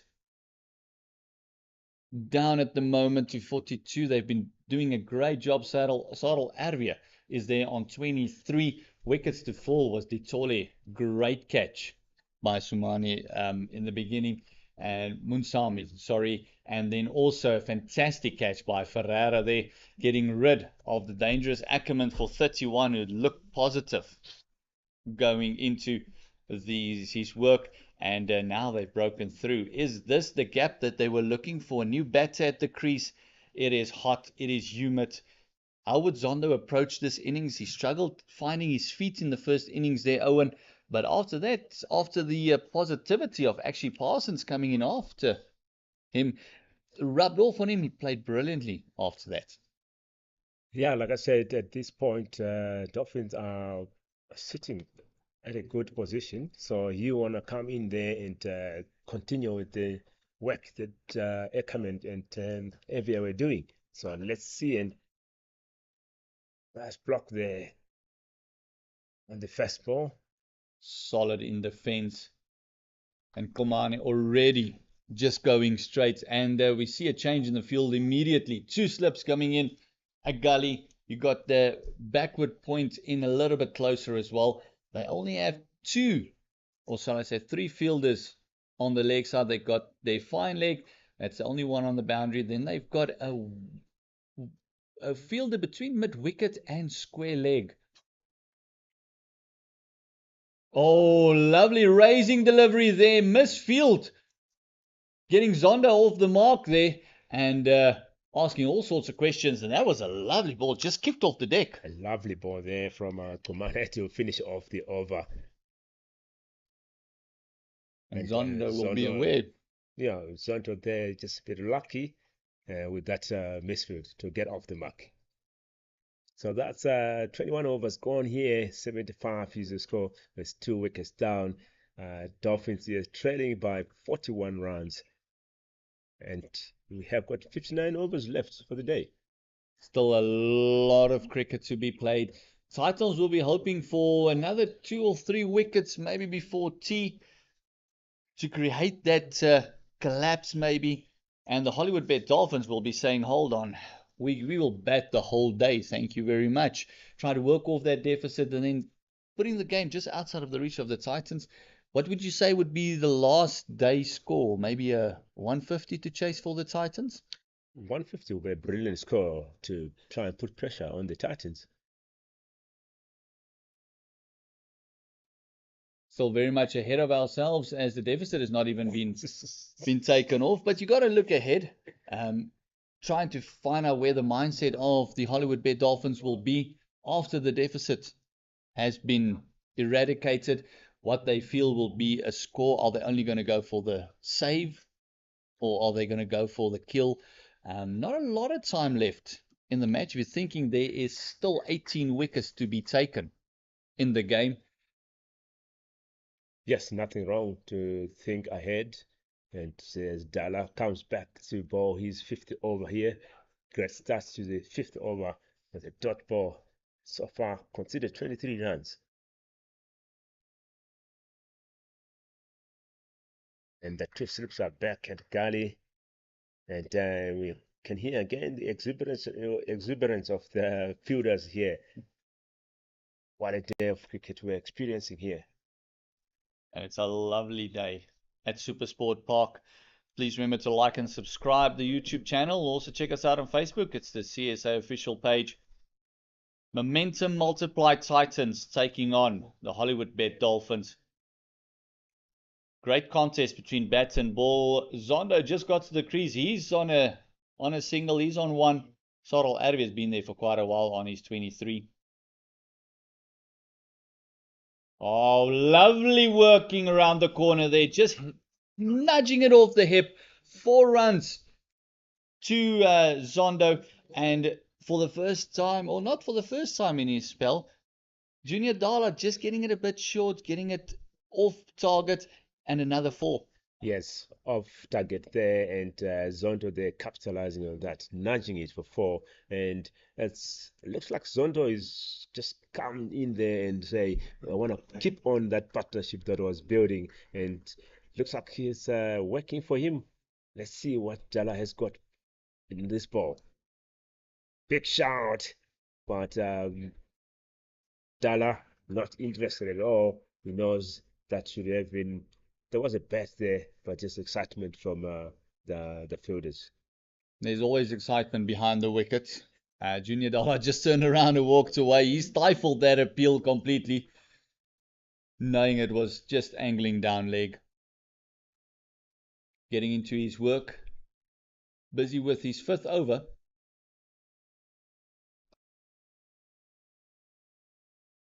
Single to Kaya Zondo.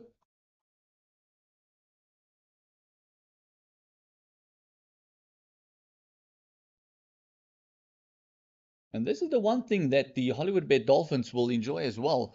And the Multiply Titans, not as much, because it's that left-right combination that is now at the crease. Yeah, always a problem to the fielders and bowlers, changing those angles, changing those fielding positions. I always think it's always an advantage if you've got players like that in your team and use that combination. It works to your advantage. Oh, there we can see that straying down Arabia's legs this time around. Lucky to get away with it with a leg by. Partnership has moved on to 7. It is 81 for the loss of 2 wickets after 22 overs. Arabia on 23, Zondo on 6. And the wickets to fall was Ditole on 13. And the latest one was Ackerman on 31. Brilliant take by Arabia and also Ditole. It took a brilliant catch by Munsami to get rid of him. Yeah, brilliant catch there. And that is the end of the over here. 5 overs from Dala. And considering 28 runs, these 5 overs, still searching for those wickets.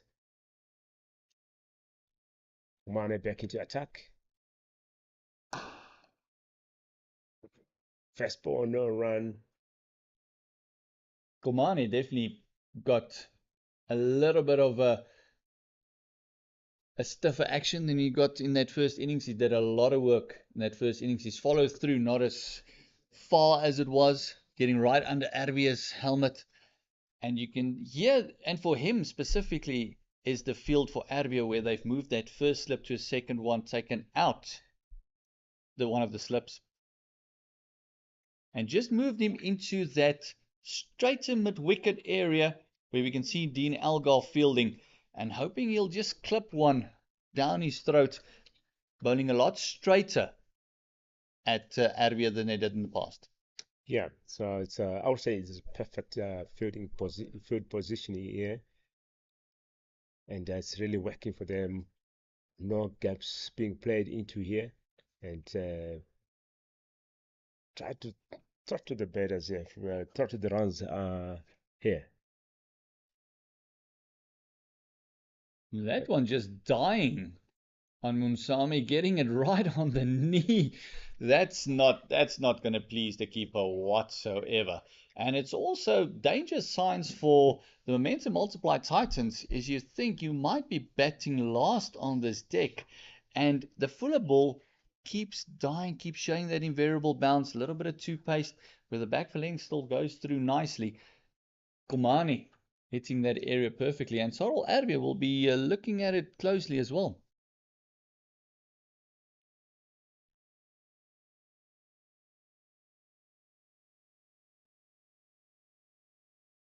Almost the same area, same type of ball, and this one carried to the keeper, which will be very happy after he got one to whack into his knee. Deficit still 35 runs needed by the Hollywoodbet Dolphins to eradicate this lead that Momentum Multiply Titans has on them. So see the second slip back here. Try to put some pressure on Arabia. Looking for that mistake, maybe catching the slips. And good leave there from Arabia. Respecting that line from Komani. Yes, there we go. That's that first little bit of aggression that Komani has shown towards Arabia. Getting in there.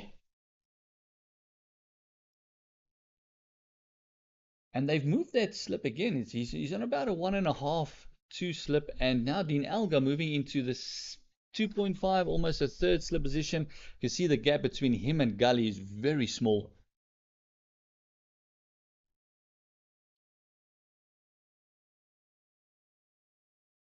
Wanting Arbia to drive.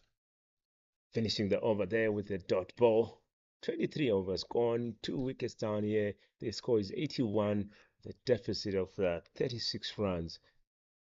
And we've got 57 overs left for the day. So still good, a lot of wickets to be played. Cricket to be played. Yes, cricket definitely to be played still today. You can see the brain trust always talking. Dean Elgar always thinking. Sarel Arvi on 23 and Zondo is on 6. Still batting at 3.5, so it's not as slow. Runs per over. Doing their work nicely. Oh, that one nearly got into silly legs, hands under the helmet. Worked off the hip by Zondo and nearly brought him into play there. I was lucky for Zondo there, survived there. And whack here for Dala. And a partnership on 7. Partnership very new still. 6 of those runs coming from Kaya Zondo.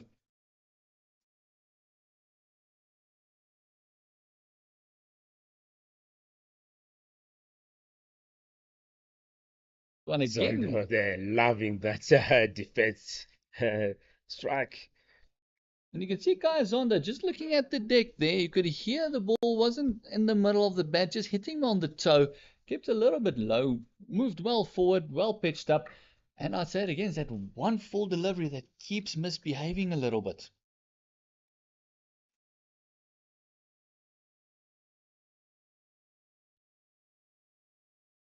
Lovely timing, but straight to Captain Brandt.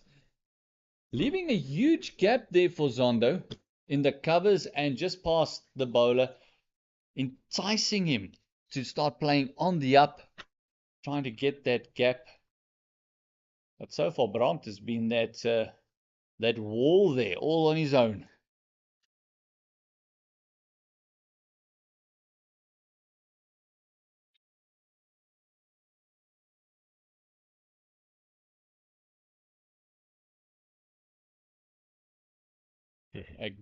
Again, same shot, same ball, same fielder. But he is striking nicely. It's making a lovely sound off the bat, Owen. Yes, striking nicely. But Tartan's fielding here throws it down. As we say, it's 2 shots to the same fielder. And we're seeing change of fielding here. Brandt just thinking outside the box here a little bit. Asking the bowler just to go a bit straighter, Junior Dala. Putting himself into a leg slip position. Oh, and an inside edge. And oh, nearly. That one died on Munsami as well. An inside edge by Kaya Zondo. Very lucky they didn't clutter back into the stumps either. Yes, Brilliant bowling. Brilliant ball there from Dala, who is putting great effort here to try and get a wicket here. Except for the 1 over that went for 12 runs. Junior Dala has only conceded 28. And I say again, considering 1 over went for 12. Oh, and there we go. Plan working to perfection against Kaya Zondo. Lovely take there at Silly Square. Another wicket down for the Hollywoodbets Dolphins.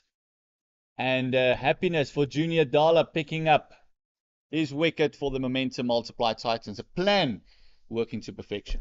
Plan perfectly working here, and good field positioning, and the bowler bowling to his field, and that got him a wicket.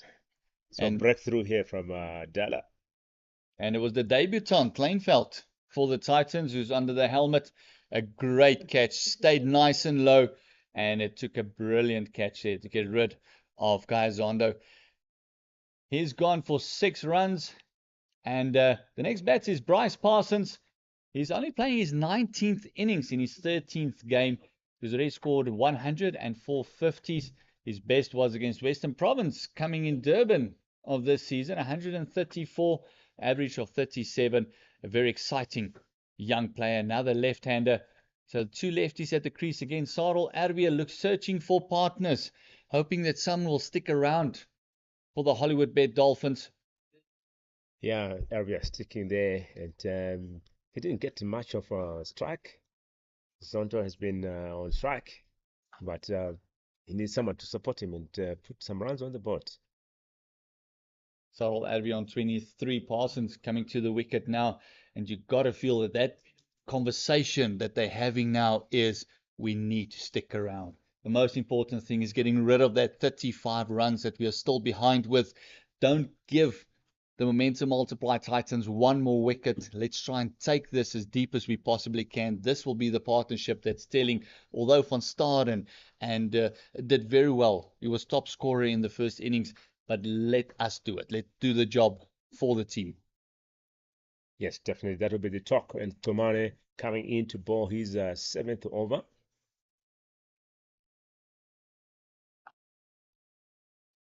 Red start to the 7th over there. Death over the dot ball. Coming right arm around to Arvia. And just shows you what a wicket does. All of a sudden, the chatter is up. Everyone's clapping. Even the guys down on fine leg, all of a sudden, Junior Dala is encouraging. He picked up a wicket, so he's very happy.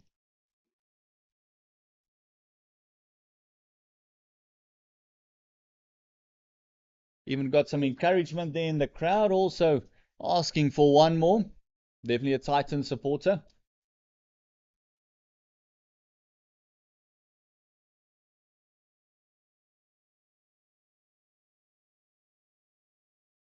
Just waiting for a bit of a equipment adjustment there.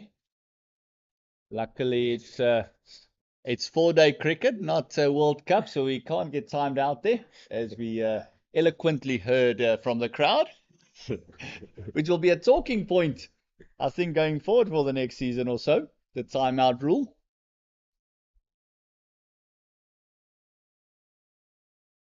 Yeah, that's the new batsman there. Parsons trying to sort out his gear.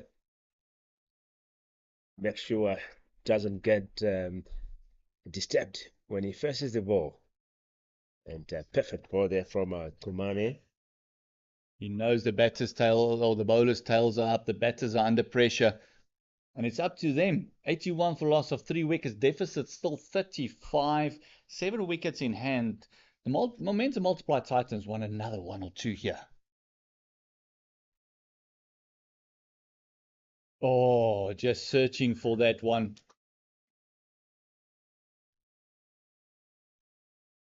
Arvia digging it out. You see Komani and Arvia still having a bit of a chat. They are loving the contest between one another. They will be sharing a cold one afterwards. Yeah, that's great cricket here. As a bowler or as a batsman, you have to appreciate the good work the bowler or the batsman is doing. It's good sportsmanship. As a fast bowler, I love that contest between bat and ball, but getting into the batsman's face.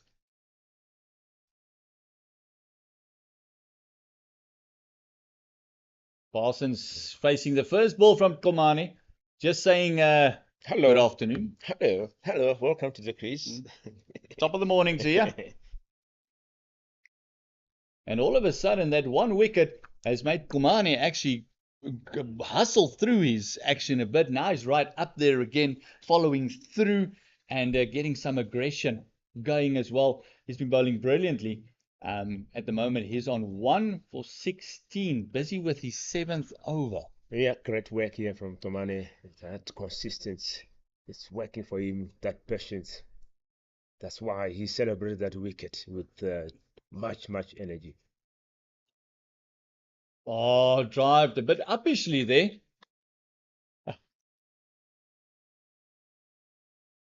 There's another one Asking Parsons, hit the ball harder. My fielder is a bit deeper, please. Komani getting right up to the batter there. And Brandt was nearly in there for a shot. That ball almost carried him. If it was timed a bit better, he might have been in trouble. Yep. Maybe it was time to change a bit of position there for the fielder to move in a bit. Look for those catches. The last ball of the over, so I don't think they would mind him getting the one. Still the two slips and the gully.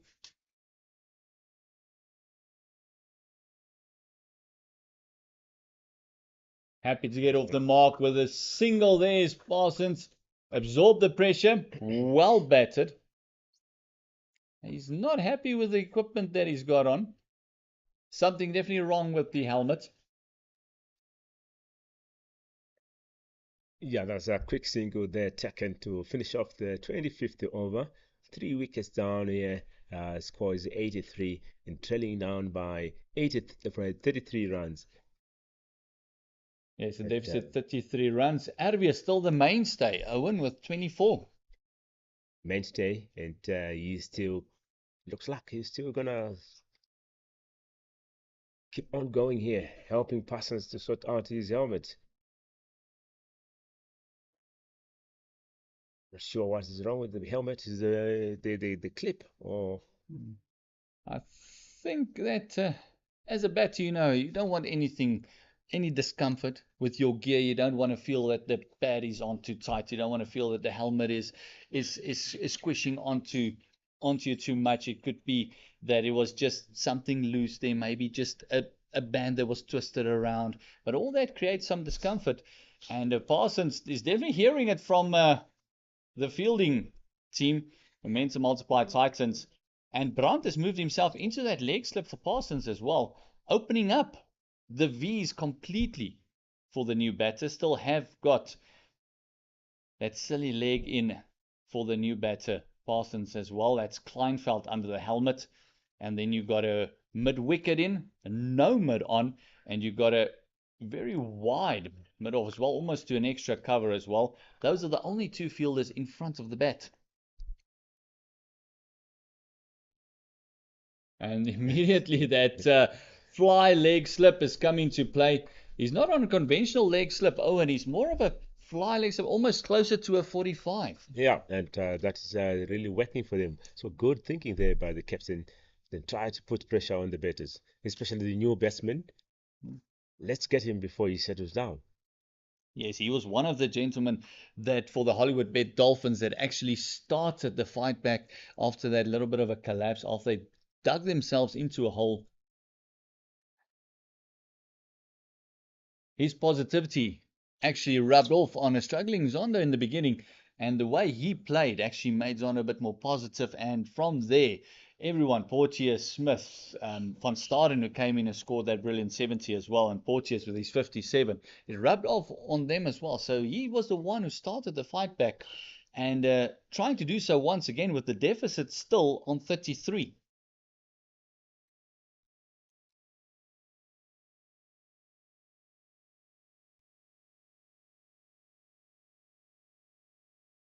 Oh, top edge. Brandt taking a brilliant catch.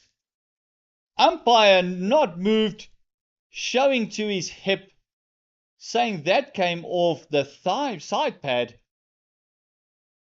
Disbelief for the Titans. Hands on heads. Brandt covering amazing ground to pick up that, to make the effort, try and get the wicket there. Junior Dala can't believe it. Parsons didn't look worried at all. Not at all. He knew it came from his hip, and but brilliant catch there in that position by the captain. Brandt has been thinking outside the box. Brilliant captaincy. Lovely carry there from Dala there. A lovely carry through to the keeper, and that decision not going away might have just inspired Junior Dala to bend his back a little bit more. He's busy with his 7th over, 1 for 28.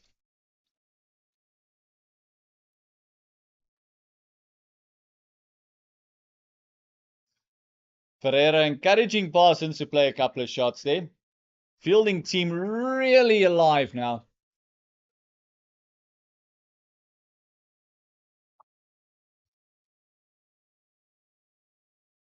And Owen has alluded to earlier, there's only the two fielders in the V.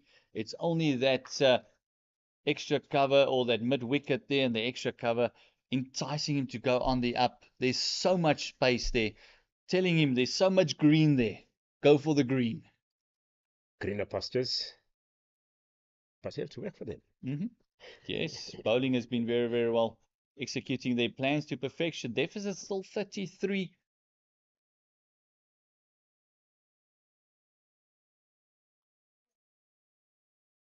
Junior Dala and Komane has really slowed down the scoring for the momentum multiply Titans. And with that end of the over, it is 83 for the loss of 3 wickets. Deficit still 33. We've got Sarel Arvia on 24 and Parsons on solitary 1. Komane still continuing his work and he's been bowling brilliantly. And with that, changing commentary and welcome back to Sean. And a warm welcome. It is a wonderful warm day here at Supersport Park. And the Titans. Oh, What a comeback. yes, of that brilliant partnership that the opening stand has, and then Ackerman looking like he's trying to take the game away from them or just work off that deficit, and then shows you 2 quick wickets, how it changed the complexion of a game. And look at that, Kamane still looking aggressive, still wanting the wickets, not turning his back until the last moment, giving Sarel Ervia the stare down. Right, Sarel Ervia is the pillar to this Titans innings. At the moment, you got to look at Sarel Ervia and think he is the key. If they're going to get close to saving this match, he's got to be the one batting deep. And I think he's very, very aware of it.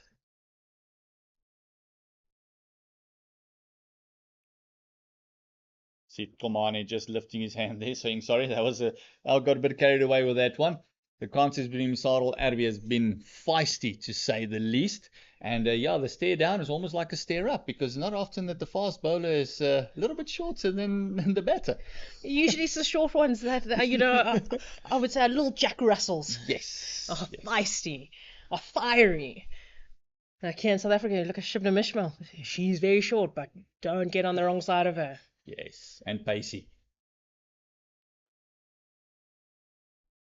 Kamane just making sure that Sarel Ervia is very watchful, keeping him in check, I'd like to say. Yes, keeping him very honest.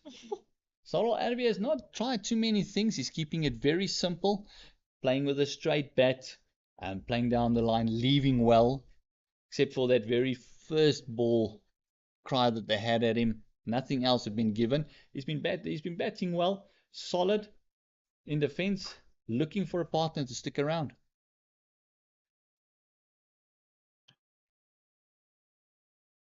I think Ervia knows he's got a good start. He has managed to be the anchor that the Dolphins need. Losing quick partners in Ditole Ackerman. Well, Ackerman putting up they put up a 50 partnership. Zondo not sticking out as long as you would have liked.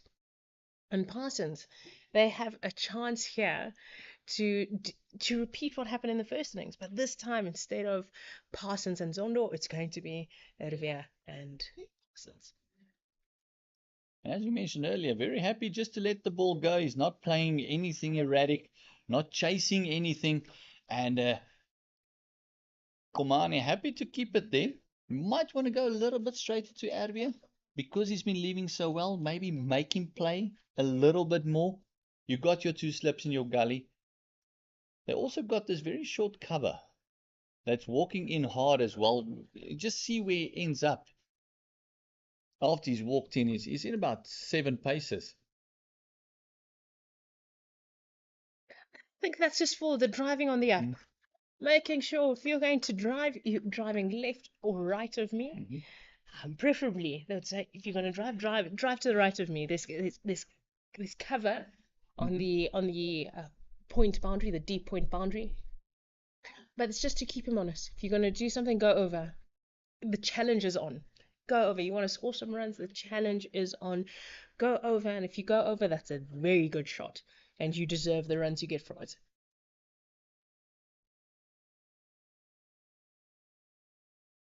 It's that psychological battle. That one came through a bit more bouncy than the previous ones, but it's a psychological battle. Once Adabir looks up, he's looking into the face of Kleinfeld, who's right underneath his eyes there, knowing just that theater of the mind.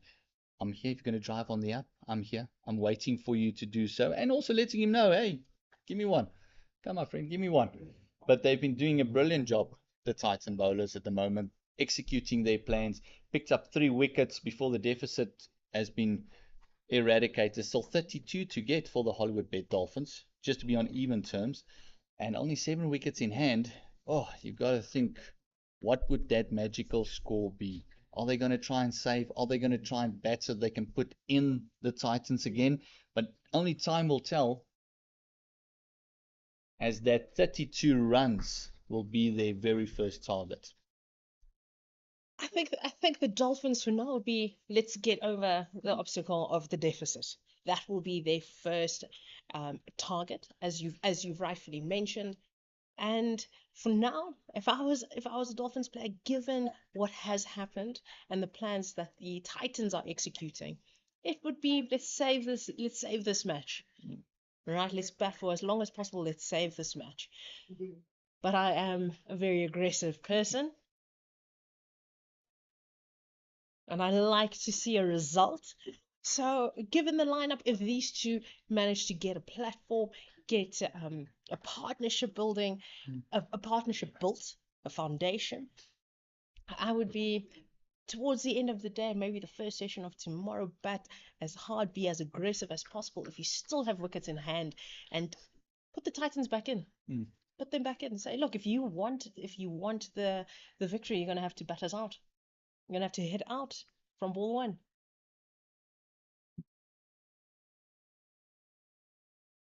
And that would be the plan. But because the competition is in such an early phase, it's only the second game of the 4-day competition. That means that any victory here will put either one of these teams on the front foot going forward.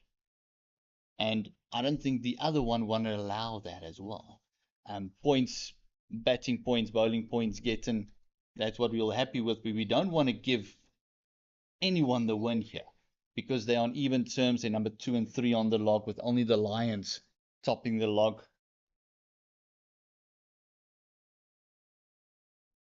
Due to points difference, and they get very excited because Parsons is looking very busy in the crease, but he's not really middling it.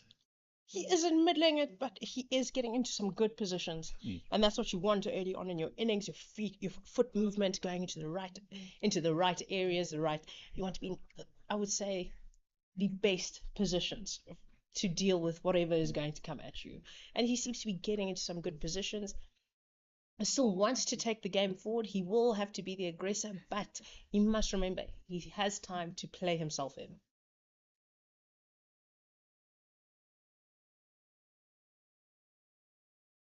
That will be 1 for the over. You just hear Junior Dala digging that one in a little bit. Parsons very happy to let it go. One thing we haven't seen a lot of is the short delivery, and actually batters pulling and going for the short delivery. That's the one thing that's not been happening. We saw Ackerman go for 1 or 2, but it's more shortish backfilling from Junior Dala than it was really a short ball. And Ackerman went for 3, but that was about it. No one has really gone after the short ball.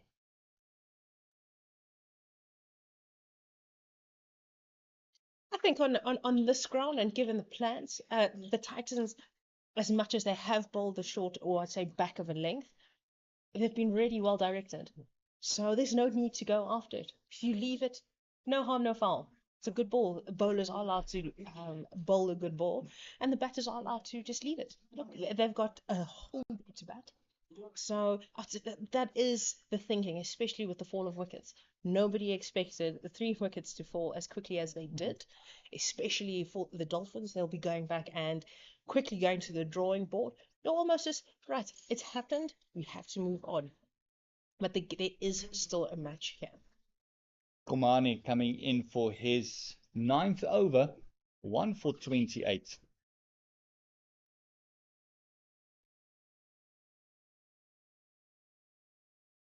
Oh, that's Sarel Arvia looking up at him. 32 runs, still the deficit. And yes, expanding on your point, that's kind of what you want. And the last thing you want now as a Dolphin coach is having a happy hooker there at the crease, just going for anything short, trying to clear the fence, because there is still that deficit. Doesn't matter how we talk about results or anything, that is still the key for the Titans, is that deficit. They still got runs in hand.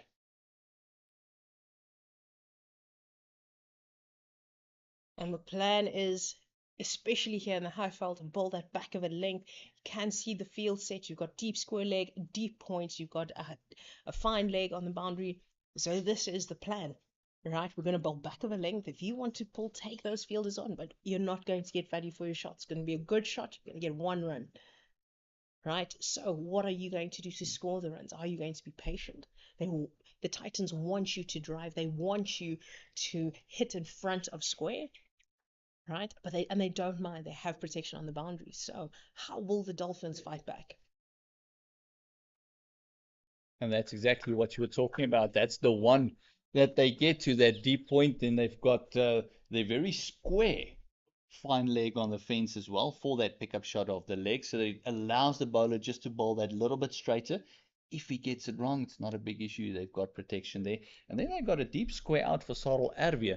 But there's definitely a change in field when it comes to the young Parsons, because they've seen that he's getting into good positions, but still getting a bit of an outside or inside part of the bat. And there's 2 slips, the gully. The deep point stays out and the fine leg stays out, but the mid wicket comes in. Which is not a bad option. He's still new to the crease. You don't want to give him the easy single. So if you're going to go for it, it's going to be hard work. It's not going to be easy. You have to, if you're going to do anything, it's a good shot to get it out to point. Right? But I'm not going to give you anything easy on the leg side, especially with Pomane attacking those stumps and what's that, wanting to shape the ball away from the left-hander. So that now is the challenge to Parsons. Will he be patient enough to play himself in? Maybe not get the scoreboard ticking right away. Oh, what a delivery. Kumane passing the outside of Parsons and letting him know you had no idea, mate. That was a brilliant delivery. That really was a brilliant delivery. Can't complain with that. And Parsons can be disappointed, right? That he didn't play it as well, but that is a good ball. That is a good ball, and honestly, great to him. He didn't chase it. Yes. Didn't chase that ball. Kept his line, kept the shape, just kept playing that line, allowing that ball to go past. Oh, there's that inside part of the bat that I was talking about, and very lucky to get 4 runs there, squeezing it between a wideish mid-on and a mid-wicket. Yes, that is a welcome boundary for Bryce Parsons, the first one in his innings. Very streaky, not where he would have intended his first boundary to come from. He was looking to hit a lot straighter, but runs are runs, and that brings the deficit down to 26. So getting closer and closer, inching towards a lead, which is what they need. And yeah, wickets in hand. So Komani will be excited. Look, he's playing a little bit streaky, but perhaps will be like, oh, pressure's off. We've got the runs for the over.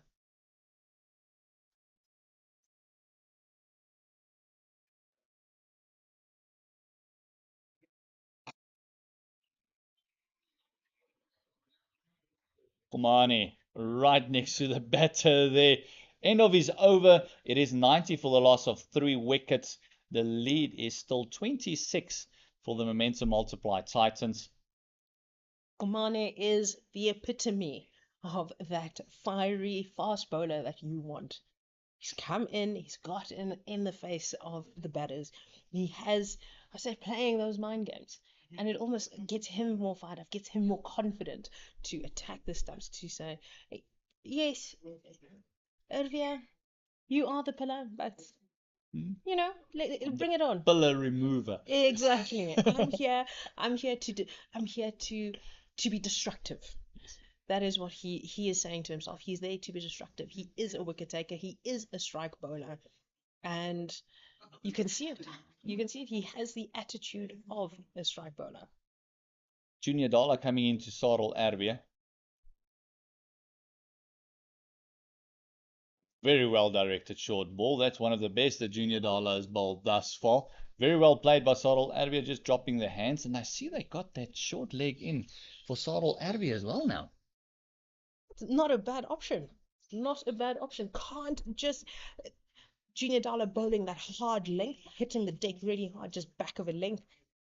So if he does want to just parry it into a square leg, he has to be very aware that short leg is there. He won't get value for shots, and it does become what they say, a nothing shot.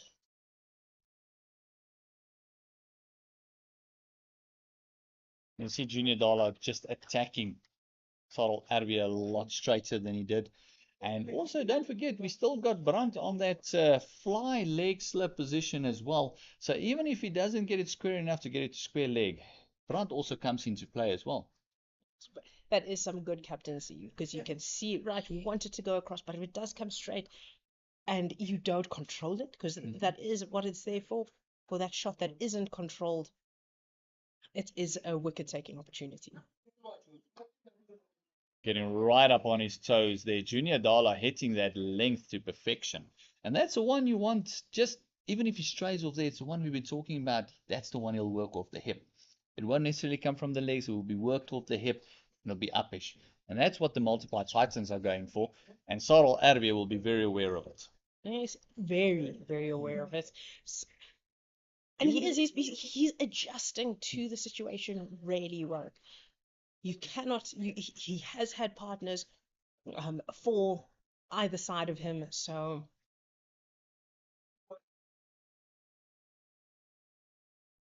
Great fielding, making sure there's no run there for Sarel Erbe. Yes. Yeah, but he has had partners, he's lost lots of partners, he's lost 3 so far. So he knows that he's in, he's done the hard work. Now he has to accumulate, build a platform, and convert. Right, that is what will be going through his mind. But as a great batsman once wrote, you don't want to think too far ahead. You just want to focus on the situation at hand, one ball at a time. One ball coming at you. That's it. Junior Dollar to Sarel Erbe. Oh, big appeal, big appeal. What does the umpire say? He's not moved whatsoever. That looked very, very close. Junior Dollar's distraught. He felt that was gone for all money. You can see Brandt also standing folded arms, wondering what was that missing. Oh, he will be extremely disappointed. But it looks to have pitched outside leg. Right? It probably going on to hit, but LBW pitches outside leg. It can't be an LBW. But that is the pressure that the Titans need to apply.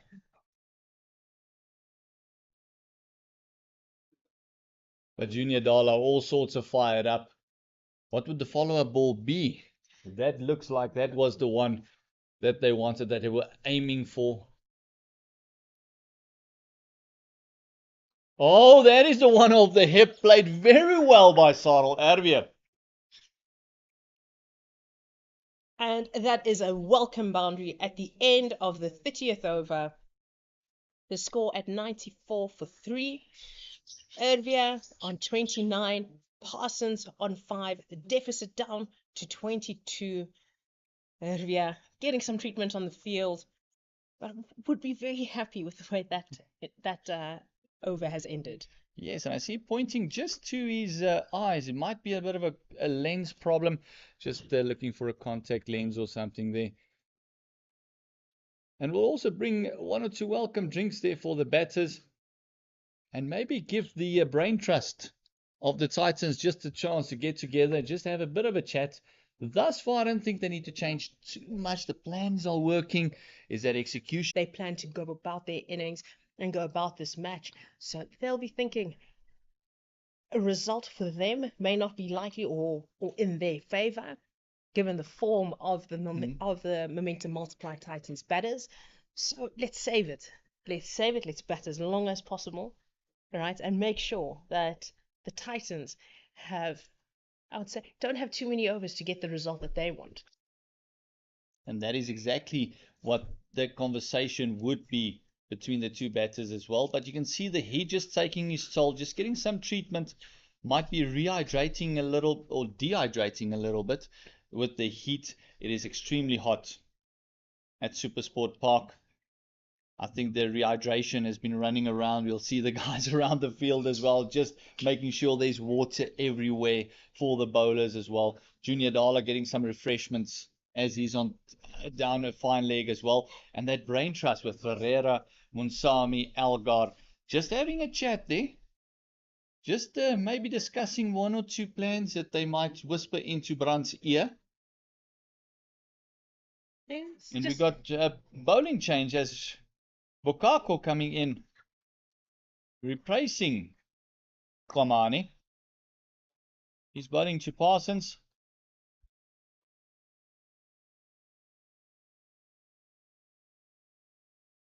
Oh, outside edge. Very streaky, getting Bokako very excited. Slip Gordon very excited. That movement away from the left-handed Bryce Parsons is what they're looking for.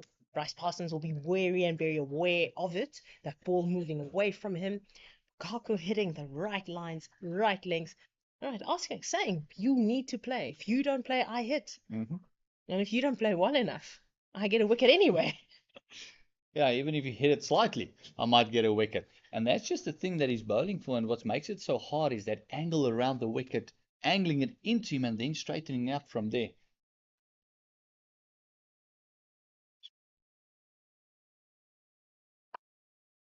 Lovely punch there by Sarel Erwin. Great running. Great running, and you can see that Erwin has been there for a while. He's taken the brunt, I'd say the bulk majority of the deliveries. He has been, say, cool, calm, collected head that it is needed in this innings for the Dolphins. And it's just slowly, just chipping away, just doing things on his terms and for the team. He's not over aggressive, not overly attacking, just taking it a ball at a time.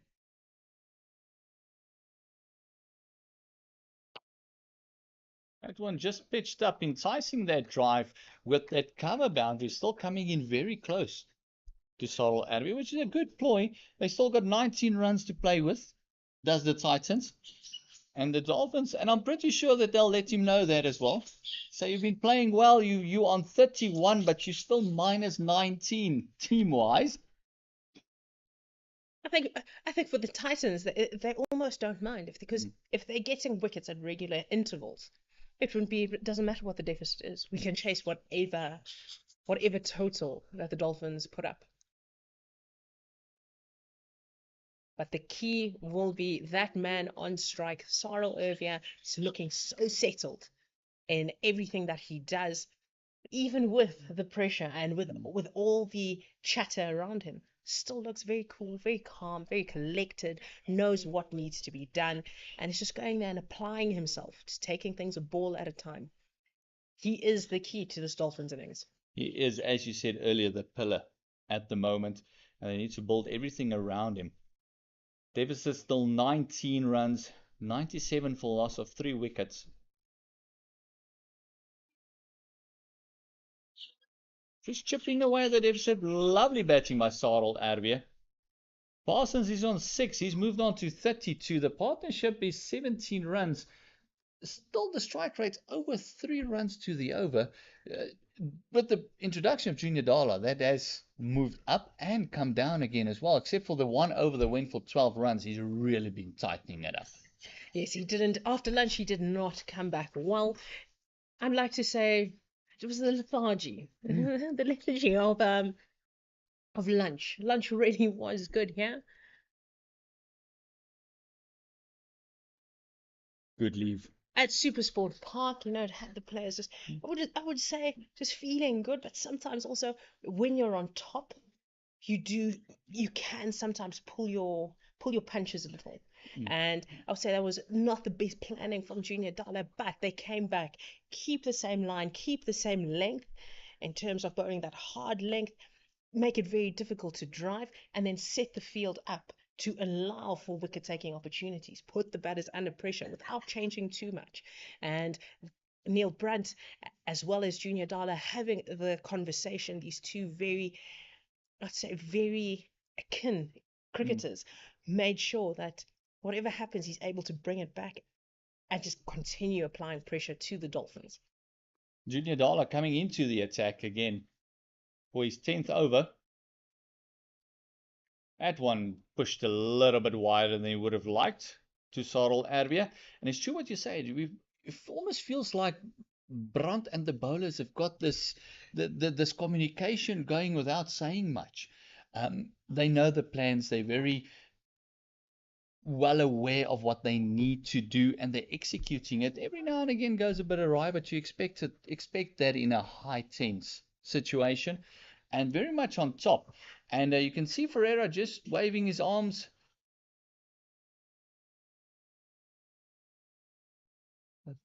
Lovely shot down to deep point. Yes, you can. Neil Brunt, you can see that these conversations don't happen here. They happen when they're training in the nets, when they're spending time together, whether they're traveling, playing home or away. Those are the conversations that are happening where everybody's on the same page. Everybody knows what's expected of them, right? There is lots of backing up of the bowler, supporting them through the field, which has been a delight to see with this Titans unit.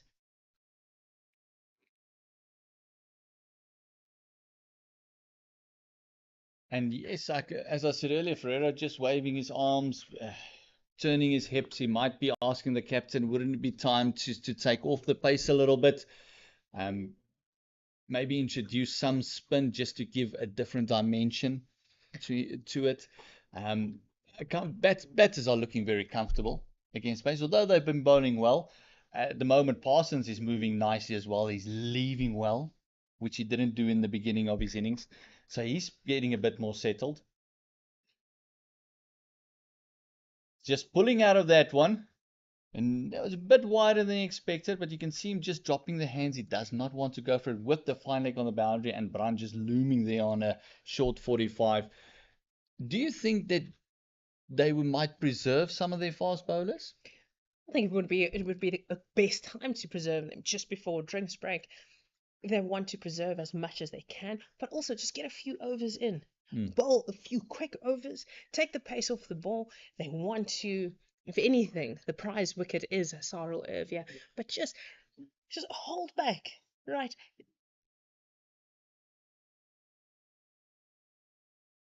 Good running there. Very good running there. Just make sure that there is something left in the reserves at the back end of this innings, and you can bring back your fast bowlers. And with that, single brings up the 100 for the Dolphins, which has come after 200 balls. And Sarel Erwia was there for each and every run.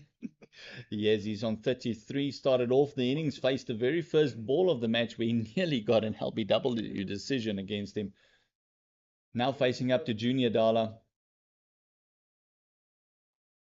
A lovely shot of the back foot. Kamani, the fielder there. That's the end of the over.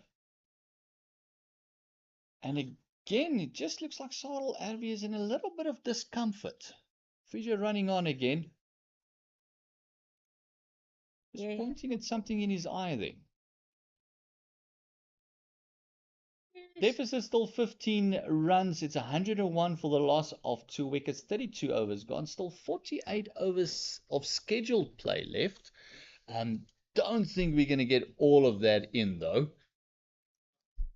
Quick run through the wickets. It was Ditole that went for 13. Ackerman 31. Zondo for 6. At the moment, the crease, we've got Parsons partnering up with Sarel Ervia. He's on 6 and Ervia on 34 runs. I think that the Titans will want to bowl all 48.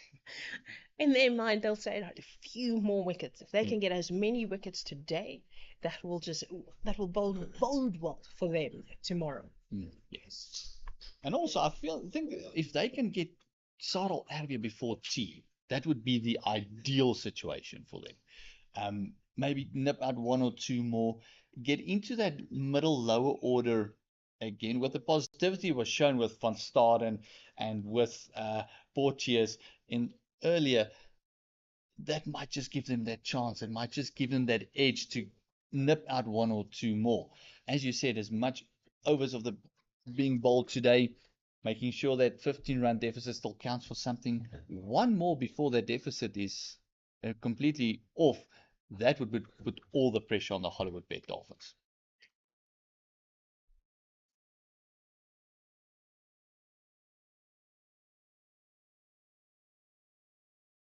And that's how you want to start the over.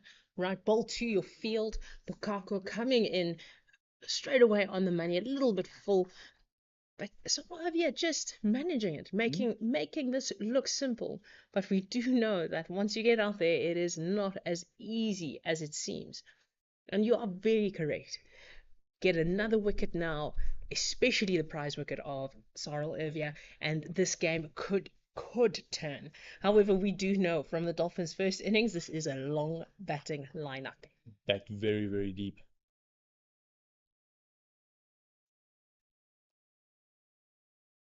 Looking solid in defense. Lovely lunge forward into the ball.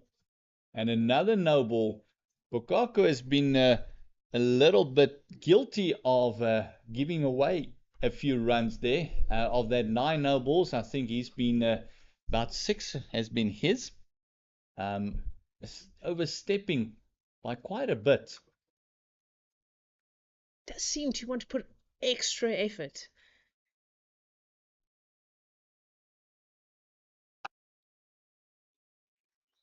Something he does have control over. You see the comeback, right? He is there. He knows what's expected of him. He has bowled some really good balls, but now it's just to make sure, right? If you are going to put the extra effort, make sure that we don't give away that no ball. Especially bowling to Sarel Ervia. You don't want him nicking off one or getting his wicket or getting a positive LBW shot and not being able to claim the wicket because of the no ball.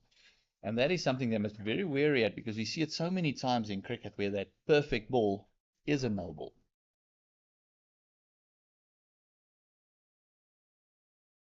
Yeah, see what he'll want to just keep bowling there.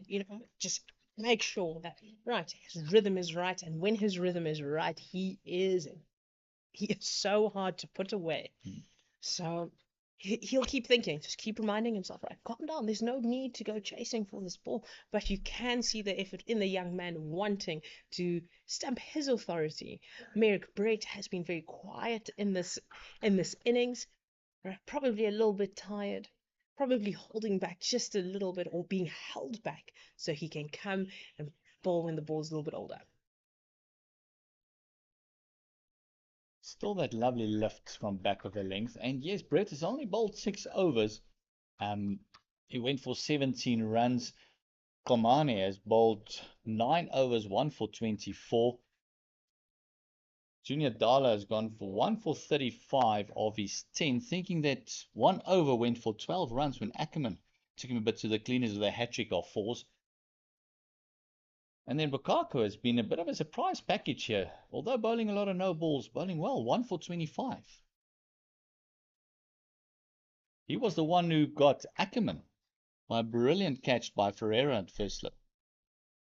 Yes, he's bowling extremely well, and just I would say just showing that he does have it in him to take this game forward, but just needs to tweak a few things. Just tweak a few things. Just keep putting the pressure. Make sure that those controllables, the things that he does control and regularly.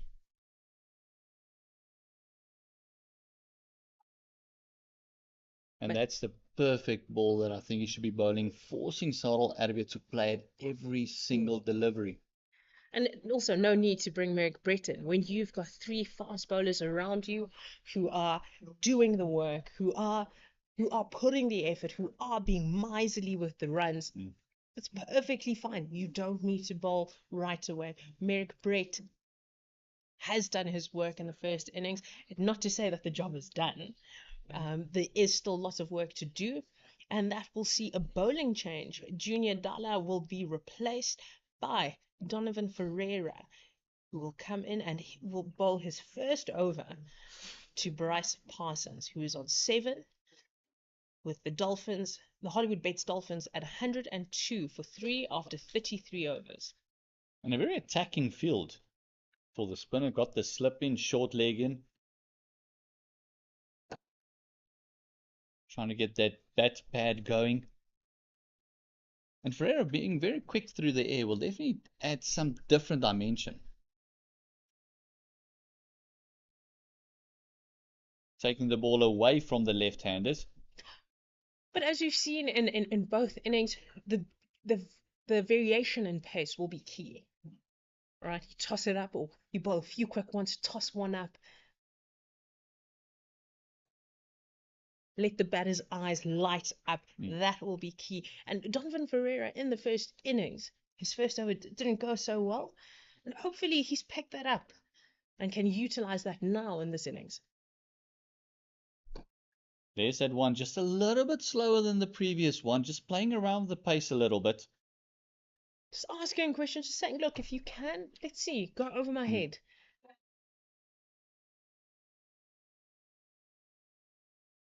And because it's become a patient game now for the Hollywoodbet Dolphins, I think the Titans would love just to push them into a little bit of a box. Still 14 runs the deficit. And a quick single. Oh, how was that? Oh, big appeal for a runner, direct hit. Sarel Erwin. And what a period of cricket from both the Dolphins and the Titans.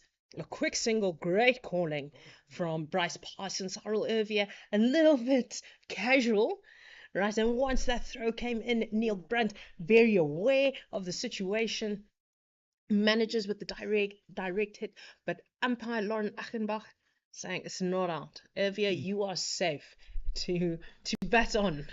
And no third umpire here today, so it makes the decision final.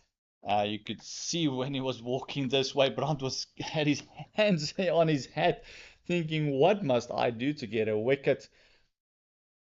And Sarel Erwin, very lucky, he was very slow to start off with that run. Parsons was off like a hare. He felt that was one all day long. Facing up to Bukaku now. Just trying to settle things down a little bit. Communication between the two, not great. I must say, especially when you're facing a good bowler, and that was a good over from Donovan Ferreira, you never want to let them get away with a maiden, especially in their first over.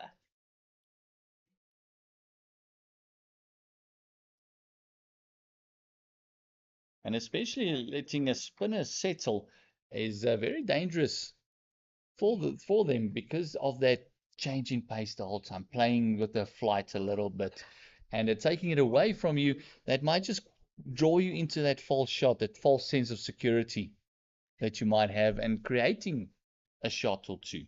And also with it being so quick, sometimes you don't have time to think. You don't have time to settle down, right? You don't want to play the false shot. But the bowler also just playing a little bit of mind tricks. waiting for you to react to the Just- ball instead of just keeping concentration and that sort of thing, getting that natural flow of the bat through. And we discussed it a little bit and over the years that the patient game is the one thing, but also the mind games, as you alluded to, and over the years it's been discussed that you want to make the batter feel that he's in control, but you know what you're doing. The plan is there, give him that false sense of control, and then the wicket falls. There's so many batters coming out that felt so good and looked so good, and how did he lose his wicket? It's just that bit of a manipulation, that mind manipulation on the park. Most captains will say it's great captaincy. Oh, great captaincy. That's what it's called. Great captaincy. Let you think you have in control. And sometimes a little bit of luck. Batters do give their wickets away. We saw Ackerman give his wicket away yesterday. Sorry, not yesterday, in day one. Right? It was a short ball and just a soft dismissal there to mid-wicket. And that was really the only soft dismissal, and he was looking good, in control. So sometimes it's a bit of luck, sometimes it is tactics. Play to the strengths of the batter. And just use your field to force them to play in a certain way. And then just sometimes that change of field set. It doesn't have to be anything significant, but as a batter, you have that in the back of your mind that there has been a change. I need to change. Sometimes that is the reaction. Meanwhile, the captain is just, what will happen if I do this? Puppet master. Just the puppet masters at work. And Brandt has been doing a brilliant job in this game regarding that. He's been playing the leader. He's been playing that puppet master. He's been playing with the bowlers and the lengths.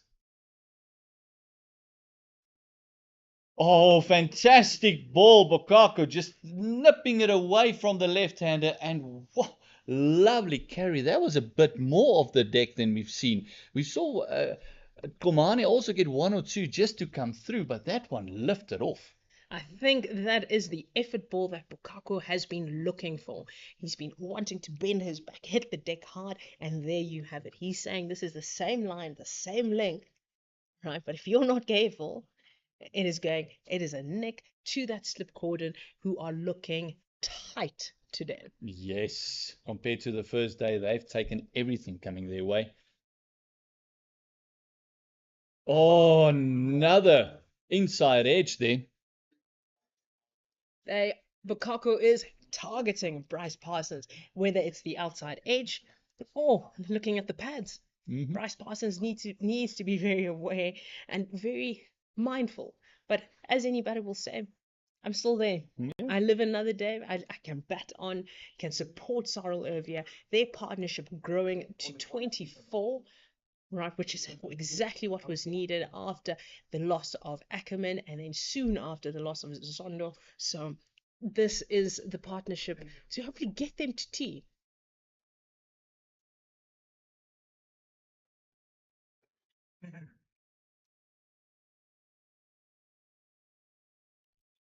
And that is the over. That's the end of the 35th over, and that takes this innings to tea. The Hollywoodbets Dolphins at 105 for 3 after 35 overs. Cyril Ervia 34 and Bryce Parsons on 9. The Hollywoodbets Dolphins still trailing by 11. And what an exciting period of cricket this has been so far. The prospect is mouth-watering. The battle is going to continue after tea. And what is going to happen? Is the deficit going to bring another wicket? Are they going to eradicate the deficit before that wicket falls?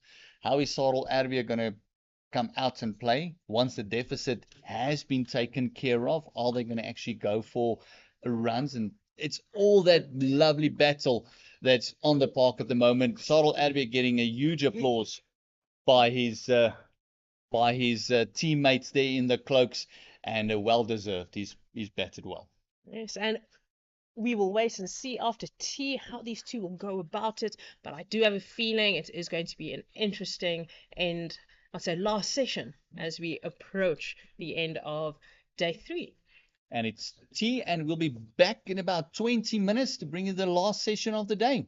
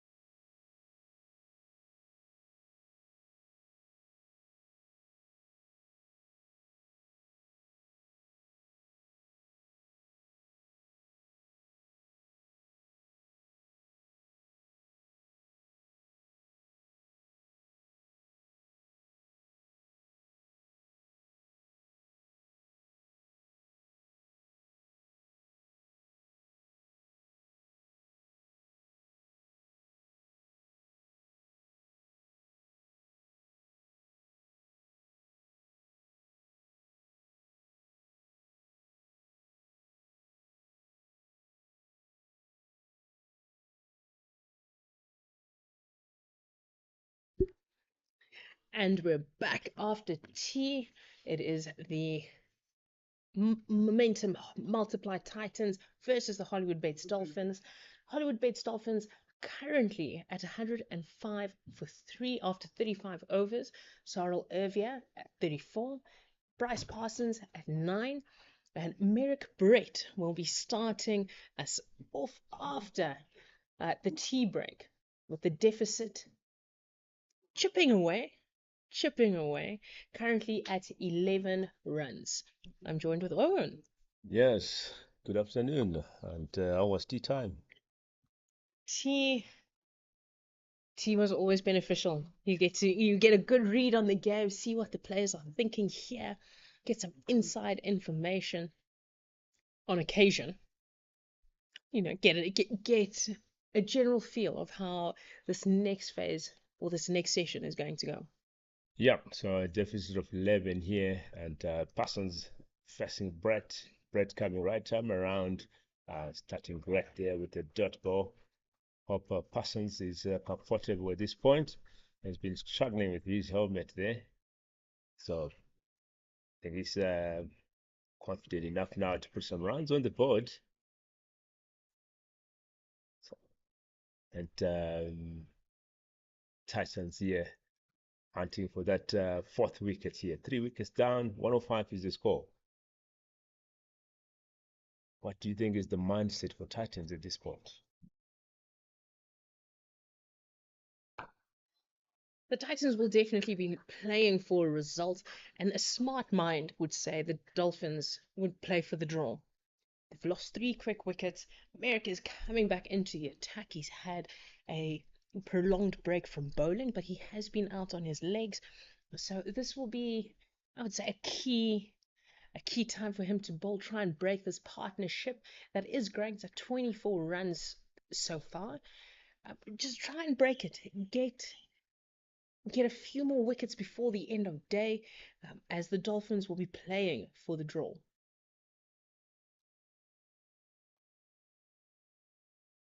Yeah, still 45 overs to go. And like you said, Dolphins just going to be blocking as we've just seen here. And Parsons confident with that block, but still exuberance here from Titans fielders. No, they want to put a bit of pressure there on the batters for them to get that wicket. Definitely they want that wicket. A wicket can change the complexion of the game here.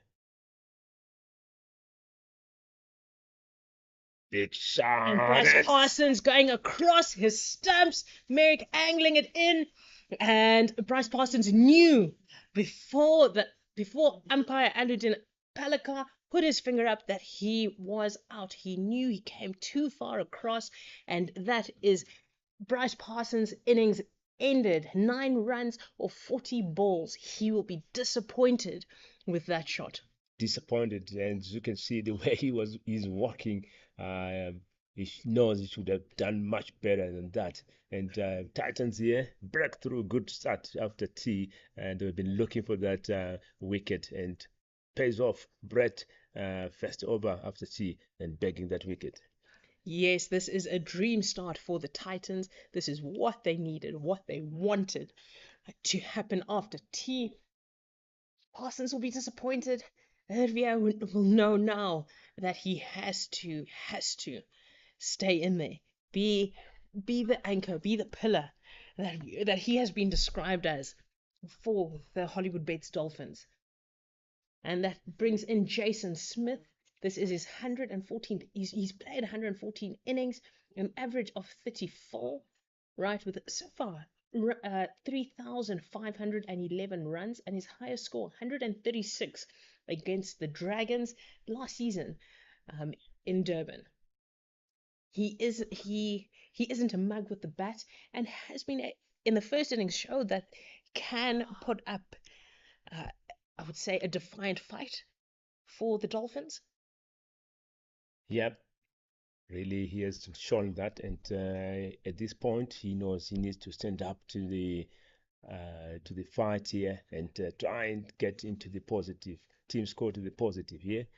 So let's see how he is going to react here. Joining Evia, who has been anchoring the innings there. Yes, this is an opportunity for Jason Smith just to lay himself in. There is no rush. From a Dolphins perspective, it will all be about ensuring that there is no more loss of wickets.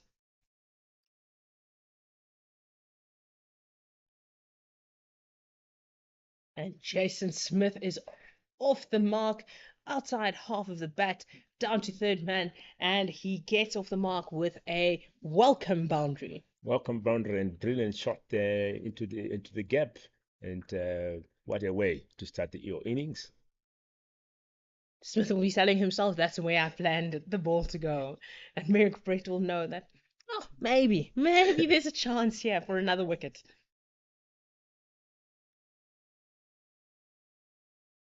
But welcome signs Smith wanting to get some runs, but obviously knows what his team needs is a long innings from him. He needs to bat time.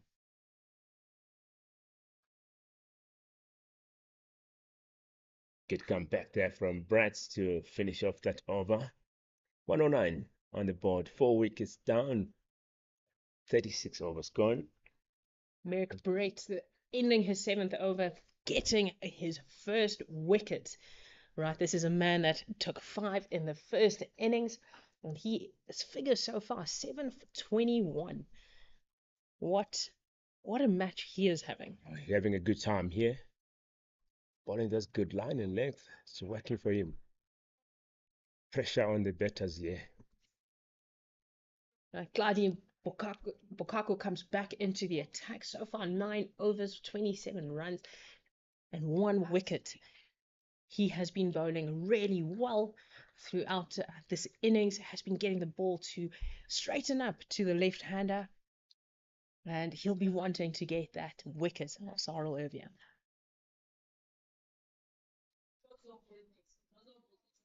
Yes, maintaining that field for Bokako. And he has been hitting that same spot for quite some time, and it worked for him. That's why he had that brilliant celebration after getting his wicket. So he hopes to get that second wicket here. The Titans have been on top, and it would almost be a shame for Bokako not to get that wicket, that second wicket. It would be a shame for him. Just given how well he's bowled, it would be a disservice for his stats. His stats don't necessarily paint a true picture of how well he has bowled. So a second wicket, he will be searching for it, but will know that patience is key. Yeah, it's hard work. The batsman is also defending his wicket, so it's a contest, as I've said. So it depends on who is gonna outclass who. Who's that patience. At what moment will you be able to break it? So fast so good here for Bokako. Yes, Bokako just coming in, taking his time, knows that Ervia and Smith won't be too attacking at this stage in the game. They will want to take this innings deep, take it as deep as possible, and just one ball at a time. That's what I would say both teams would be thinking about right now. Yes, obviously, take it ball by ball and waiting for those silly mistakes. Yes, Solon Ervia not showing any kinks in his armor right now. He knows that he's been under pressure, has managed through those periods really well, has made sure that though there's wickets falling on the other side, it's not going to be easy to get through his defenses.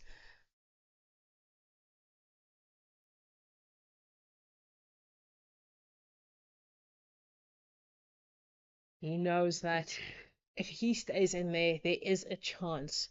There is a chance for the Dolphins. And except for that first ball of the Dolphins innings, where it was a very close LBW shout. Yeah, they stayed there quite a long time now. 108 balls first with the score of 34. So he has got the experience of what how the wicket is playing there.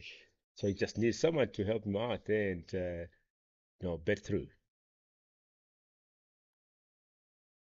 Some steep bounce there from Bukako, and that rounds off his 10th over. That's the end of the 37th over. The score's 109 for 4.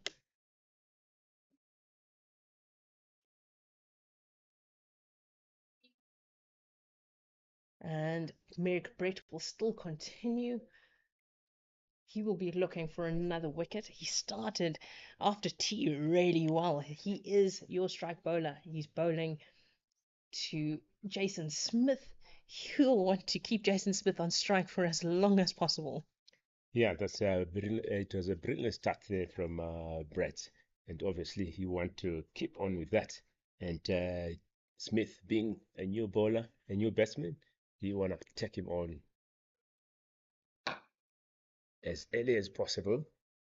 But Smith looking solid there. Jason Smith just taking his time. Yes, he got off the mark with a boundary, but a very streaky boundary, and with his first ball. But just taking his time. It knows what the team needs, knows what he can do. He is an experienced campaigner, 114 innings, 3,500 runs. He can do this job for the Dolphins.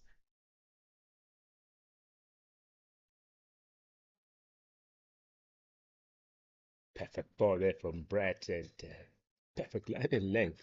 And Smith there leaving that a bit late. Dot ball. And there's always some excitement at the slips there. Having a good time by the slips. It's always excitement at the slips, especially when the bowlers are on top. Sometimes, all it takes is one edge for the slips to be in the action, but they are the closest to the batter. They can see everything the batter is doing, and they're able to assist the captain in making necessary changes or adjustments in the field.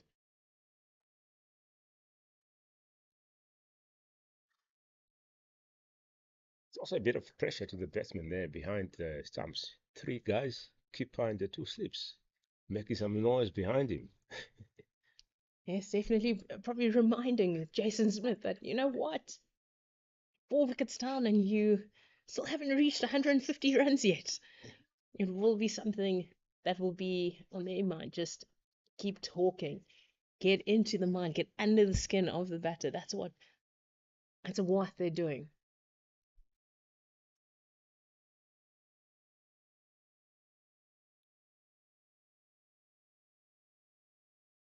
And a good take from Rivaldo Munsami down the leg side. Very clean, very tidy. He's been in this innings, leading from the front, lots of energy. He has been, say today especially, and on the second innings, he has been probably on a high after scoring a big ton in the Titans' first innings. Yeah, definitely that's a a booster for him. And good tech there. Except was that would have gone for a boundary.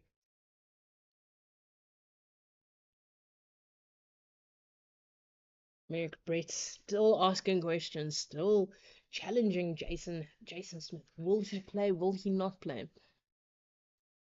Is he always comfortable enough to leave the ball? Because we do know that Merrick Brett will attack the stumps at some stage, will bowl that fuller one, will say, you have to play this. You don't play, I hit. You miss, I hit.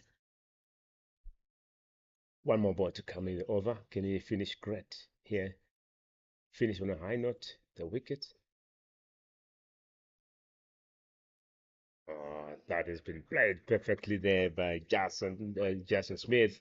Go all the way for a boundary. Nicely placed in the gap. What a way to finish an over here by Smith. Merrick Brett, disappointed in himself. He knows that was not good enough. But Jason Smith just pouncing on it. And what a way. That is what the Dolphins need. And that brings us to the end of the 38th over. 113 for 4. The Dolphins still trailing by 3 runs, inching ever so closely to getting a second innings lead in this match. Bukaku will say to himself, you might go ahead, but he wants a wicket. And with the field set, there will be nothing full to Cyril Ervia. Probably looking to get him off strike so they can bowl at the new batter.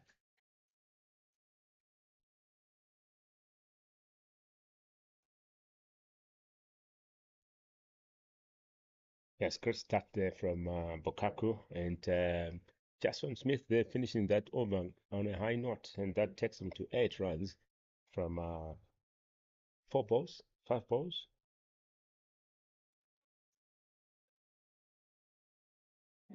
I'd love to see these two building a good partnership here and try to put pressure on Titans. That last boundary will definitely be a confidence booster for Jason Smith as he starts his innings.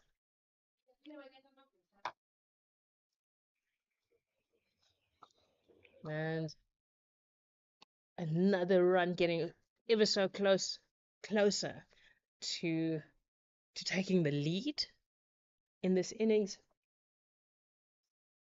The wickets column will be a point of concern.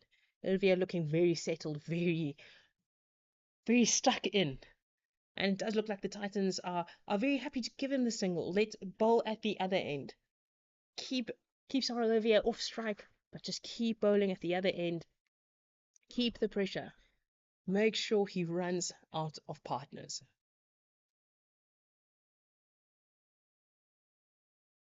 Yeah, that is seen in the way they field to Evia as compared to Smith.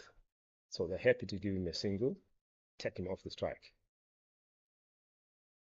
Not in the right line there, Bukaku wants. Bukaku looking to attack those stumps, forcing Jason Smith to play. But yeah, a little bit of errant line. But we do know balls like that usually can get the wicket. With that catch down the leg side. And Munsami doing very well behind the stumps. Great movement, just cleaning up. Making it look simple, really.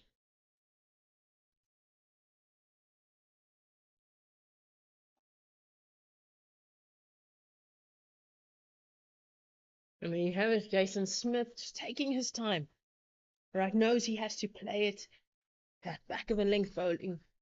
Right, the only fielder on the boundary is fine leg to Jason Smith, so they want him on strike. They want him playing shots. They want to get another wicket or another 2 wickets before the end of the day. That would be ideal for the Titans.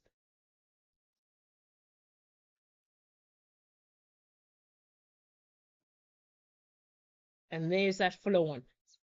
Asking Jason Smith to drive it. Drive it. Drive it, and Jason Smith there still in there, and he knows he needs to stick around there and help work with Evia, as you said, to try and break through every day and put some pressure on Titans here.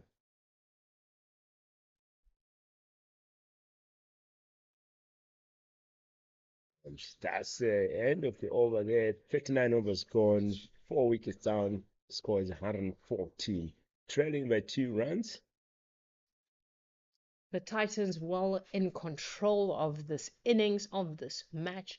They know that a result is on the cards for them, that they cannot allow the Dolphins to get a significant partnership and post an imposing total. Right, they will be searching for the wickets. They know they can get a result, but they have to be clinical with the ball. They have to make sure that Riviere does not kick on, get that big total, Make sure on the other end, if they can't get him out, make sure there's nobody for him to bat with.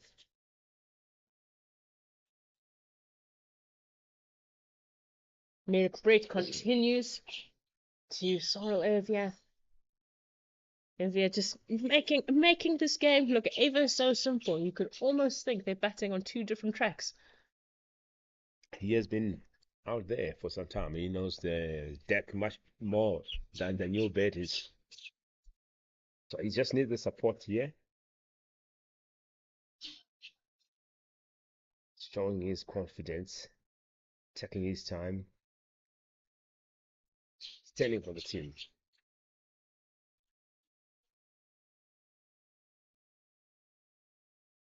No pressure from for Evia here. Merrick Brett must be saying to himself, just don't search for the wicket because Ovia will make you pay. Just keep it there. Just keep it line and length. Keep him quiet. That will be the key. That is why they are trying to keep him off the strike and try to put Jason Smith on strike. That's shown by their kind of fielding to Evia here.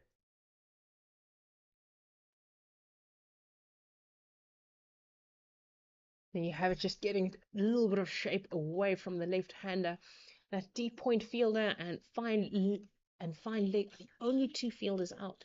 So that just tells you a story of the length that they're bowling to Irvia. They want back of a length, a hard length, to say, right, if you're going to drive, back foot, get it square of the wicket. And your deep fine leg means that there is that ball that is going to attack those stumps.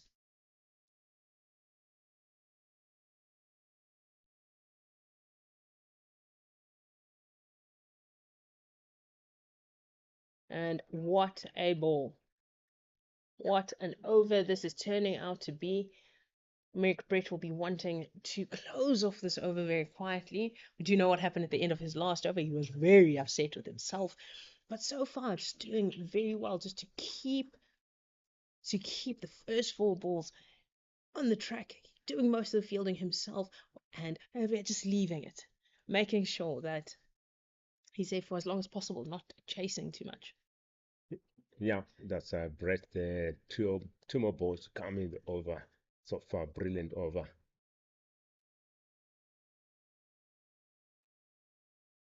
And displayed through nicely there into the gap by Evia. And that brings a deficit of one. Not what the Titans would have wanted. They would have wanted Hervey to stay on strike for the entire over. Let it be a maiden over if it's going to be anything. Or they wouldn't mind giving a boundary as long as they get to bowl to Jason Smith on the other end.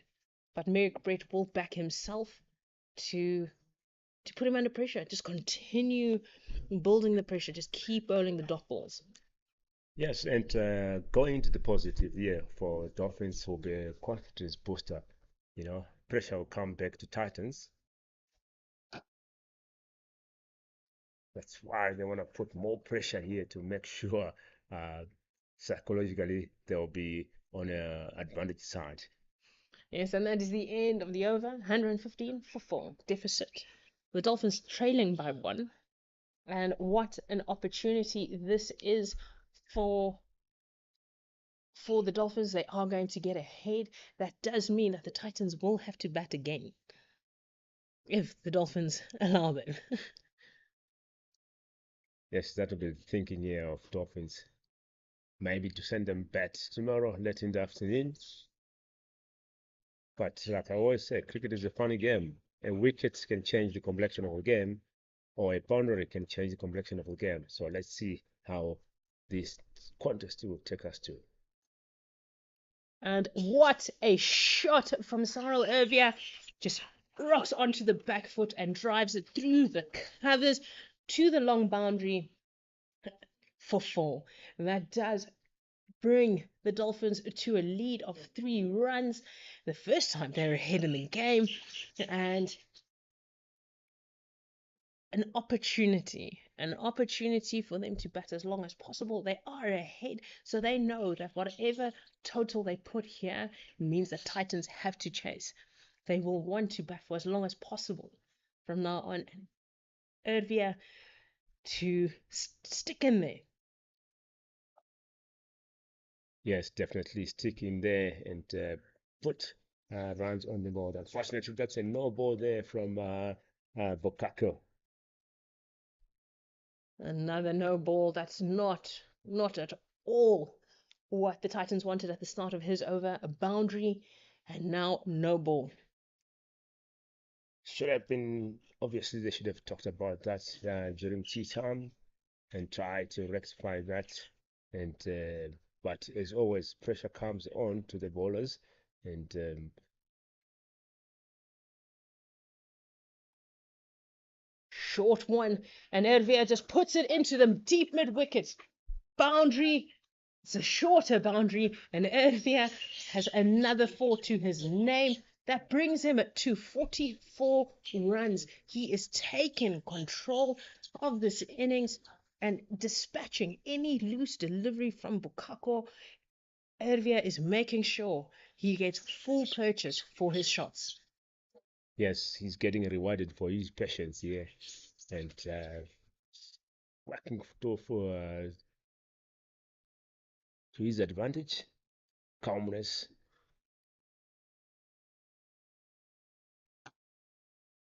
Yeah, good comeback there from Bokako. Needs to keep on working hard here. It's very admirable to see how Cyril Ervia has managed this innings. The first ball of this over has gone for 4, right? And then a no ball, and then the second boundary, back of a leg, too short. Ervia dispatched it, and just managing the pacing his innings well, absorbing pressure and anything loose, he's just pouncing on it. He is a batter to look out for. Yes, definitely a better to look out for here. And looking at his score, he's determined to stick in there and try to put a reasonable score for Titan to chase here, leading by 8 runs so far. If he stays in, it will be a score. But I don't think that the Dolphins will get this result.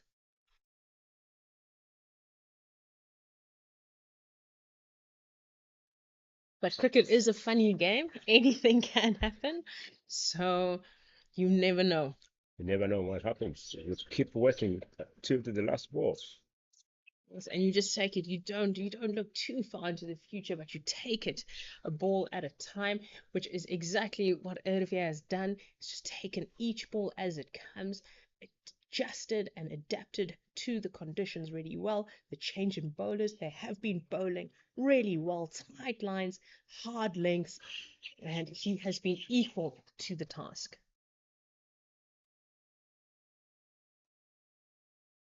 And that is a fuller delivery. He drives it and manages to get a hand, slows it down, and Ervia asking for 3 and gets there comfortably. That's good running here by Evia and Smith, and what a way to finish up the over there. And that 3 taking Evia to 47 and 127 runs on the board, 4 wickets down here after 41 overs, and Dolphins here leading by 11 runs.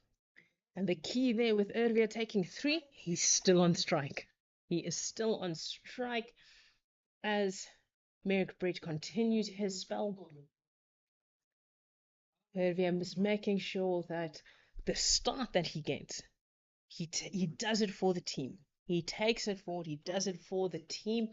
That is what he'll be thinking about, especially with this being so early on in the competition. Everybody wants to get the edge over everybody else, and what a way for Cyril Ervia to do it. He's doing it for his team. Yes, doing it for his team as well as for himself. He's only 3 runs shy of his half century here. It's been nice to see him scoring that half century. to be very disappointing to get out when you are just 3 runs shy of a half century. Yes, it will be disappointing for him, but he has managed his innings really well. Just taken his time, made sure that he can score runs, gets into good positions early. I think he's seeing it like a beach ball. Still leaving well. And I like how he's approached this. He's even staring down the bowler. Showing that he is well in control on his end, that he knows what's expected of him, and not taking anything for granted, but also not allowing the bowlers to get away with anything loose. Not at all.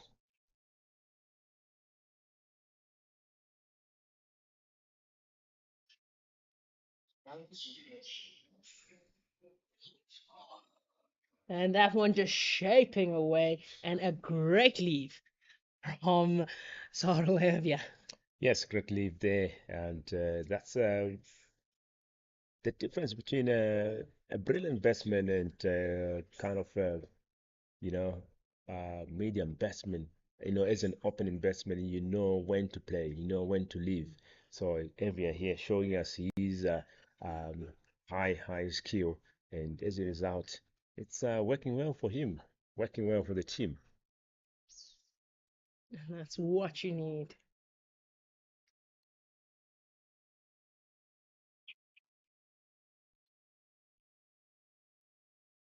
Evia just taking his time, just ensuring right, just the ever dangerous Merrick Brett, who has been threatening this entire innings.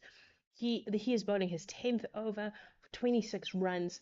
He only has 1 wicket to his name. And we are saying, look, it's going to take a good one to get him. Definitely, and that will be a big there will be a big celebration there once they take him out. So everyone is waiting here to see how Evia will hold on to his innings here.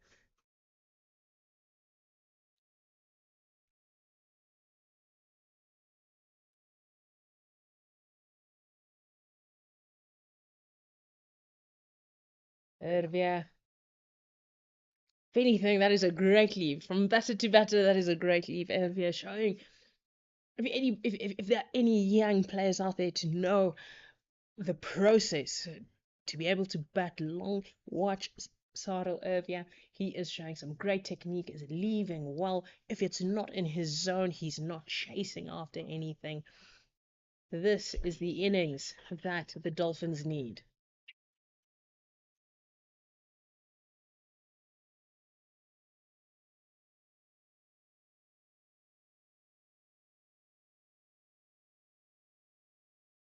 And that rounds up the 42nd over. The score 127 for the Dolphins leading by 11. 11 runs in the lead, and seeing some solid cricket there from Evia. Having a chat at the moment with his partner Smith. Stay with me, stay with me. Let's put some runs on the board here. They're not under pressure at this point.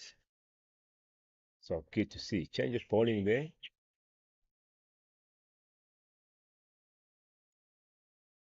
Right, coming into the attack, you've got Ayakamane, who is at the top of his mark, has been very threatening, very aggressive, saying, he is a strike bowler. He wants to get that wicket. He's hungry for wickets, especially today here at Supersport Park. A wonderful day. It has been a perfect day for entertaining cricket. The Titans showing that this is their stronghold. Kamane already. First ball attacking the stumps, forcing Jason Smith to play. We do know once that starts happening, right? Jason Smith has to be very wary because Kamane has that funner one, that Yorker in his armory. Yeah, bowling his 10th over here. 24 runs conceded so far, and a wicket in his bag. still searching for that second wicket. Good, perfect line and length here. This is the batter that the Titans want to bowl at.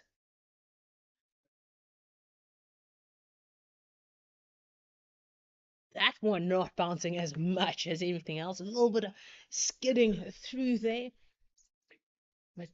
And well adjusted by Jason Smith.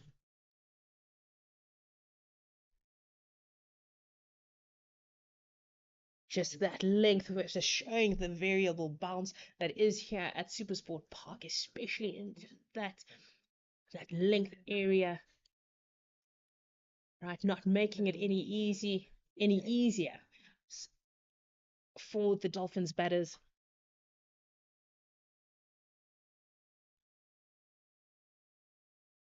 That's pushed nicely there by Smith. A bit of a Put runs on the board and a bit of excitement from the Dolphins camp there. They know runs are trickling slowly but surely. Earlier on strike. Jason Smith just getting off strike, just happy to say, look, I'll get the single, you bat on. Kick on. Cyril Olivia just leading from the front, just wanting to bat through. Kamane has a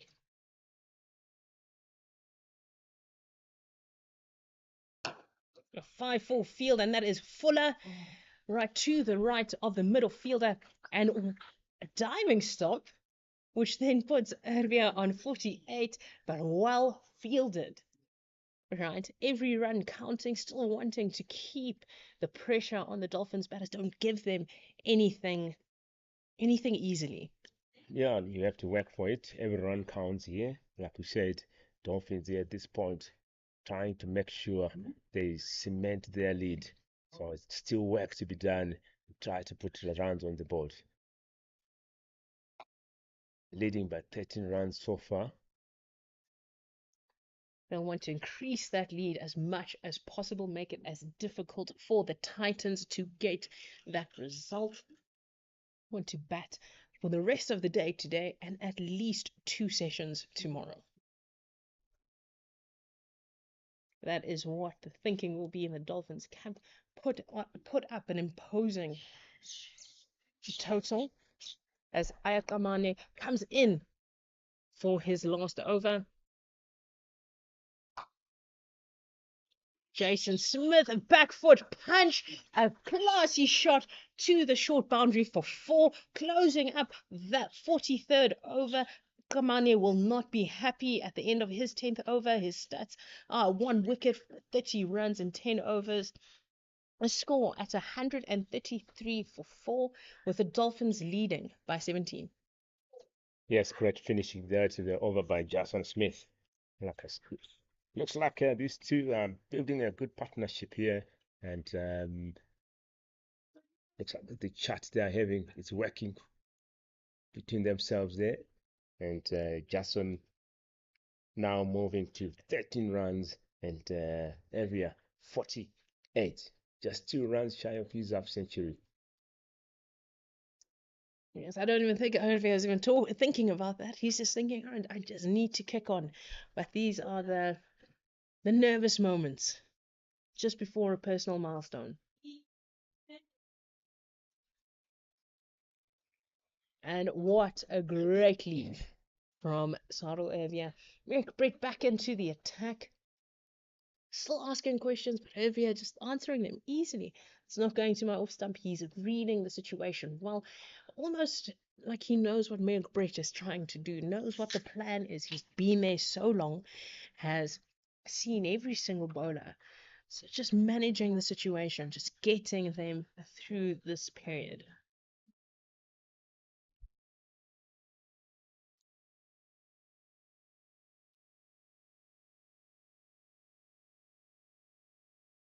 Another good lead from Cyril Hervé. He's taking his time to get to this milestone. Yes, he's playing cautiously here. You don't want to lose your wicket unnecessarily. There's still time to bet. So take your time, respect the good balls, wait for the bad balls and punish them. So good work so far for Sarah here, and also great bowling there from Brett. It's coming right time around here.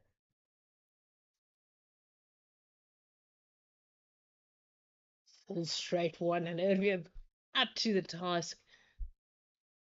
Just making sure it's keeping everything out, keeping everything under control. Just no rush.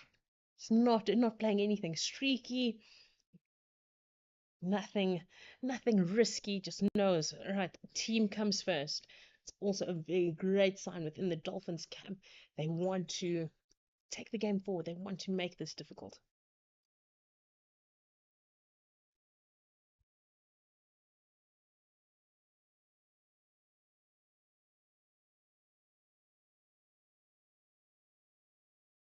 And that's when Irvia, equal to the task, Merrick is just angling it in, asking questions about this time. So you miss, I hit. It is there.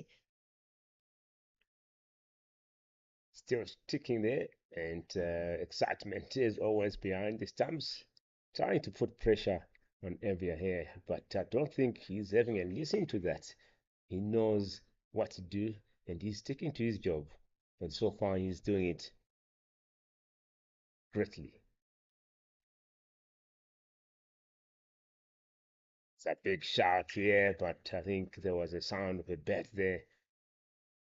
Just going down leg, off the thigh pad, and it's going through for the quick single. Runs are runs at the end of the day. That's what counts on the scoreboard. Now leading with 17 runs. Smith on strike, and change in the field here. This is Sora Irvia has spent a lot of time in the 40s. I know especially when you look at the shorter format of the game, right? But most batters wouldn't want to stay too long in this period. Oh. And there you have it. Jason Smith playing one away from his body. Merrick Brett gets his second wicket, and he sees that Nick going to second slip, and he will be disappointed as he was caught by Donovan Ferreira. He is out for 13 runs off 19 balls. He will be disappointed with himself as he has managed to keep the situation calm. Not the shot he would have wanted to play at this stage in the game. Yeah, not a shot he wanted to play, but also a good ball there from Brett, who has been working very hard, keeping that line and length, and paying off at this end. And as we were saying, a wicket here can change the complexion of the game. So let's see how Dolphins will react after this wicket. But good booster here for Titans. Yes, a very good boost for the Titans, inching closer and closer to the results that they want. But they do know that this man coming to this crease, Slade Van Staden, is in his 9th innings, and with his highest score of 53 against the Warriors, an average of 32 and 260 runs to his name. This man can put up a fight, as we saw in the first innings. He scored 70 runs and put up the fight and the total that the Titans needed, right, to get ahead, because it wasn't looking great for them. So the Titans will be very aware that these two batters are key. They know what is expected of them. They are not afraid to work hard, to dig their heels in and get out of this hole.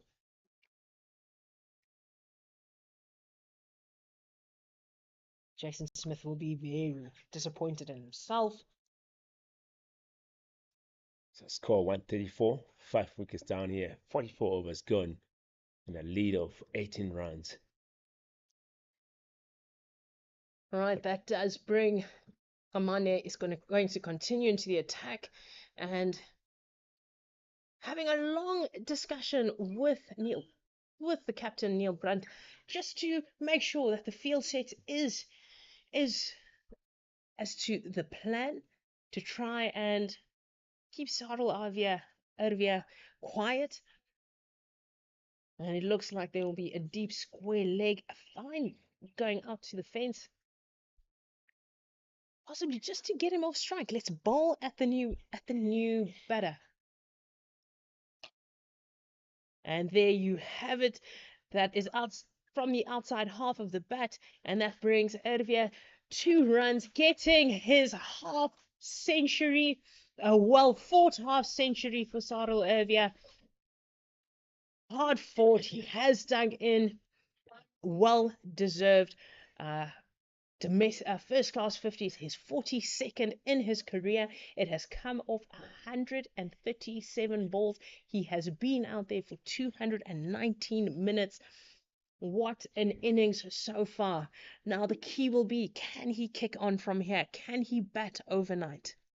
Yes, the point here will be, can he resist that pressure from Titans? To be nice to see him sticking around there and continue putting runs on the ball and make sure they keep on putting pressure and putting runs on the board. That's what is more important at this point. But great batting there, getting that half century. Yes, fantastic batting. Doing what is required for the team. He has reached his half century. Now it's just to continue. Can he keep building? Can he build a partnership with Slade Van Staden? We know what the talent that young man is on the other end. Ooh, and the outside edge, it sounded like there was something on that, but didn't carry. Perfect ball there from Tomare. Was bowling his 11th over and hunting for his second wicket. Perfect bowling, good line and length here from Tomare. And the bowling to his field as well. He'll be wanting to get that all-important second wicket, and that will be an encouraging sign. That variable bounce coming into play again. A little bit of a slower one there from Kamani. And that one over gully and to his right, just that cut, a little bit streaky, but a 4 is a 4, and that is another boundary to Sarel Ervia. A bit streaky, wouldn't be too happy with that one, but that does bring the Dolphins to 140 runs for 5. Sarel Ervia at 54. Sometimes it's your day, and today it looks like Sarel Ervia has done the hard work for the luck to go his way. Yes, hard work, and at this point it's paying off. And Tomane not really happy about that. As you can see, holding his head there, hands on the head. He knows. And what a comeback. Hits the deck hard. That ball carrying so well to Rivaldo Moonsamy, and he catches it head height. And we'll see a change in the field, an extra slip, or mid-wicket moving out and going back into the slip cordon.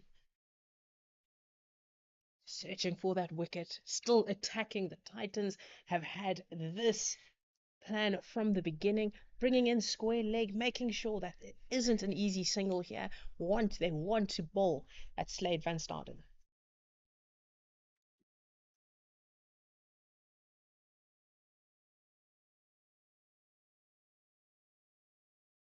And plays and misses.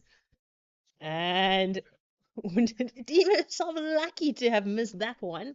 And that brings us to the end of the 45th over. The Dolphins 140 for 5. That will now bring a commentary change with Gert joining us after this.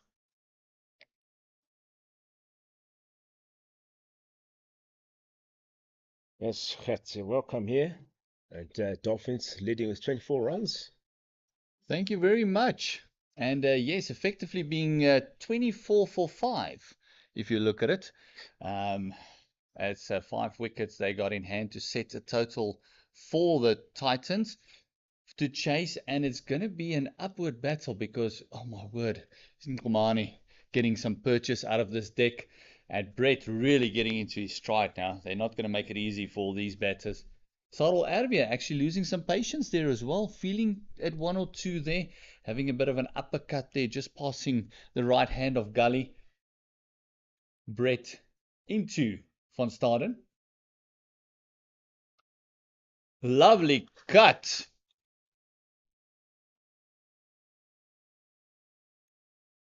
Timing that ball to perfection.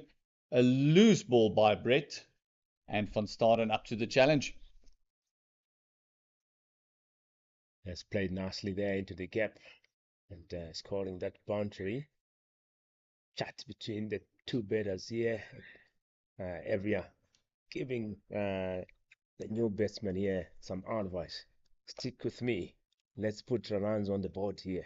28 is the lead. Especially with Van Staden being on a much of a high, scoring his highest total in this match of 70 runs, surpassing his 53 previous best. Just straying down the legs there, down to fine leg. Umpire signaling a leg by. 145 for loss of 5 wickets. Extras, there's only 3 leg buys, but there's been 11 no balls by the Momentum Multiply Titans. The lead is 29. Sarel Arbia still there on a 54, and joining him in the crease just a couple of minutes ago after the departure of Smith, playing a reckless shot, a ball that he could have left alone, is Van Staden.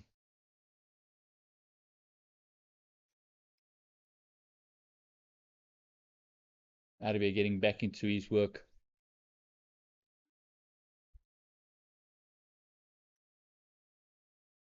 And Owen, survival is the key. Yes, survival is the key here. And after being at the crease there for several hours, 142 balls first, he knows what to do. So he's using that experience and try and talk to his partners to say, stay around with, stick around. Let's try and put runs on the board. And at this point, Titans finding it difficult to take his wickets. So it's good work here from Area. Arbia has given them 1 or 2 slight chances there in the previous over from. And yes, you got to help to feel that he is the key. He'll be the one taking the innings deep. He'll be the key. If they can get him out before the end of play today, momentum will be with Momentum Multiply Titans.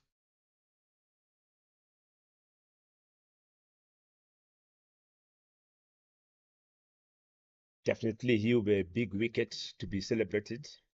So Titans really do know here that he's the main man, and it's working for Dolphins at this point. And Brett taking 5 wickets in that first innings, so already got 1 in this innings as well. Sorry, 2 wickets in this innings. Busy with his 12th over, 2 for 30, really putting in the hard yards. And a prize wicket is Sarel Arbia. But then again, Van Staden has proven that he can bat a long time as well. So the partnerships developing will be key for the Dolphins. Just to keep the momentum with them a little bit, take the game away from the Multiply Titans and making sure that there's not enough time for them to get the runs. And for the Titans, they would want the wickets so they can have some time just to knock off that lead that the Dolphins will pose for them. 29 the lead now, 145 for loss of 5 wickets as they enjoy drinks here at Supersport Park. It's been a fantastic day of cricket.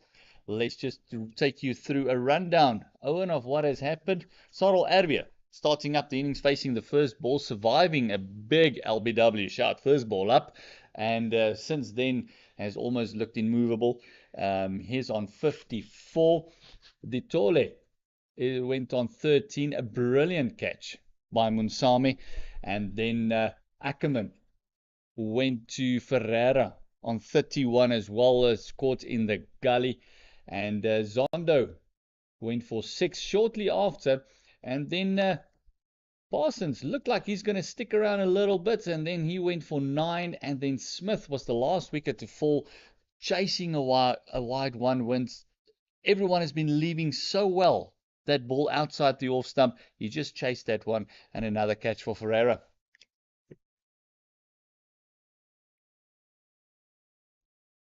Earlier in the day started off with the Titans still batting in their first innings, and a quick run through what they did there.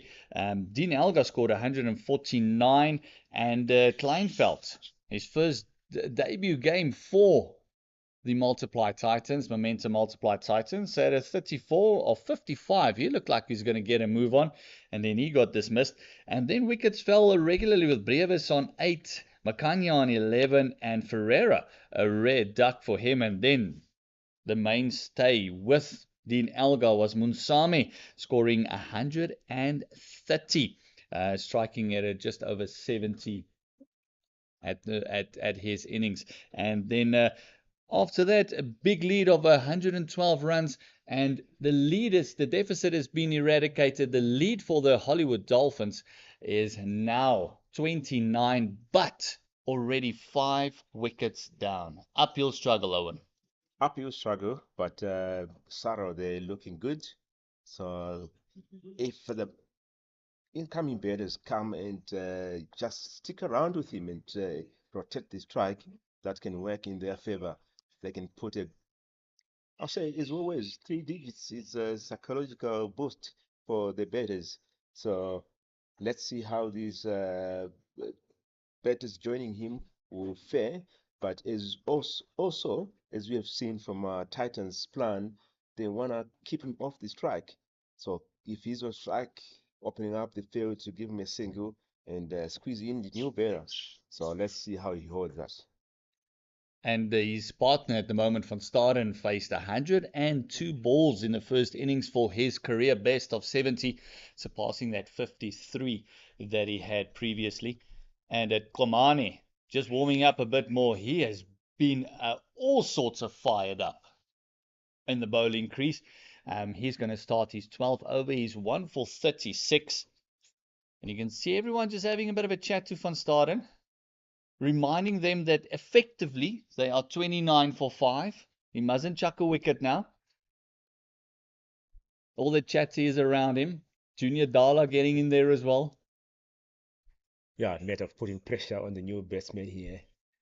Yes, he scored runs yesterday, but today is a different day.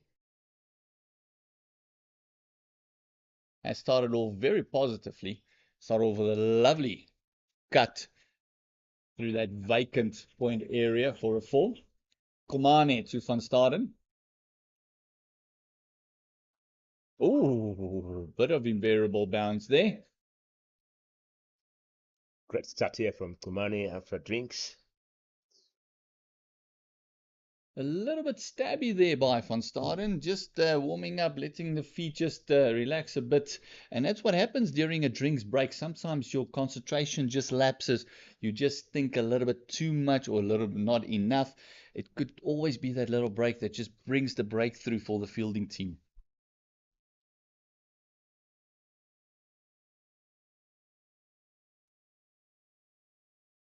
Stifled appeal very high. Way above the knee roll there. Would have missed quite comfortably. Kumani going nice and straight, bringing those 2 slips and a gully into play. And giving Van Staden a bit of a look there. Kumani has not been scared to do that, has he, Owen? Asking the batsman, what are you doing here?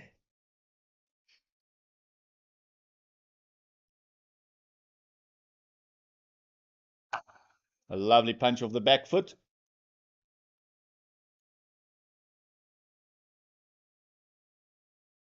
Signal to Van Staden, his first runs after the drink break.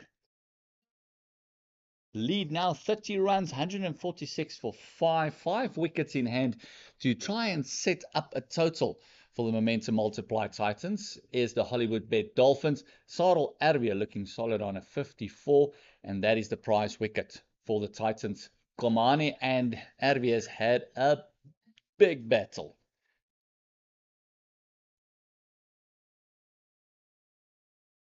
It's a good ball there from Komane, swinging away from the batsman, and good leave there from Ervia. You see Komane just having that extra few yards running his follow through. Just want to get as close to Arvia as he possibly can for a bit of a look, a bit of a stare down. You gotta love the fast bowler mentality.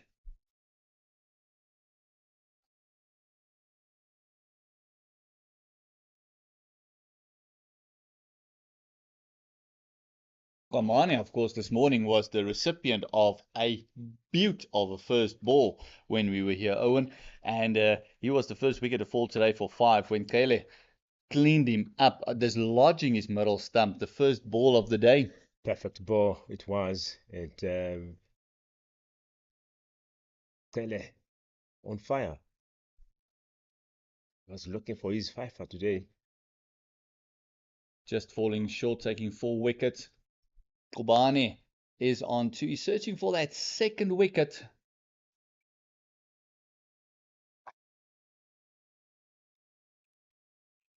And what a prize wicket it would be if you could get Sarel Arvia. That would be a prize wicket. And I'll tell you that celebration will be great. And no ball there from Komane. See, he wasn't happy with that. Puts himself on a very, very high standard. And it's another no ball for the Titans, something they might want to look at.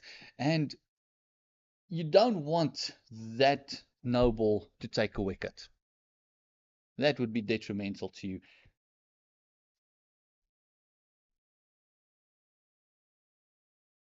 Lovely shot off the back foot and very well fielded. Brings the end to the over. 146 for the loss of 5. Technically still 34 overs to play today. I do not think we're going to get all of them in, Owen. I don't think so. Maybe 20 can happen. But I think Dolphins will be pushing for more overs for them to put a big score, a big lead here. And Titans obviously looking forward to get another wicket. I think the follow for wicket here will change things in favor of Titans, especially if they can get Evia out here. Arvia is the key. The lead is 32. Makanya coming into the attack. Well, a few overs in his opening spell in the first innings. Has not bowled in the second innings yet. Very much a medium pace. You can see the keeper standing up to him. He's in his 80th match. He's taken 26 wickets, best being 2 for 15 versus Easton's in Benoni. But he does get it to zip through a little bit. In the first innings, he was the one who actually rushed Parsons a little bit.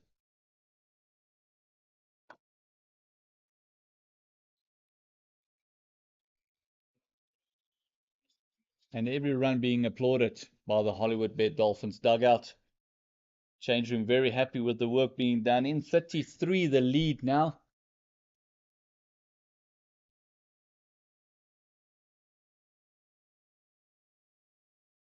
Arvia has moved on to 56. The partnership already on double figures. They're on 15.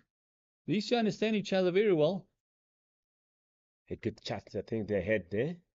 And but like you said, Van Steeden is a good batsman, so they need to work around each other and try cause some trouble here for Titans. Obviously, Van Steeden has got that boost after scoring that season best.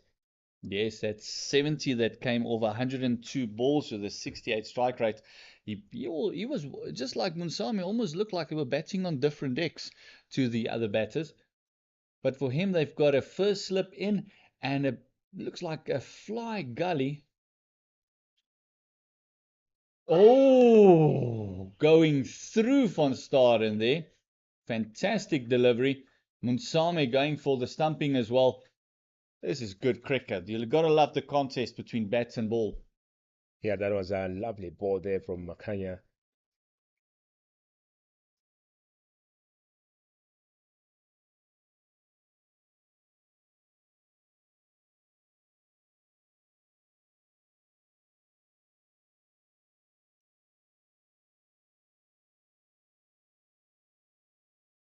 And just hitting that back of a length. You can see Munsame standing up to him and just having a chat to the batter as well. First slip. And as I said, it's between almost a fourth and a gully that they've got in position there. With Makanya not being express pace, they feel that it might be ball flashed harder. It won't carry to a regulation gully. And then they got someone just behind square. That's in the inner ring. They do have a deep point out about 10 off the boundary, and then Junior Dala doing fine leg duties on the boundary.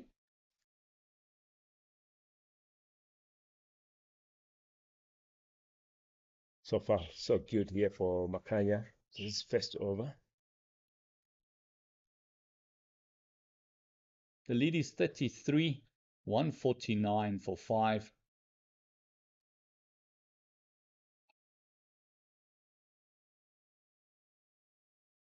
The plan is clear. Get him driving, Owen. So that's the end of the over. 48 overs gone, 149 is the score. 5 wickets down here with a lead of 33. Partnership 15.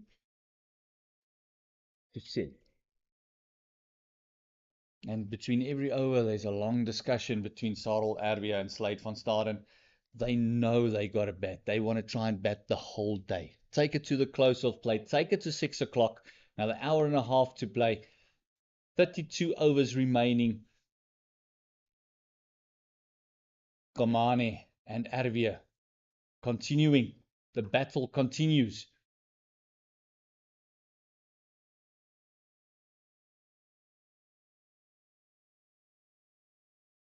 I'm seeing that the run rate has picked up at the moment, going at 3.1 from 2.9. So good work here from Evia and Van Staden.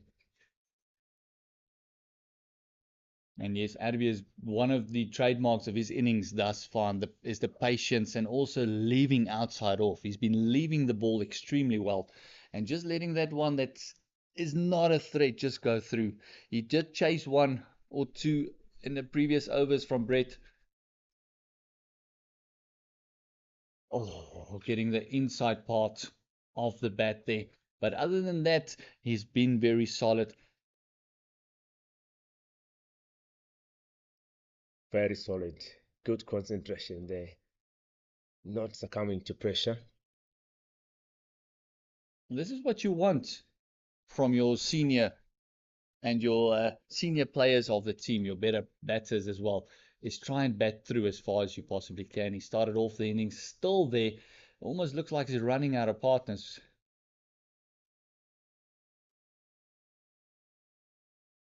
There's that lift again that you just get from back of a length. Exaggerated take there by Munsame, but that ball just took off again. Yes, took off nicely there, and great leave there by Evia. And going to check where that ball pitched, try to work his way out there. But Komane, good bowling here.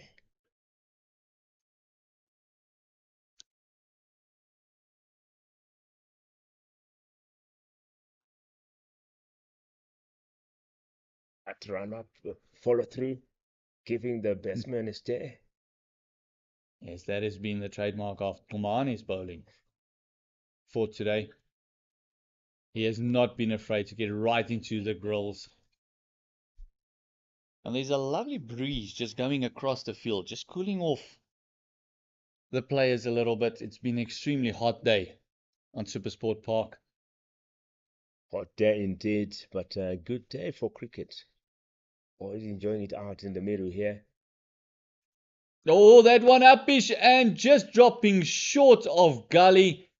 Klimane almost already celebrating the wicket, and that's the one, as you alluded to earlier, that'll be the one they'll celebrate. It was Sarel Erbe.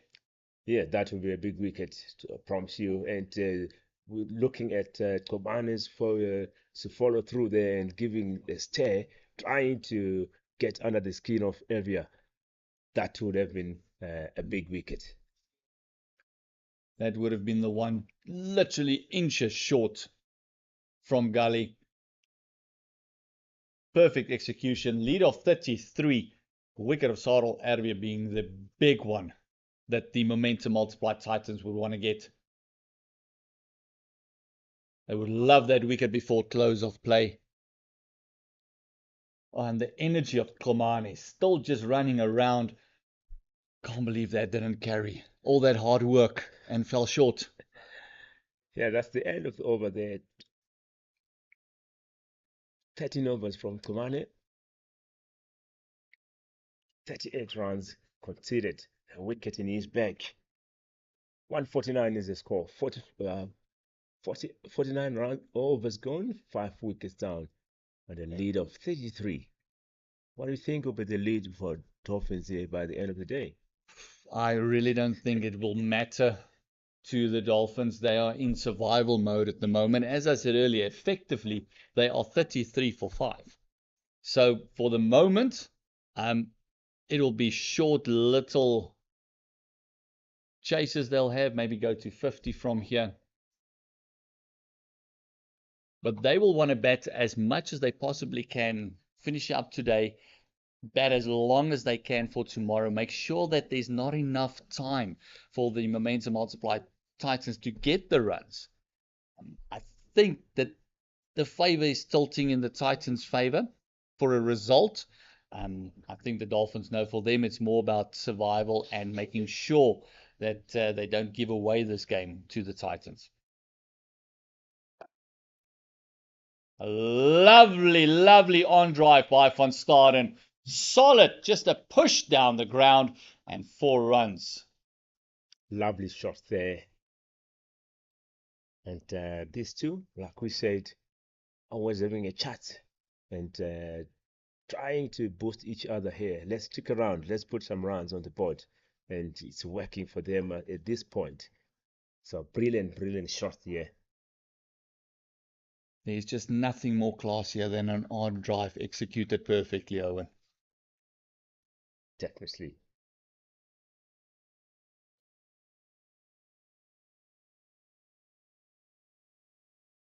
What I love about Makanya at the moment is the plan is still there. Go full, go straight. Let them play in the V.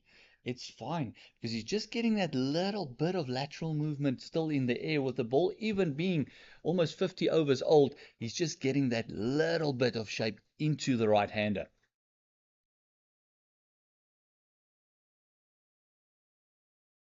$153 for a loss of 5 wickets. Busy with the 50th over.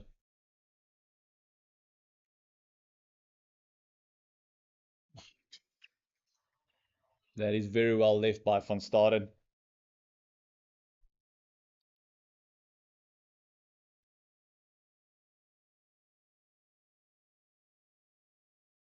The momentum multiplied Titans can attack from here. They got the deep point out just to protect the boundary and the fine leg. But they do have that short mid-wicket in a catching position with a first slip and a gully.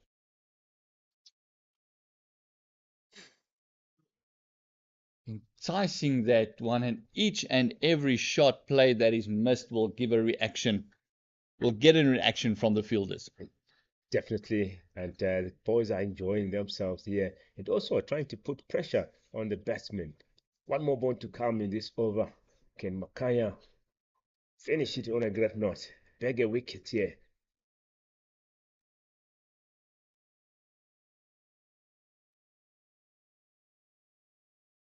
Lovely shot through mid-wicket.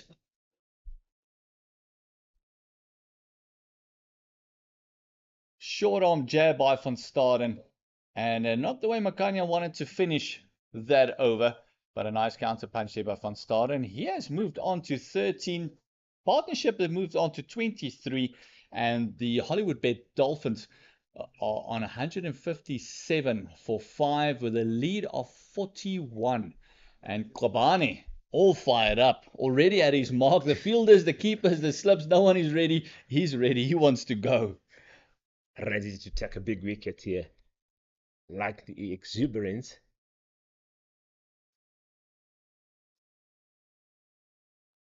He knows, or they know that they need a breakthrough here, especially for Evia.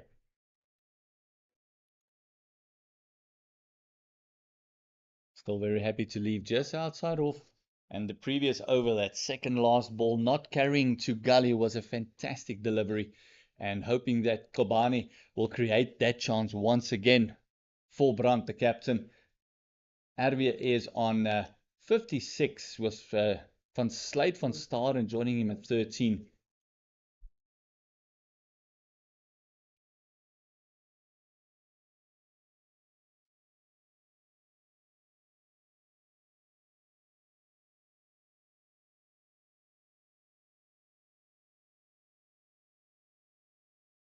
That exaggerated follow through there by Kobane.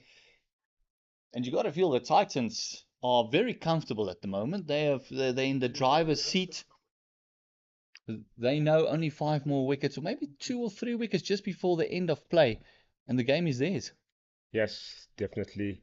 But at this point, yes, they are enjoying the driving seat here, and that's why you see all the, you know, the energy in the field and encouraging each other, encouraging the bowlers here, enjoying every delivery. Pushed there by Avia, and as always, every time he scores some runs, we hear the dugout here for Dolphins clapping, ululating, and it's a no ball as well from Kawhi. That's the 13th no ball in this innings by the Momentum Multiply Titans.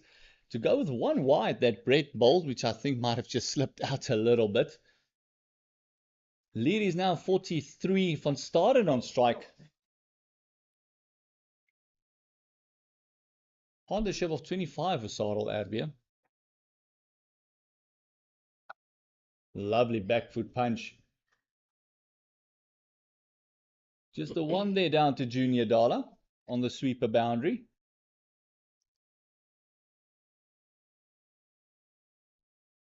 And with the right-left combination, Owen, that's what you want. You want to keep rotating the strike at least. While you're racking up the lead a little bit, if you do it in singles, it's fine.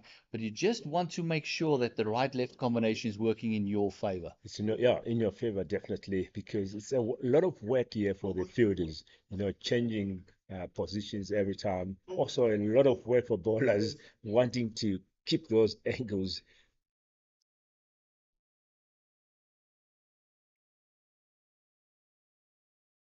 Oh, that ball just died on the keeper, Munsami. He got it on the third bounce, and that's just that invariable bounce that we discussed basically from day one. We've been noticing that as soon as the ball is a little bit fuller on that 6 meter mark, it kind of dies down a little bit. As soon as you go back to the back of a length, that 7-8 meters area, it zips through, as we saw 1 or 2 taking off from Komane. Arbia facing up, he's on 57.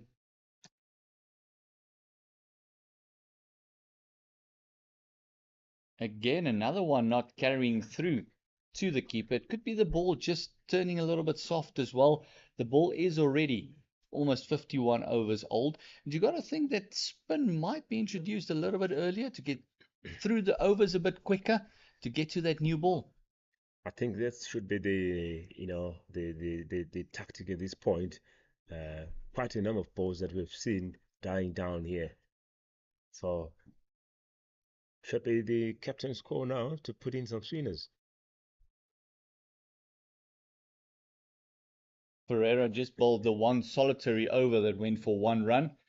End of the over, 160 for the loss of 5 wickets. And as we know, Neil Brandt is a very good left arm spinner as well. He might be a little bit reluctant to bowl as the lefties are still at play here. But Sarel Arbia is showing a lot of patience. I don't think he's going to go after the bowling that much. So maybe it's a time just to give him one or two, see if he wants to go for a shot or two, or maybe bring in Ferreira that's going to take it across Sarel Arbia a little bit. So that 51 overs gone, 160 is the score, 5 wickets down, and Dolphins here leading with 44 runs. Partnerships, 26 runs. And Makanya charging in to Van Staden. Slate Van Staden, the top scorer for the Hollywoodbets Dolphins in the first innings.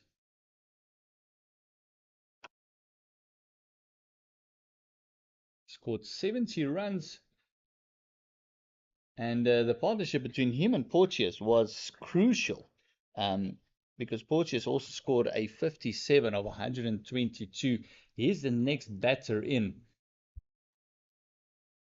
And between the three of them, they feel that they should take the majority of the overs remaining for today and tomorrow.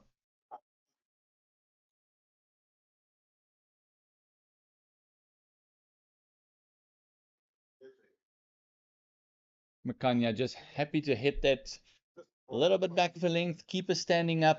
There is a first slip in position. There is also a catching mid-wicket in for Van Staden, and then a gully as well. We saw one from Sarel Arbia from Komane not carrying to that gully, and it just shows a little bit of two pace in the wicket as well.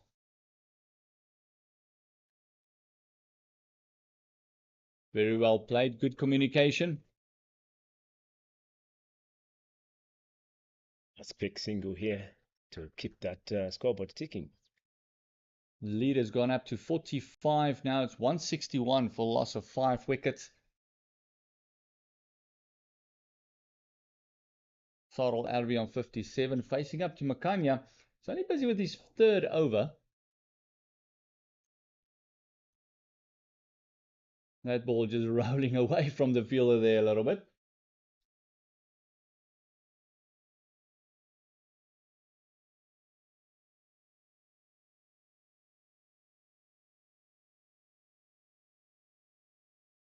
And again, the trademark of Arbia's innings is very happy to leave anything that's just remotely off target. Not wanting to make any mistakes. So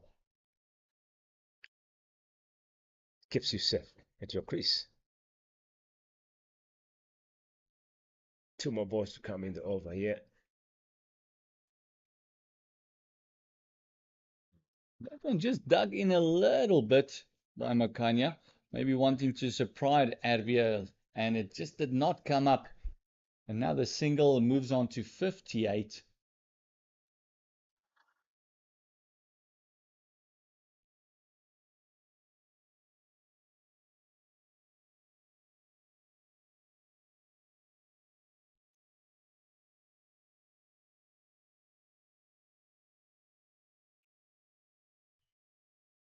Oh, that one was just to open up the face a little bit, just to pass that gully fielder.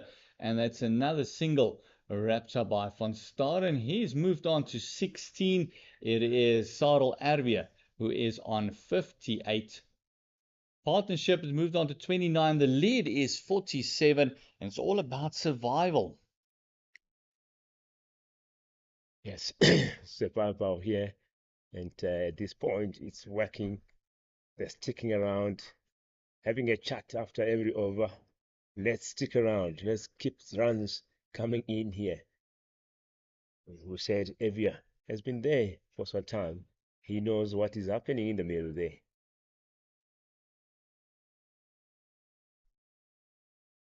So the chats are continuing in momentum multiply. Titans know that the momentum is firmly with them. Lead only 47. And with the form that the batters of the Titans have been in, and guys still needing to fire, if you have someone like Brevis and Ferreira in your lineup, you got to feel that anything that you have to chase at 3 or 4 and over will be easy gettable.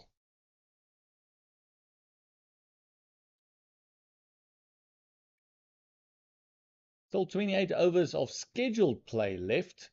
Don't think we're going to get all of them in. Then that catching mid-wicket just moving in for Slade van Staden.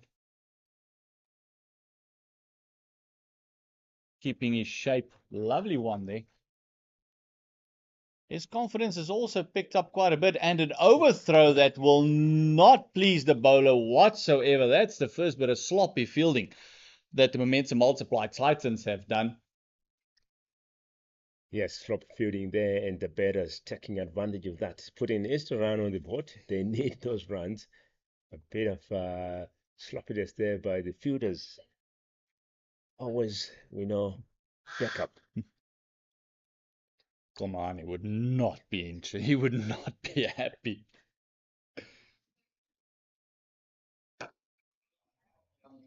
As we have seen from him, he's a bit of a feisty customer. He will not be happy with that bit of fielding.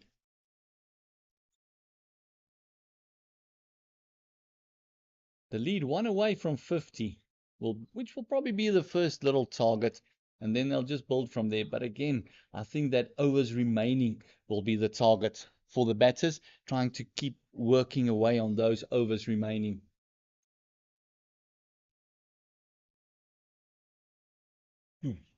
Oh, lovely short one, well directed. And Slade van Staden well played, just rocking out of the way. Umpire Achenbach just telling me that's one for the over, young man.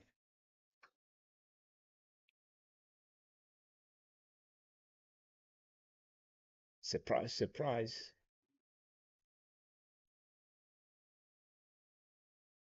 Not been a lot of those. That's been well directed. That was one of the few that was pretty well directed. Well played by van Staden.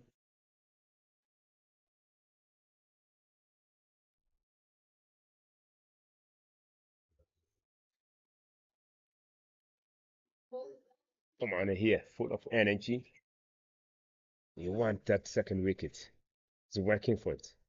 He's already busy with his 15th over, running through the bowling figures. Komani is 1 for 44, busy with his 15th. Brett has taken 2 for 30 in his 12th. Bokako has taken 1 for 40 in his 12th. And Junior Dala 1 for 36 in his 10.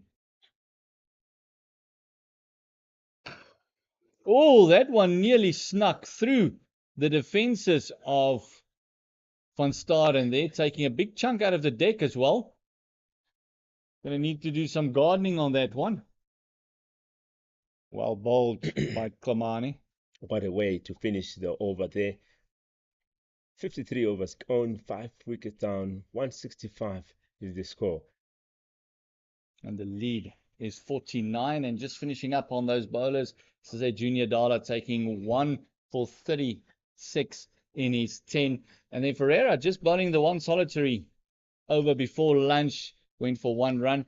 And then Makanya starting his 4th. He's gone for 12th, but it's been a bit of a surprise package. He's gotten the fielders very excited a few times.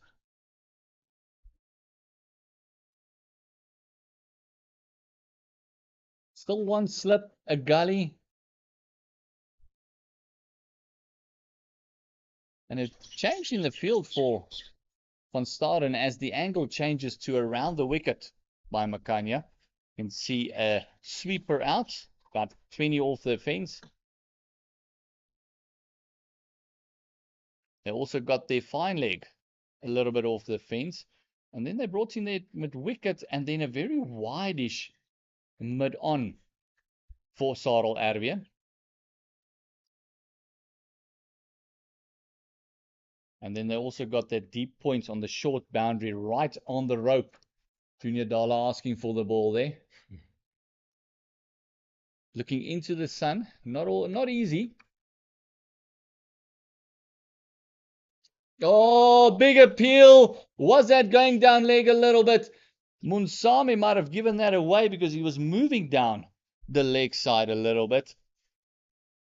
It was fantastic bowling. It was surprising Arbia with going for the Yorker there. Makanya. Yes, good bowling there from Makanya, and worth the shout. trying to put pressure on Evia.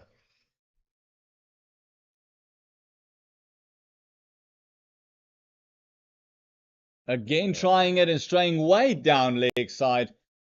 That's bonus runs for the Hollywoodbet Dolphins. It's 4 buys.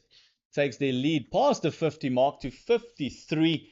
And it's now 1 wide, 4 buys, and 13 no balls that the Multiply Titans have conceded. Makanya just trying a little bit too much there. Yes, trying too much after that the previous ball that he appealed for an LB, but this one missing out and go all the way for 4 buys.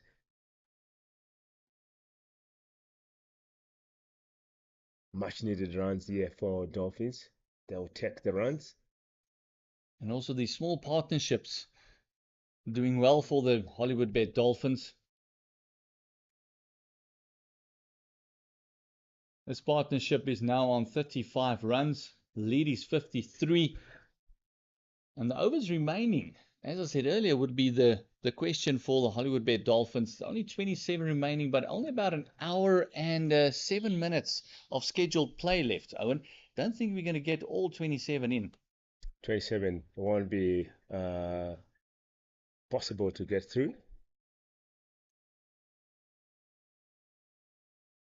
Unless maybe if spinners come in. Yes, and also to mention, it's only about 17, so another 27 overs before that new ball is due.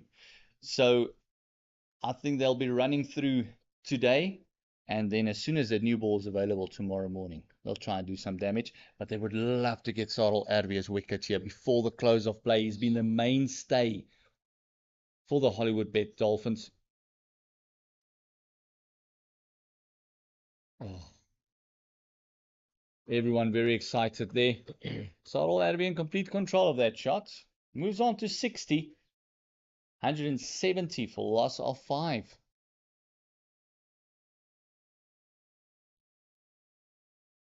Makanya's 4 overs have gone for 13 runs. And also those 4 buys that we saw earlier. And a chat between the batsmen here, strategizing after every over. And you can even see Sarel Erwi just walking up to him in the middle of the over as well. Doesn't matter what happened, that 3rd or 4th ball goes up to him, reminding him what the job is for the team. And as Sean has pointed out, it's all about the team. It's all about a team sport. What do we need as a team now? And here's that change in bowling that we were looking for. It's Neil Brandt, the captain, bringing himself on. Fantastic bowler. He's got a best of 4 for 70 against the Warriors.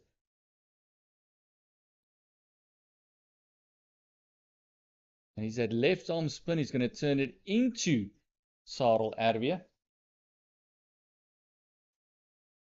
He has got a fine leg on the fence. His third man, his point has also gone to the fence. And then he's got a deep mid wicket on the boundary as well. Of course, him turning it into Sarel Erwi exposes the short side of the ground. But in the game situation, would Sarel Erwi actually try and take it on?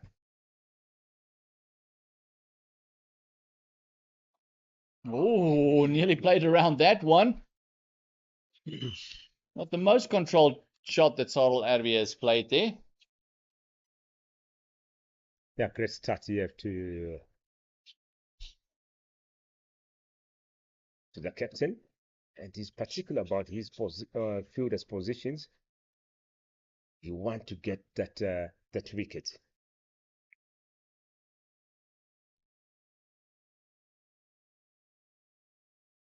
It's pressure fielding here. Lovely strike. He'll be happier bowling to Van Staden, which is a right-hander, taking the ball away from him. We saw one in the first innings really gripping and turning from this end. And if I'm not mistaken, it was Van Staden on strike as well, where he completely bamboozled him and took the outside edge.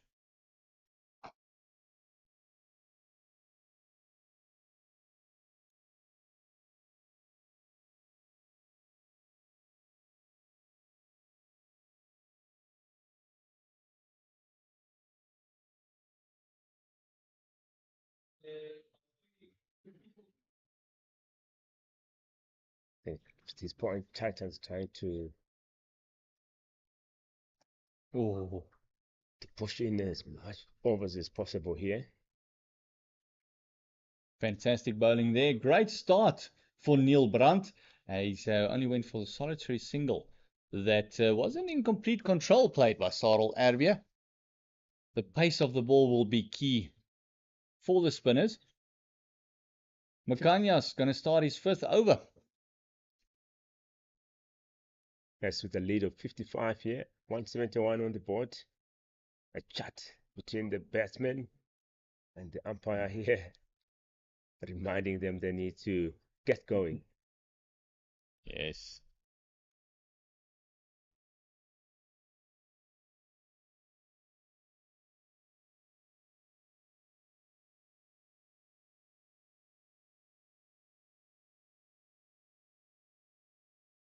Makanya continuing.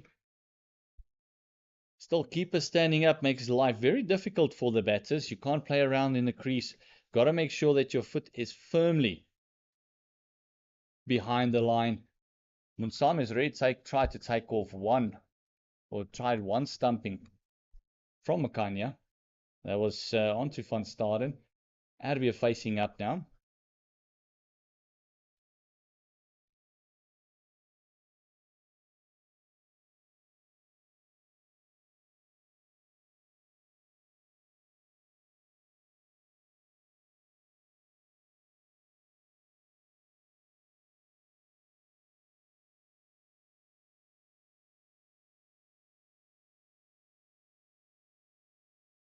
Score moved on 171 for loss of 5 wickets. This partnership is 37 runs. Sarel Erwee there on 60.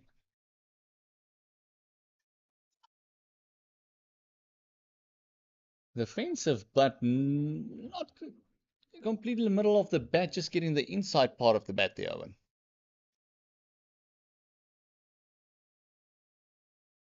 Really good batting here, good bowling here from Makanya. Trying to put pressure here on Erwee. Want him to make a mistake.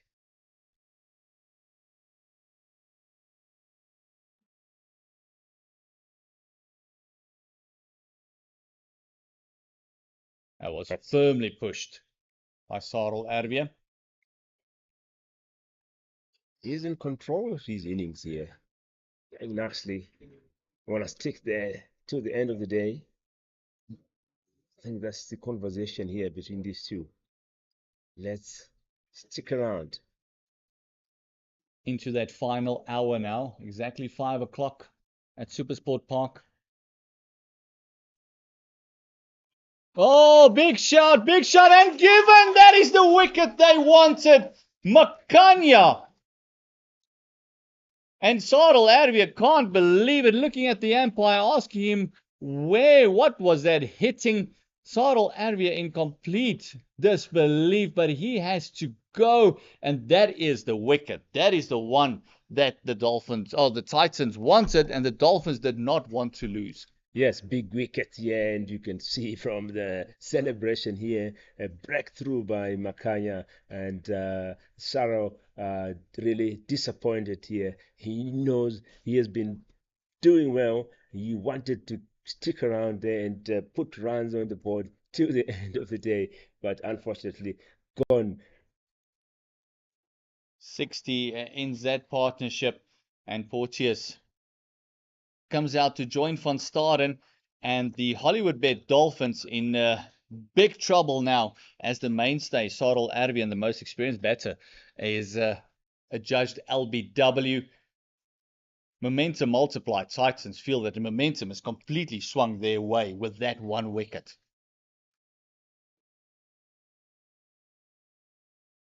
New batsman Porteous, best of 224 versus Namibia. He's got an average of, as we said, the first innings, very intimidating average of 162. But it's just his list A listing.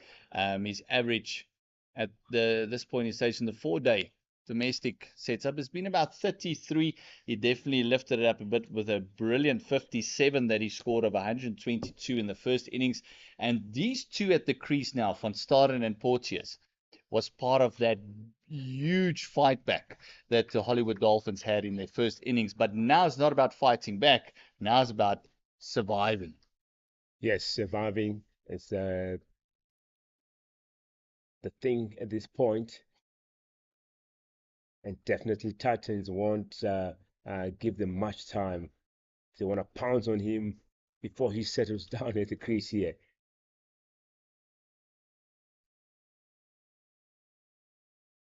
Can hear Elvia there, a bit of throwing some tantrums there. Yes, he is not happy with the decision that was made, but umpire's decision is final. Makanya coming into Porteous.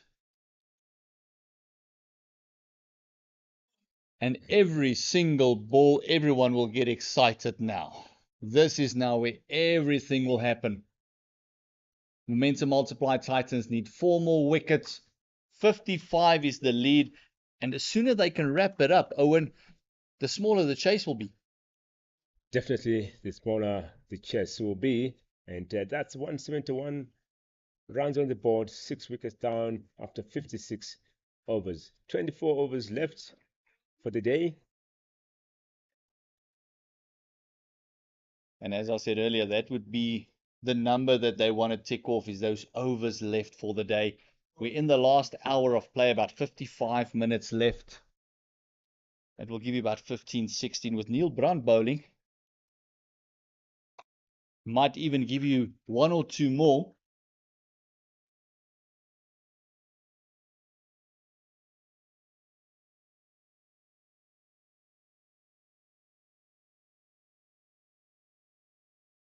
Neil Brandt, you can see, actually trying to push the envelope a little bit, want to get the batters uncomfortable, want to rush them a little bit.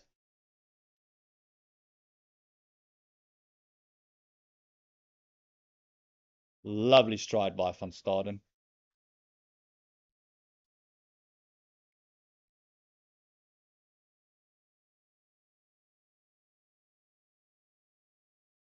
Oh, getting very excited. Every single ball feels they feel something should happen. 4 more wickets is the equation for the momentum multiply Titans.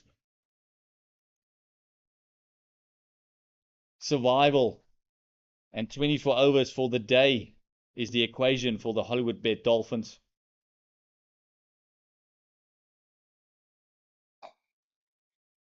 And what we've seen of the batters to come for the Hollywoodbet Dolphins, there is nothing really left for them. If you look at Simelane, Barman, and Kele, that still need to come in. This is the partnership that should be the most important for the Hollywoodbet Dolphins. And with that also brings a change in commentary. And Sean, welcome back into the hot seat. The hot seat. You guys have been taking some wickets. And the prize wicket of Sarel Ervia has been taken. And that is the one that the multiply Titans would have wanted before the close of play. The one they would have needed, because they know that this result was dependent on him. Or getting his wicket. But with Bradley Porteous at the crease, we know what these two can do. We know what they have done. Just in the first innings, they won't make it any easier for the momentum multiply Titans. No, and we've seen the energy from the momentum multiply Titans really pick up. And since that wicket from Ervia, it has been electric.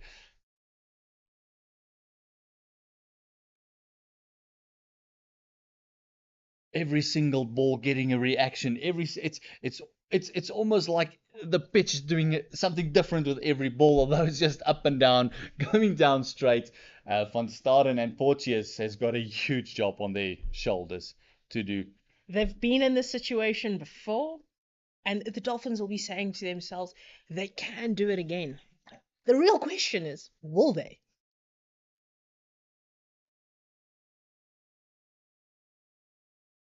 And also another question is, will the momentum multiply Titans allow them to do what they did in the first innings? I think the Titans would have learned from their mistakes. Very few drop catches in this innings, especially in the slip corner. Their fielding is a lot tighter. Yes, some areas still to work on, but you would say this is day 3. It's been a hot match. Every single day has been warm, so maybe fatigue. A lovely shot through covers. Everybody knows there's no need to run there. Races to the boundary, and that is Bradley Porteous getting off the mark with the boundary. A lovely shot, just rocking onto that back foot and playing it through a huge gap that they've got there through cover for him. And at the moment, with a lead of 59, Titans wouldn't mind them playing some shots, driving, because every shot they play, there's always a chance.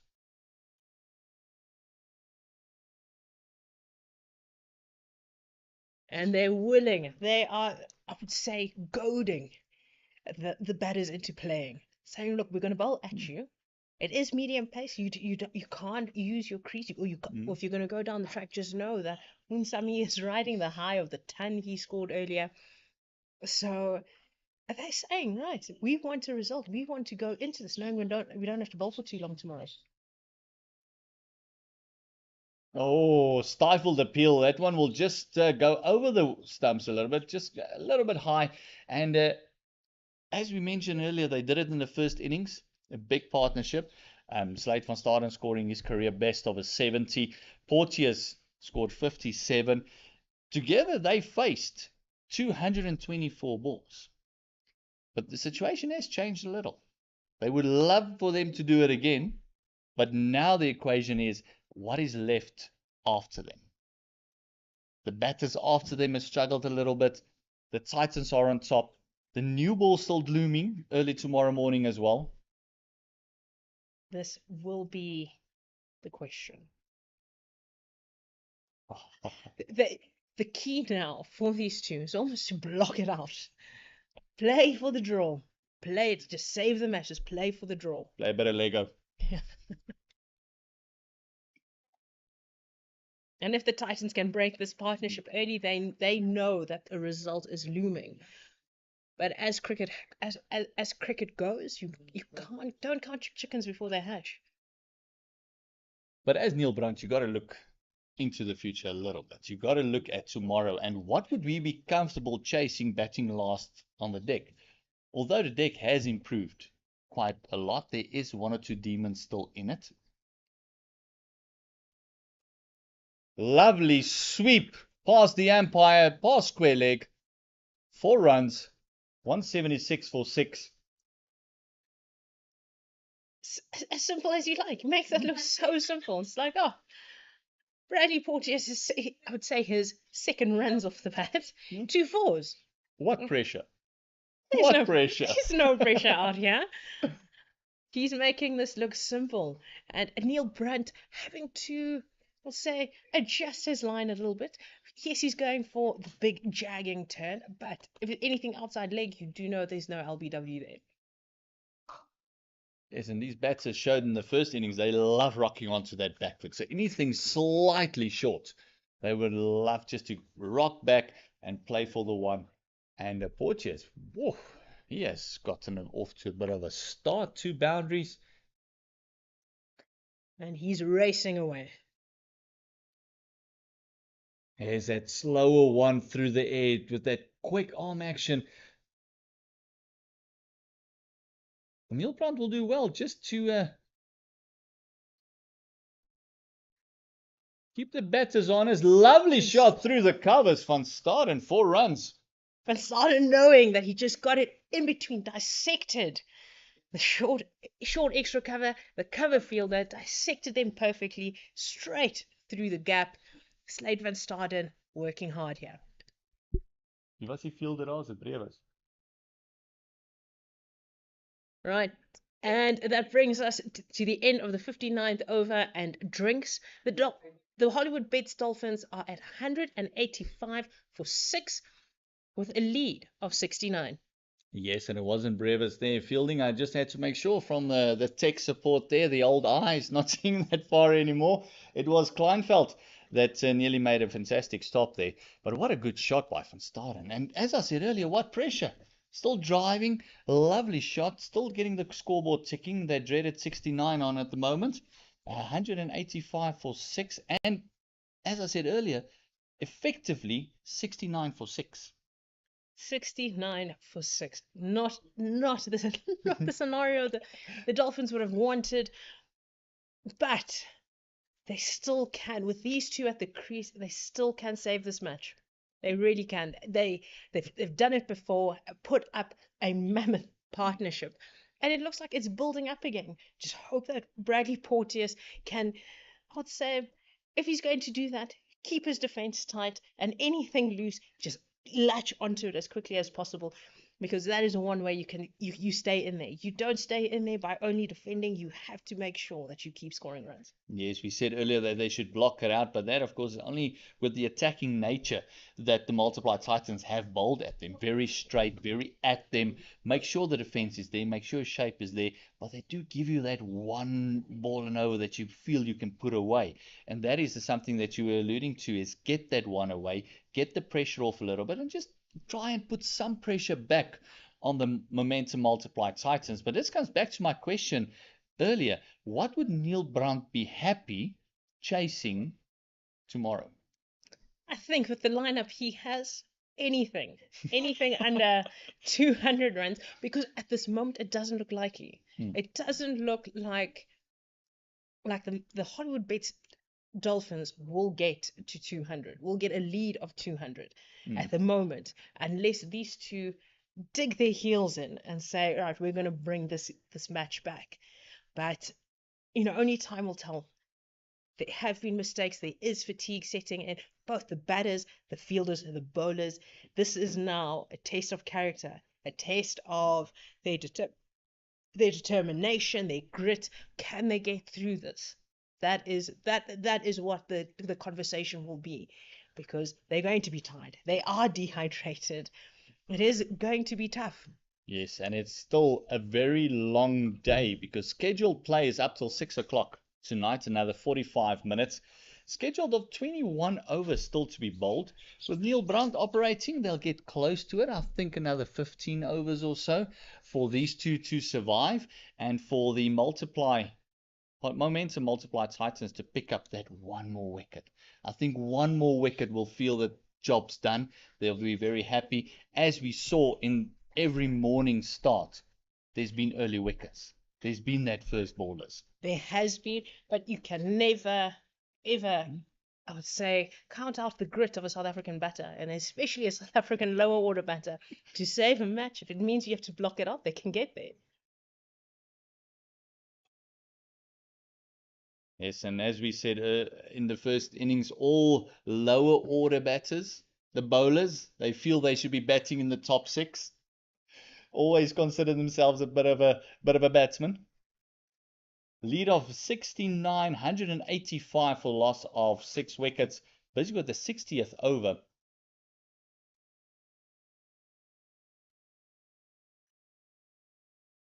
And I would say that the Dolphins have shown that they can do it. They've got a long batting lineup. Yes, there was I would say that middle order, some starts, Kaya Zondo and Bryce Parsons not getting, or not, I would say, falling early. But you can see that this is a track that the Titans will be happy to almost chase anything. And with the confidence they have right now, they'll be happy to. Bit of the outside part of the bat there.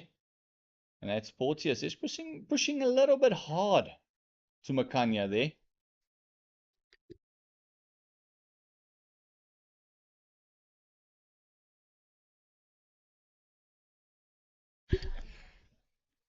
Makanya busy with his 7th over, 1 for 17, and that one wicket was the huge wicket of Sadal Arbi, who was very unhappy with the decision made, that LBW decision. Oh, Makanya just waking up Porteous there, telling him good afternoon. I'm a bowler. Yeah, welcome. It's not going to be easy at the end here. And this is the difference between the lineups that we saw and the batting, the starts that the Hollywoodbet Dolphins made compared to the starts that the Momentum Titans made. They kicked on. We had 149 from Dean Elgar. We had the 130 by Munsame. Where, in contrast to the first innings from the Dolphins, they had a 48, a 70, a 57. No one kicked on to their triple figures, and also surpassing that. Yes, and as you can see, this is a pitch where there's a lot of runs on offer.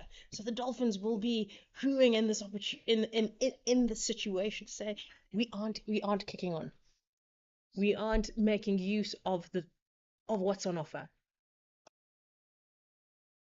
And then in the same breath, just giving some credit to the bowlers as well, because from day one, the Momentum Multiply Titans have bowled brilliant lines, brilliant lengths.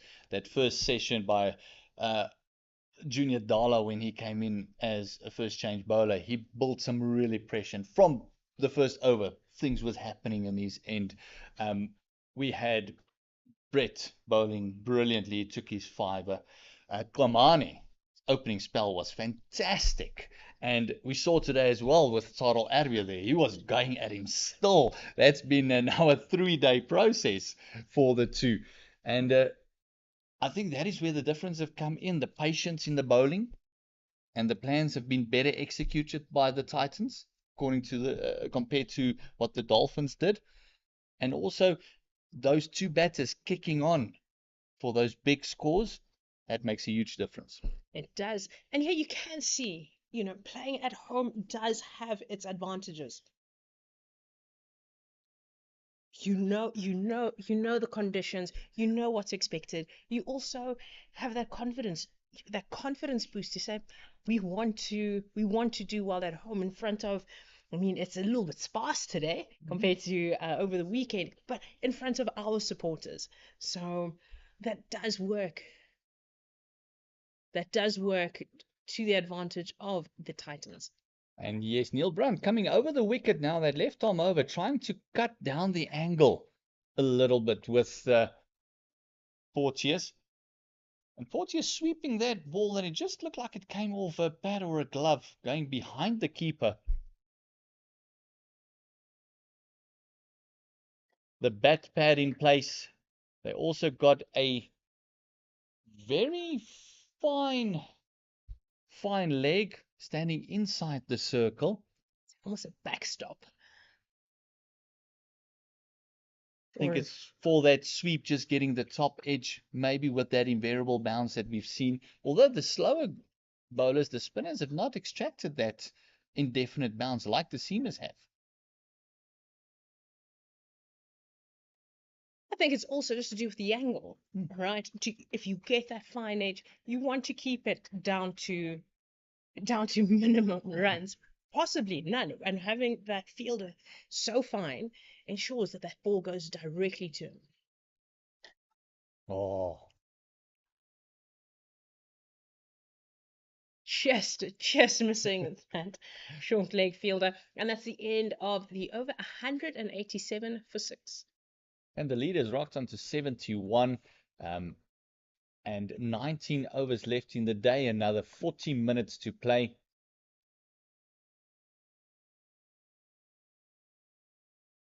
And every new ball won't be due today, but we'll see it very early tomorrow morning.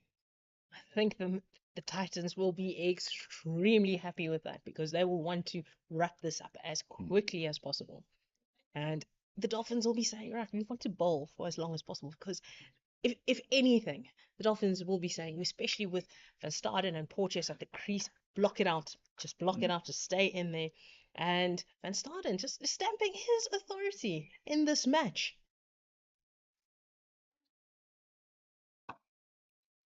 And also being the backup keeper for your team helps if you're scoring runs as well.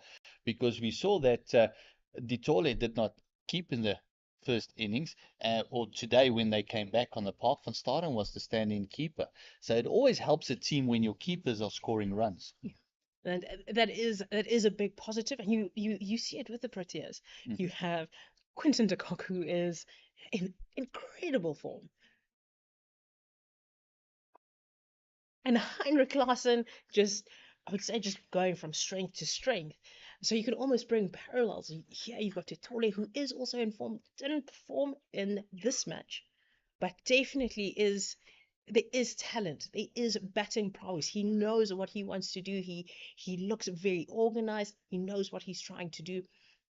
Got dismissed in a similar fashion in both innings. He'll be going back to the drawing board. He'll be going back to the drawing board and just having a look at areas he needs to work at. But he does seem a thinking cricketer.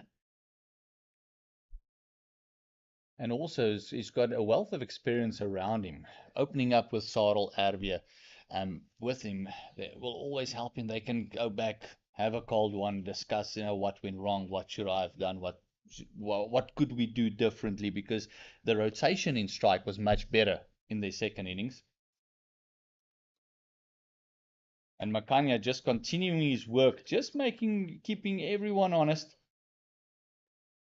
And that opening partnership, it doesn't look like it because Titole was dismissed so early, and it was a fantastic catch by Moonsamy. But what it doesn't show is how Titole was able to play his shots, was able to play with a lot more freedom, with Erwee just rotating the strike, just keeping one end calm, and being that anchor that the Dolphins needed.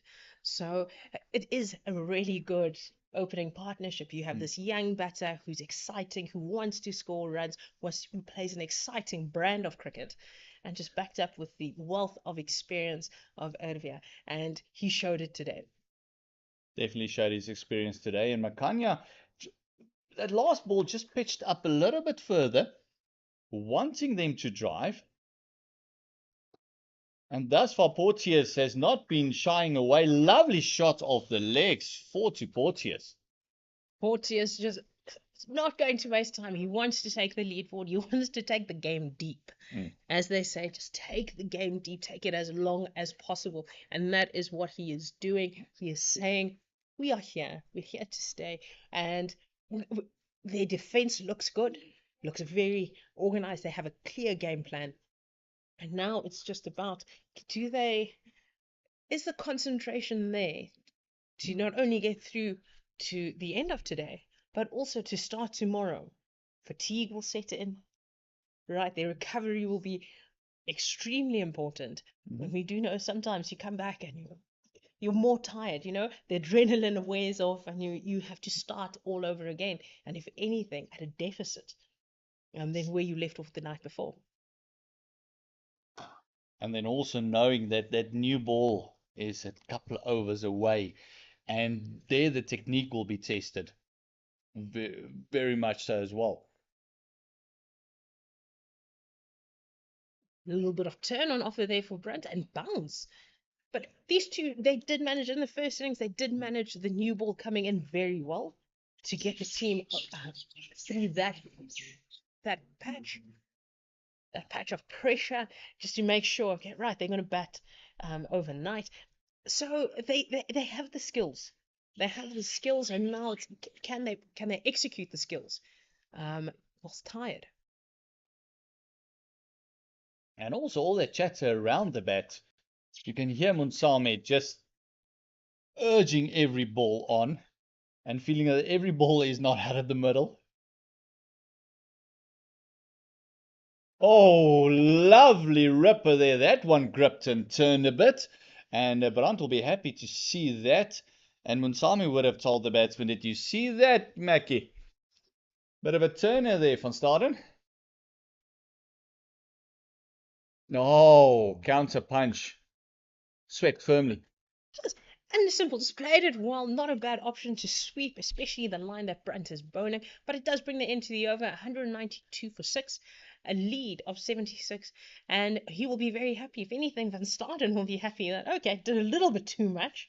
Didn't go chasing it, so it's not a bad not a bad delivery for him. He's still there, but yes, a lot of chatter around him, and just to see the two batters talking to each other, refining and adjusting their plans to, I would say, to save this match. And as you alluded to it earlier, if you're actually going to go to 200, then you've batted very deep tomorrow as well. So there will not be time for a result anyway. So that would be what you want, just to make sure that the game is out of reach of the Titans at the moment, if you're a Dolphin supporter. And the Titans would want to wrap up this last 4 wickets very quickly because they want a crack at it. They want to see if they can get those runs, and then with that, definitely will go to right up to that leaderboard, because this is number 2 and 3 on the poll, although it's still a very, very early times in the competition. But you don't want to be chasing teams. You want to stay up there. If you're number 1 or 2, you want to stay 1 and 2. You don't want to be chasing and be behind the 8 ball. And as you say, you don't want to chase, but also winning begets winning. Yes. It is a culture, it is a trend. If you're winning, you want to continue winning. You know what it feels like, you want to continue doing it. And it is an opportunity, right? Stamp your authority in this competition. There are, I would say, taste spots to play for. There are opportunities after the 4-day competition. So that is what they'll want to do, is to say, look, I'm a mainstay of this team. And that is what Van Staden, he has made himself almost indispensable for this Dolphins lineup, because he comes in late in the innings and just will steady the ship. He can steady the ship, and we can see with how busy he is at the crease, given a good platform, he could, score a quick fire 50 if needed. Yes, he definitely has the power, and we've seen that when he hits the ball, he's nice and compact, goes through the line very nicely, and that ball races to the fence if he hits it out of the middle. And even when he doesn't, he's just there, he's looking for placement, his timing is so good. So he's able to get into those areas and into places where he will run quickly. He is quick between the wickets. He likes to be busy right from the get-go. Porteous facing up. Makanya, and these two batters, Porteous and Van Staden, similar build, similar stature, similar way in they play. The way they're compact, they play in their bubble. They haven't chased anything wide, but they have gone for the loose ball as well. So that's a nice confidence booster to have in your team as well, knowing that these guys still have to come in late in the innings. And if this is your sort of 7-wicket partnership that they can create later on, it's a brilliant time for the coaching staff and a brilliant problem to have for the coaching staff.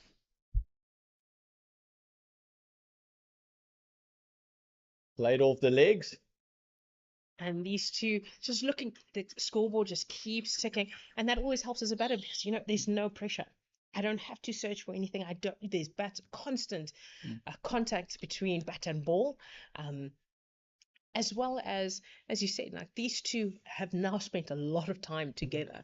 So, and they seem very clear in their plan, very clear in their game, very organized together. Just, I think, bouncing ideas off each other and just inching closer. Yes, it's going to be hard graft, but just inching closer to where they need to be, because they need to not worry about what the lead is.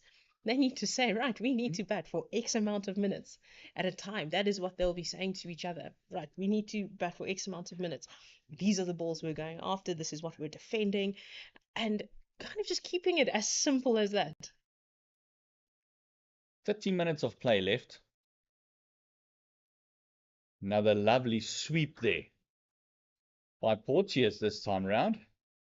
And looking around, I can see the sun just ducking. There's 1 or 2 clouds in the air. It's just getting very dark a little bit all of a sudden. It could be the batters maybe just pointing out that you've got a seamer on that side. If you want to continue batting, maybe just take off the seamers. I don't think that's a bad option from Neil Brunt. Get as many overs get as many overs in now, overnight, so that they have the option of the newer ball much earlier tomorrow. See the umpire also just looking around. And Junior Dala just picking that one up for the one. Lead has gone to 80. It's 196 for a loss of 6 wickets. The Dolphins will be very happy with these two at the crease.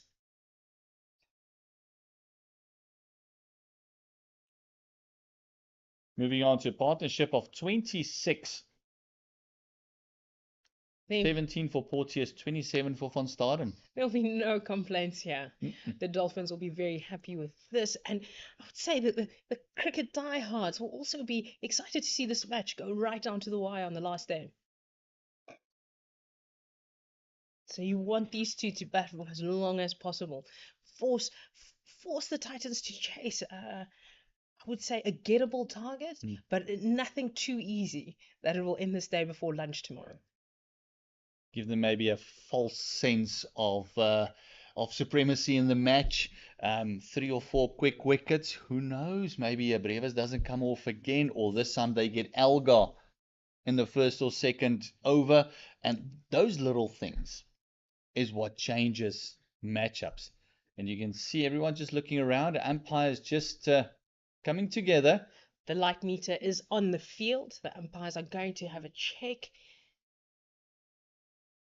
And this will also set the standard for the game, of course. The first time the light meter has been asked for. So it is a little bit cloudy, but it has dropped the temperature, and I can guarantee you the bowlers, everybody on the park right now will be very happy with everything just cooling down. And you can see the umpires just checking the light. Makanya being taken off. And Ferreira bowling. Not a bad option at all. You want to get, I would say, another at least 4 or 5 overs into this. That does mean that within that morning session, you can get the new ball and see what's on offer. And Ferreira just bowled the one solitary over, and it went for 1 run. And it was just before lunch that he bowled. Bit of a force change here for Brandt. But not a bad option. No. Ferreira has proven to have a bit of a golden arm. He takes wickets. He hasn't taken a wicket in this match. And they're just showing what he can do, right? He does bowl, he does fire it in, but he can take the pace off, get some bounce because he's a tall man, and make it a little bit more difficult for the batters. Yes, just hear the point field at Kilmani there, just applauding every single ball and shouting for everything. The spirits are up for the Titans. They need a breakthrough here. They want a breakthrough here. Oh, that one squared up Porteous a little bit. And that's exactly what they want. The field is reminding them, dot ball, dot ball, dot ball. You can't. There's only so many times you can defend. A lovely shot, rocking back and just slicing it away past point. Come on there.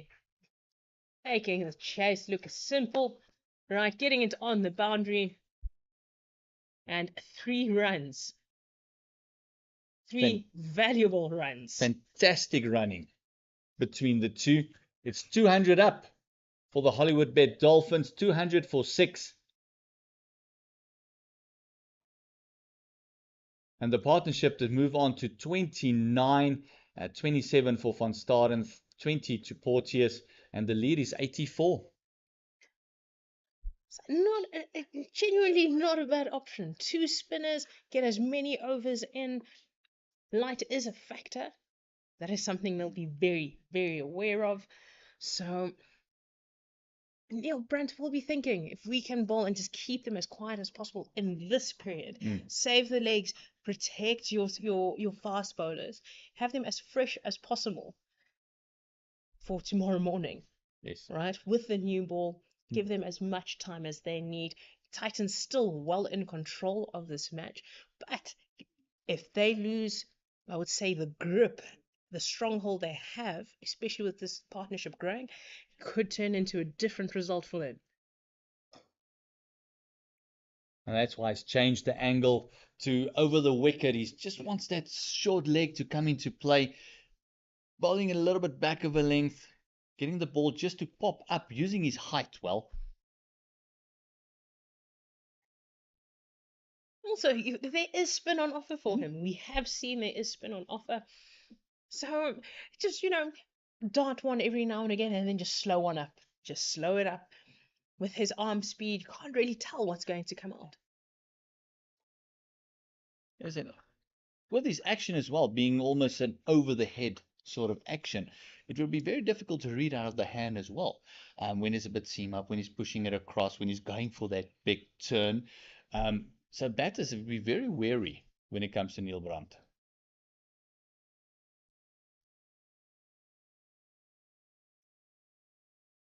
Missed out there van Staden. That ball was up for the sweep. And I think that is why that fielder is there at a very fine leg, hoping that one will just pop up from a top edge. It's not a bad field set, especially for these two. Protect the two boundaries, the square boundaries. So you've got, I would say, a deep backward square and a deep point. And on the money, that is what Neil Brandt is bowling. He is just on the money. He knows that this is all he needs to do. Just bowl as many overs as quickly as possible in this period. And just, I would say, let the conditions work in his favor for tomorrow. I'm pretty sure that the batters will also be looking at the umpires, just opening up their eyes a little bit more. Just asking his batting partner, did you see that ball? Hoping that they'll be taken off the park. That would be for the Hollywoodbets Dolphins. The Titans would want to stay on.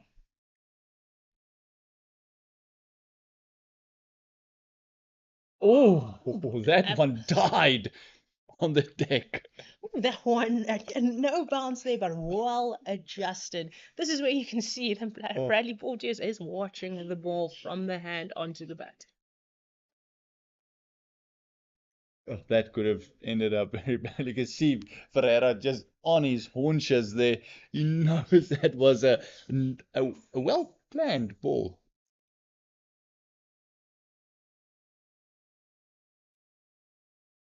These two just, I would say this is winding up time. It's just defend. Oh, hitting that square leg there.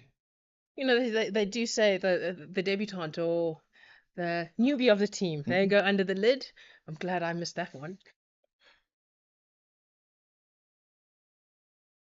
Yes, for us fast bowlers, it was luckily more the batters that got that curse. We were stuck on fine leg duties.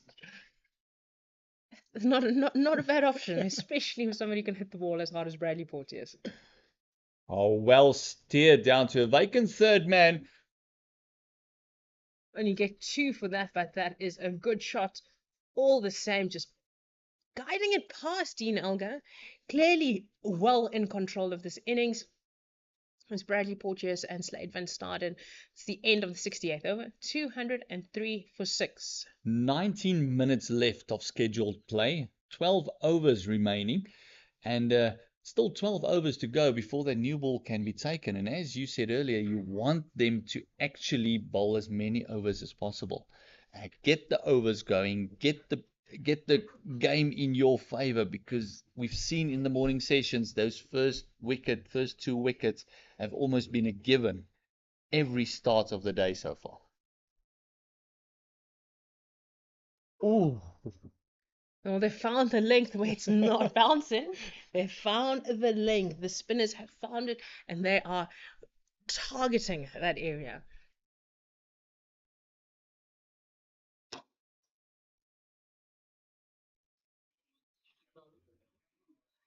He wants, this is what the bowlers will want, just one last wicket before the end of play today. That is well swept, upish in the air, and falling short of that man on that deep square leg boundary. Another double up there for the batters. I started a bit lucky there. I would say that was well placed. Well placed. Very well placed. He knew where the fielder was deep backward square. That was well placed. That was great fielding on the boundary to run and keep that down to 2. Yes, I don't think everyone appreciates how big that boundary is for this game. They're batting on almost the complete left-hand side of Supersport Park. It's a huge boundary out there. And Well, there you go. That is a boundary and a welcome boundary. Not the best line or length from Neil Brandt. And that is a welcome for Slade van Staden. Gets his score to 33 with a partnership between these two batters at 38. Lead has gone up to 93, and that three-figure mark, that very psychological three-figure mark, is around the corner.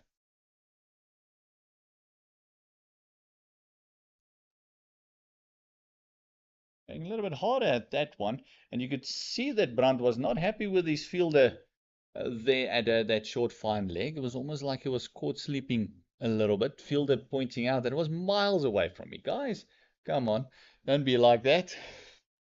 I think that was Dean Elgar back there. It was Dean Elgar. A very good field in his own right. Not as swift as he was a couple of years ago. And very true, that was miles away from him. Yes. So, in all fairness, I know, as any bowler, it's never your fault sometimes. No. Always the fielders. They should catch the thing. Pereira continuing. Darting that one in a little bit. Another single there to Porteous. This partnership, 39 runs now. Great work being done by the two batters. That one. Asking some questions. How will Van Staden play this? Especially knowing that short leg is right there and has been in the game.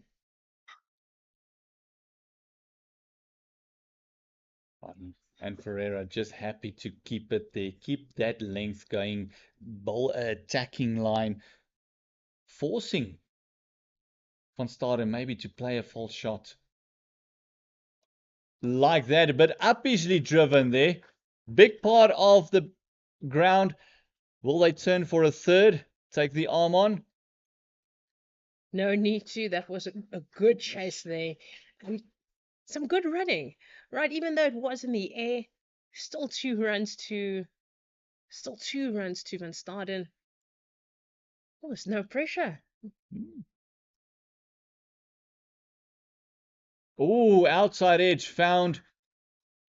Ferreira just rubbing his head. What must he do to get a wicket? He got one to keep very, very low. Now he's finding the outside edge. He just can't have any luck in this game. And I think for the Dolphins, it's okay. It's perfectly fine. It's okay. Donovan Ferreira, no luck for you today. Can take out that rabbit's foot in your pocket. It's not working. And that brings us to the end of Ferreira's 4th over. 4 overs, 10 runs, no wickets. A very good economy rate, bowling very tight. And the Dolphins at 213 for 6. Another check. The light meter, the sun coming out from behind the clouds.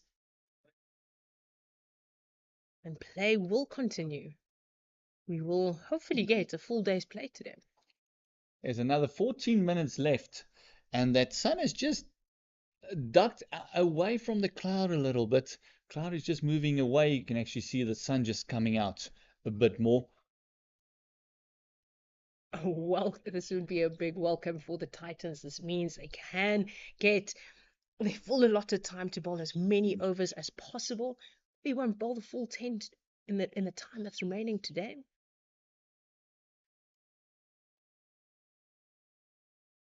But if you keep bowling dot balls, you might just bowl all 10 in, Yes. I'll say, in 10 minutes. That has definitely slowed down the game a little bit. It's a lovely tactic. Another sweep for one. Van Staden's been playing that shot very convincingly throughout his innings. He's moved on to 37. Porteous, his partner, on 24. And as you said earlier, they want to get as many overs in so that a new ball tomorrow morning will be due in 1 or 2 overs. And this is not a bad option. I like the way Van Staden has gone about his innings. Basically say to Brunt, you're coming over. It is going to pitch at leg, outside leg. I can sweep. I will sweep. So bowl at me. Bowl towards the off and middle, right? Let me play where I'm comfortable on the offside, right? Away from that short leg fielder. So I like how he's gone about playing Brunt, who's coming left arm over the wicket. And as we alluded to earlier, the contrast between the two batters is very similar as well, because Porteous has been playing him in the same way. So they might have discussed this and say, listen, this is what we're going to do. If it's there to sweep, sweep it. Don't worry about the top edge. Play some positive cricket. That is the length that Brandt will be looking for, because that's the one that we saw that is a bit up and down as well, that the mole every now and again sticks out his head and the ball just stays low a little bit. Yes, you can clearly see that these two have been talking about it, even talking about that length, because at that length they can't sweep the ball, right? You can't just, I would say, guide it around the corner. There is that short leg fielder. So you want to make sure that, right, you're playing with a straight bat, but if you go into the back foot, if that skids on, you're gone for all money. Yes. And with the light getting better, we see a bowling change. It is Merrick Brett back into the attack, hopefully looking for the last wicket of the day's play. Last roll of the dice here for Neil Brandt. He wants that one more wicket. He knows if he can break through here, it will be breaking the back of the Hollywoodbets Dolphins. Momentum multiply Titans wanting to get that one. Brett has been bowling brilliantly. Pick of their bowler so far. 2 for 30 in his 12, adding on to his tally of 5 wickets he took in the first innings. Bowling at Van Staden.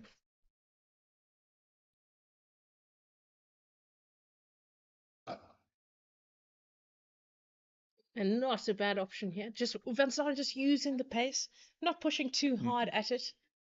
All right, he'll want to obviously slow the game down now. And say, right, I'm just going to go. Just not be as busy, not chase after too much right now. Because only a few more minutes left, 10 minutes left in the day. Literally 10 minutes to play. They'll be ticking off the seconds.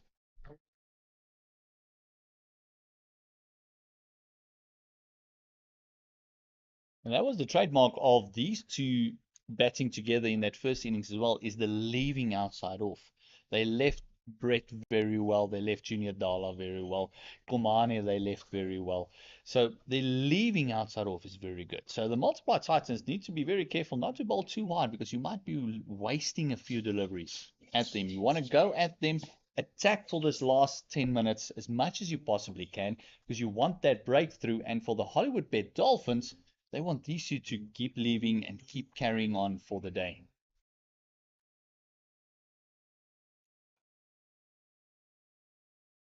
That's where you want the ball bowled. Get him on that front foot. You've got to slip. And you wouldn't mind that. You wouldn't mind them not running. Right? They're hitting the ball well out of the middle of the bat. Their partnership is at 43. There's no need to tire themselves out in the last 10 minutes. All right. Yes, they want to be busy. They are busy players. They like to see the scoreboard tick and they like to see runs on the board. But for the last 10 minutes, you know, if I was the Dolphins coach, I'd be like, it's okay. You don't need to take every quick single.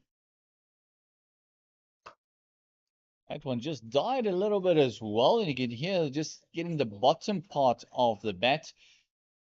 And that's that easy single. Just pushing that one. They could jog through, conserve a bit of energy. 215 for the loss of 6 wickets. 99 is the lead. No, they call it the nervous 90s for a reason, but none of the batters are there. So hopefully that isn't a mental a mental factor for them.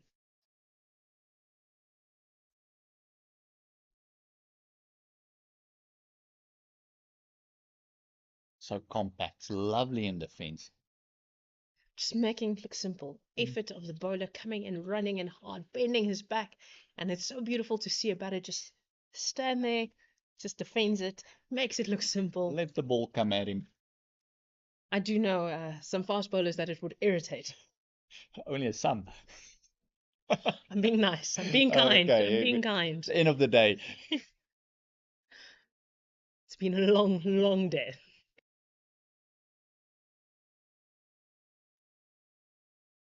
That's where I would love to see Brett operating from this last over or so of the day.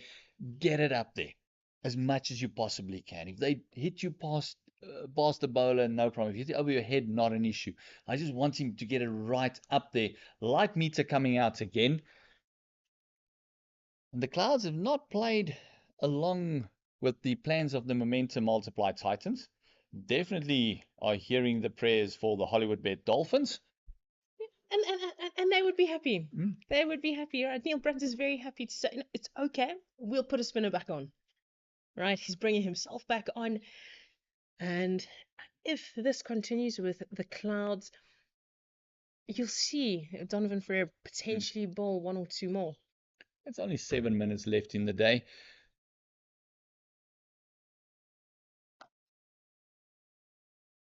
And the partnership between Brandt and Ferreira has been very well received as well. So I don't think it was necessary to give Brett that one over. I think they could have just finished out the day. Get it done. If you pick up a wicket, fantastic. At this point in stage, these two batters have not given them anything to get excited about. You kind of just want them, okay, right, let's just get through this period and then we move on from here.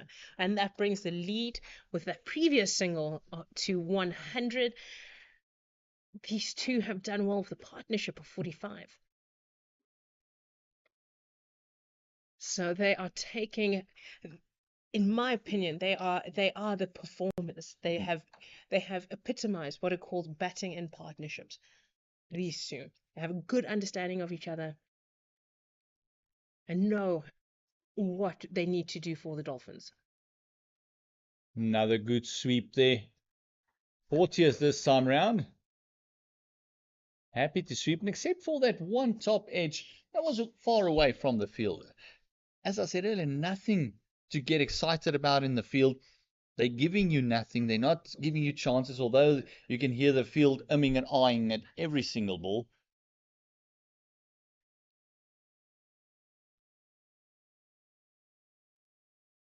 Sometimes that's what you do just to keep yourself away. Yes. Just to keep yourself away, just to get excited. It is, I would say, the last few overs of the day.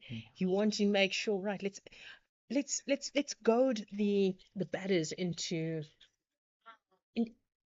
losing a wicket. So that false sense of security where they just feel a bit too comfortable and nothing's phasing them, and getting that one maybe to rip and turn. With these two at the crease, almost anything can happen tomorrow. Yes, absolutely. And it looks like Brett is taking off his cap. Again, the sun has just stuck his head from outside or underneath the cloud, it looks like. Playing ball to Yes. say, you know what, we want to make sure It'll be that dark for the spinner, some light for the seamers. And with only 4 minutes to go, maybe this will be the penultimate over for the day. I think you're right. The Dolphins will be saying, no wicket here. If they lose a wicket, they are going to step off for the rest of the day. And they'll want to keep Merrick Brett quiet. He did take 5 in the first innings. And want to make sure he doesn't take any more. And they're starting off to say, look, I've been allowed to bowl. I'm going to bowl hard. I'm going to make sure we keep you honest here. If I don't take a wicket now, we can have a rest. And the batters from that end would be looking at the umpire and say, please don't call a wide. Please don't call a wide. We only want 6 balls in this over. Yeah. So don't call the extra ball. We're happy. We're happy. We're okay with this.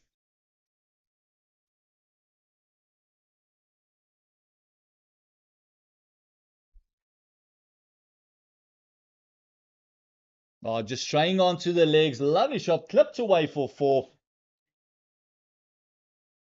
Not where Meg Brett would have wanted his Yorker to go, and with that boundary brings up the 50 partnership between Slade van Staden and Bradley Porteous, with Porteous contributing 29 runs and van Staden contributing 21, and their partnership came off 105 balls. Fantastic partnership. These two have been, say, the shining light in this Dolphins batting lineup. With the wicket of Sarel Ervia, the Mensa Multiply Titans must have thought, oh, we're in with a shout here to finish it up today already. And these two have just come out and batted absolutely phenomenally. A 50 partnership. The lead is 105. And danger signs for the Momentum Multiply Titans, because as I said earlier, they're not giving you anything. So you've got to bowl till that new ball, and hopefully that does something for you. But these two batters have given them nothing to get excited about.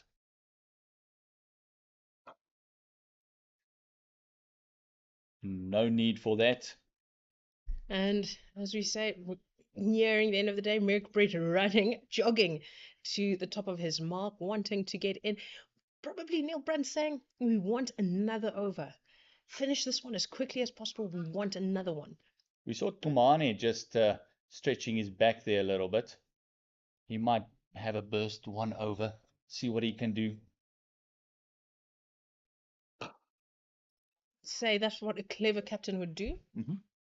Right, and Neil Brandt has shown that he's not only clever, he is the leader of this team, and very cunning. Yeah, we see Simon Sami putting his helmet on, probably for the change in overs.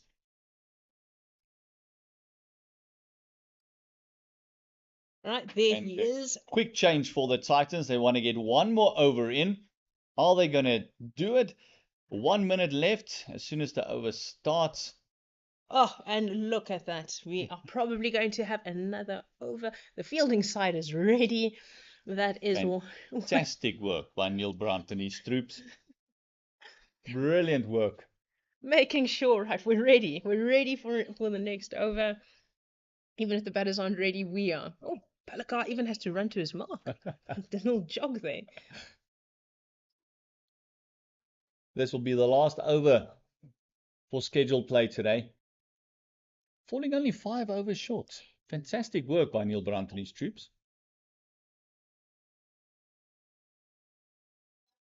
Not a bad thing. Not a bad thing. He'll be happy with the innings or the day ending at 75 overs. That's only 15 overs they've got to bowl, so that's 1 hour. By the first drinks break, they're ready for a new ball.